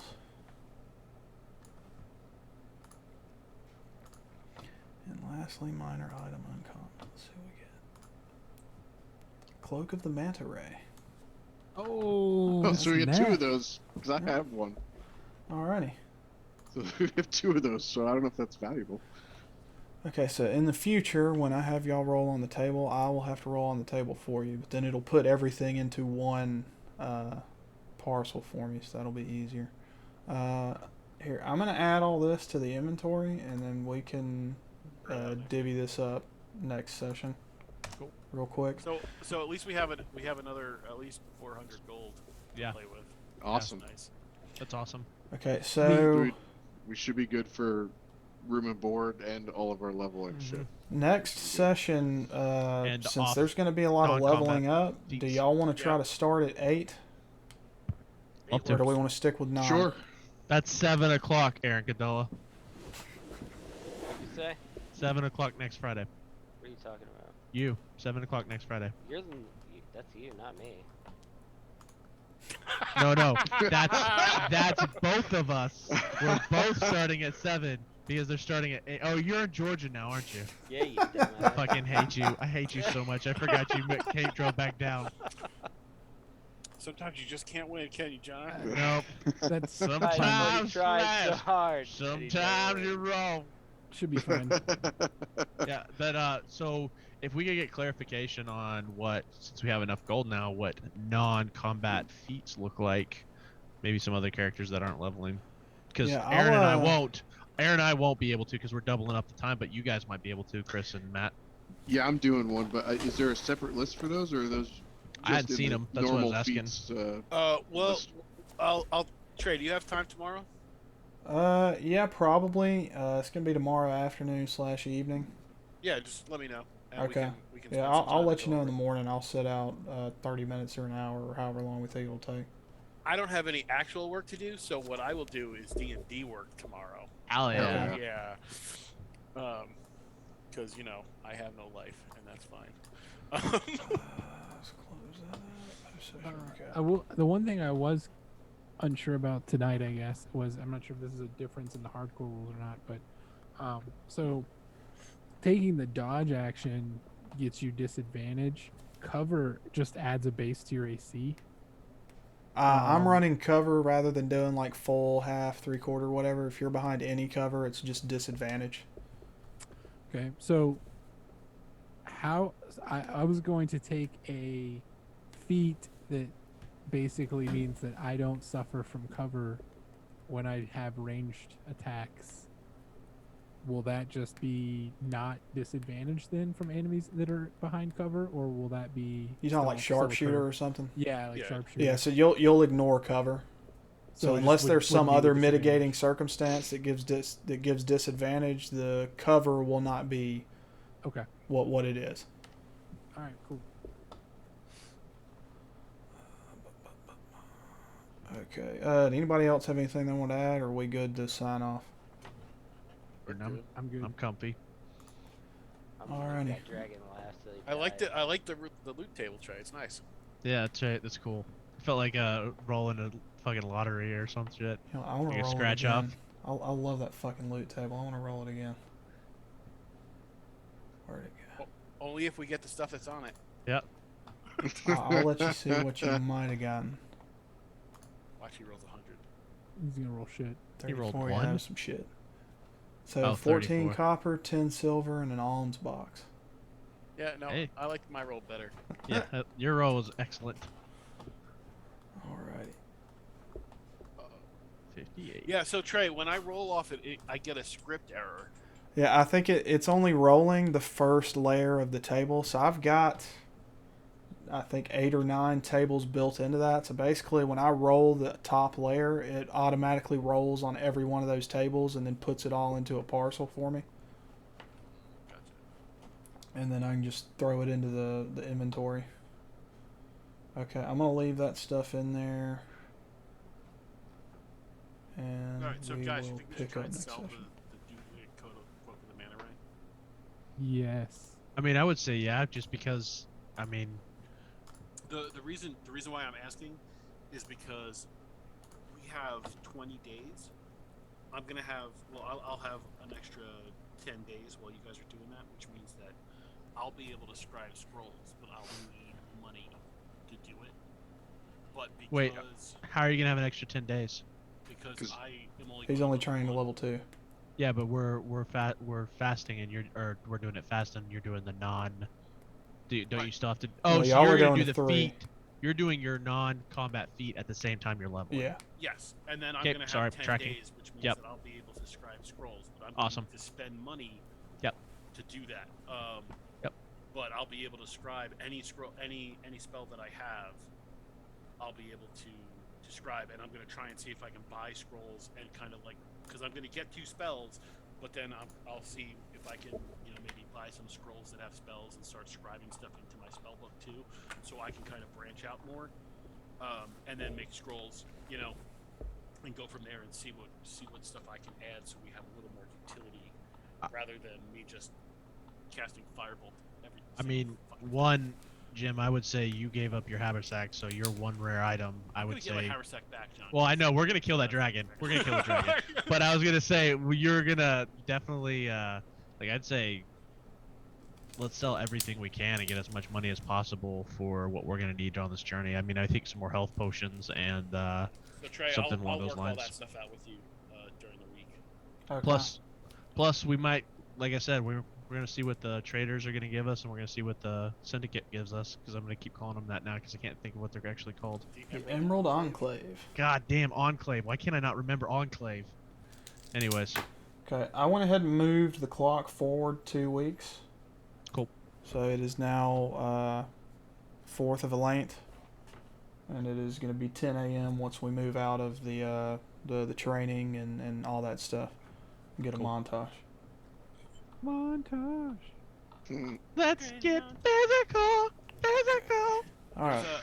It's a motherfucking montage. I'll find it and I'll link it to you guys. There's a song called Training Montage, and it's pretty fucking cool. Nice. Real quick, any game mechanics that didn't work or need tweaking? The only thing that I would say is that 17 to 20 success seems a little steep. Okay, for the overland travel, maybe For bump that overland down to travel, yeah. 15. I mean, I thought back about on that though, but I rolled a 2, and I ended up with a 15. So if you bump that down, it'll be back to the point where again I can only fail on a 1. Yeah, that's true. Just throwing that out there. And I mean, and in a couple levels when my proficiency goes up, I'm only gonna be able to fail on a 1 anyway. Which is if we want to play it that way, that's fine. I mean, being a ranger, that's kind of my thing, right? So, Yeah, you want to be penalized because you're talented? no, I'm just throwing it out there and saying that when prefers you the look term at penalized. yeah, exactly. Yes, I do. If you look at the difficulty though, I'm just saying like, as a level 1 ranger, I can only fail right now if I get like a 4 or less. I mean, So- it's overland travel should be difficult for anybody not a ranger, I feel. And which is fine. Like I said, if we want to bump Yeah. it down a little bit more, because I didn't realize you were getting basically that get a many free pass. bonuses. Then yeah, no. I Rangers- mean, you only got the +5 because we were on a road. No, I got +5 because it's just being a ranger. Well, he gets +5 for being a Oh. ranger, and then if you're traveling on either a water feature or a road, you get +2 to just the navigation rolls. Chris was okay. scouting. Cade did the navigating. Brennis did the foraging, right? Which And I then- mean, like I said, if that's the intent, if the intent is like basically like a ranger's almost like having a success when you're traveling overland, Kind of your specialty. then that's fine. Right, I agree.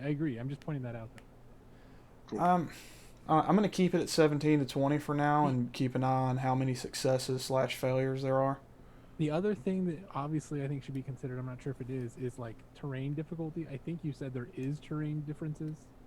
So- I think there was originally something built into that for the because- elongated rules. Okay. I mean, Um, we may want to go back to just something like where the DC changes based on, because I mean, I understand where if it's like we basically can't fail while traveling on the road. But you know, if we end up in the middle of a swamp, Yeah, I'll probably keep the success at 17 to 20 and then do a modifier based on terrain. It's like if you're doing like mountains or something, maybe it adds +1 to it. But if you're like going on the roads or some shit, maybe it subtracts it by like 3 or something like that. or if you're going through the plains. I'll Do you think get about a that this week. favored terrain at some point, Chris? Or I normally do, but I think I'm gonna take the. I know I took the Tasha's supplement, which is not favored terrain, because favored terrain sucks. Actually, now that I think about it. So I totally get it. I would take Tasha's too. Tasha's stuff from Tasha's is pretty fucking good. Except the classes, or the ranger archetypes, they suck. Well, you know, that's why What you you go gonna do? Deep Stalker. Cause you can't always get what you want. Stop. Alright, I'm gonna hop off and go get some sleep. Same. You guys. We will see you guys next Friday. You Yep, gentlemen see you are on all Friday. beautiful butterflies in a It'll be field of fun. daisies. Stop it. Lot of Don't show fun. up tomorrow. Alright, y'all have a Great good time, night, guys. everybody. See you Saturday Night, guys. early. Later.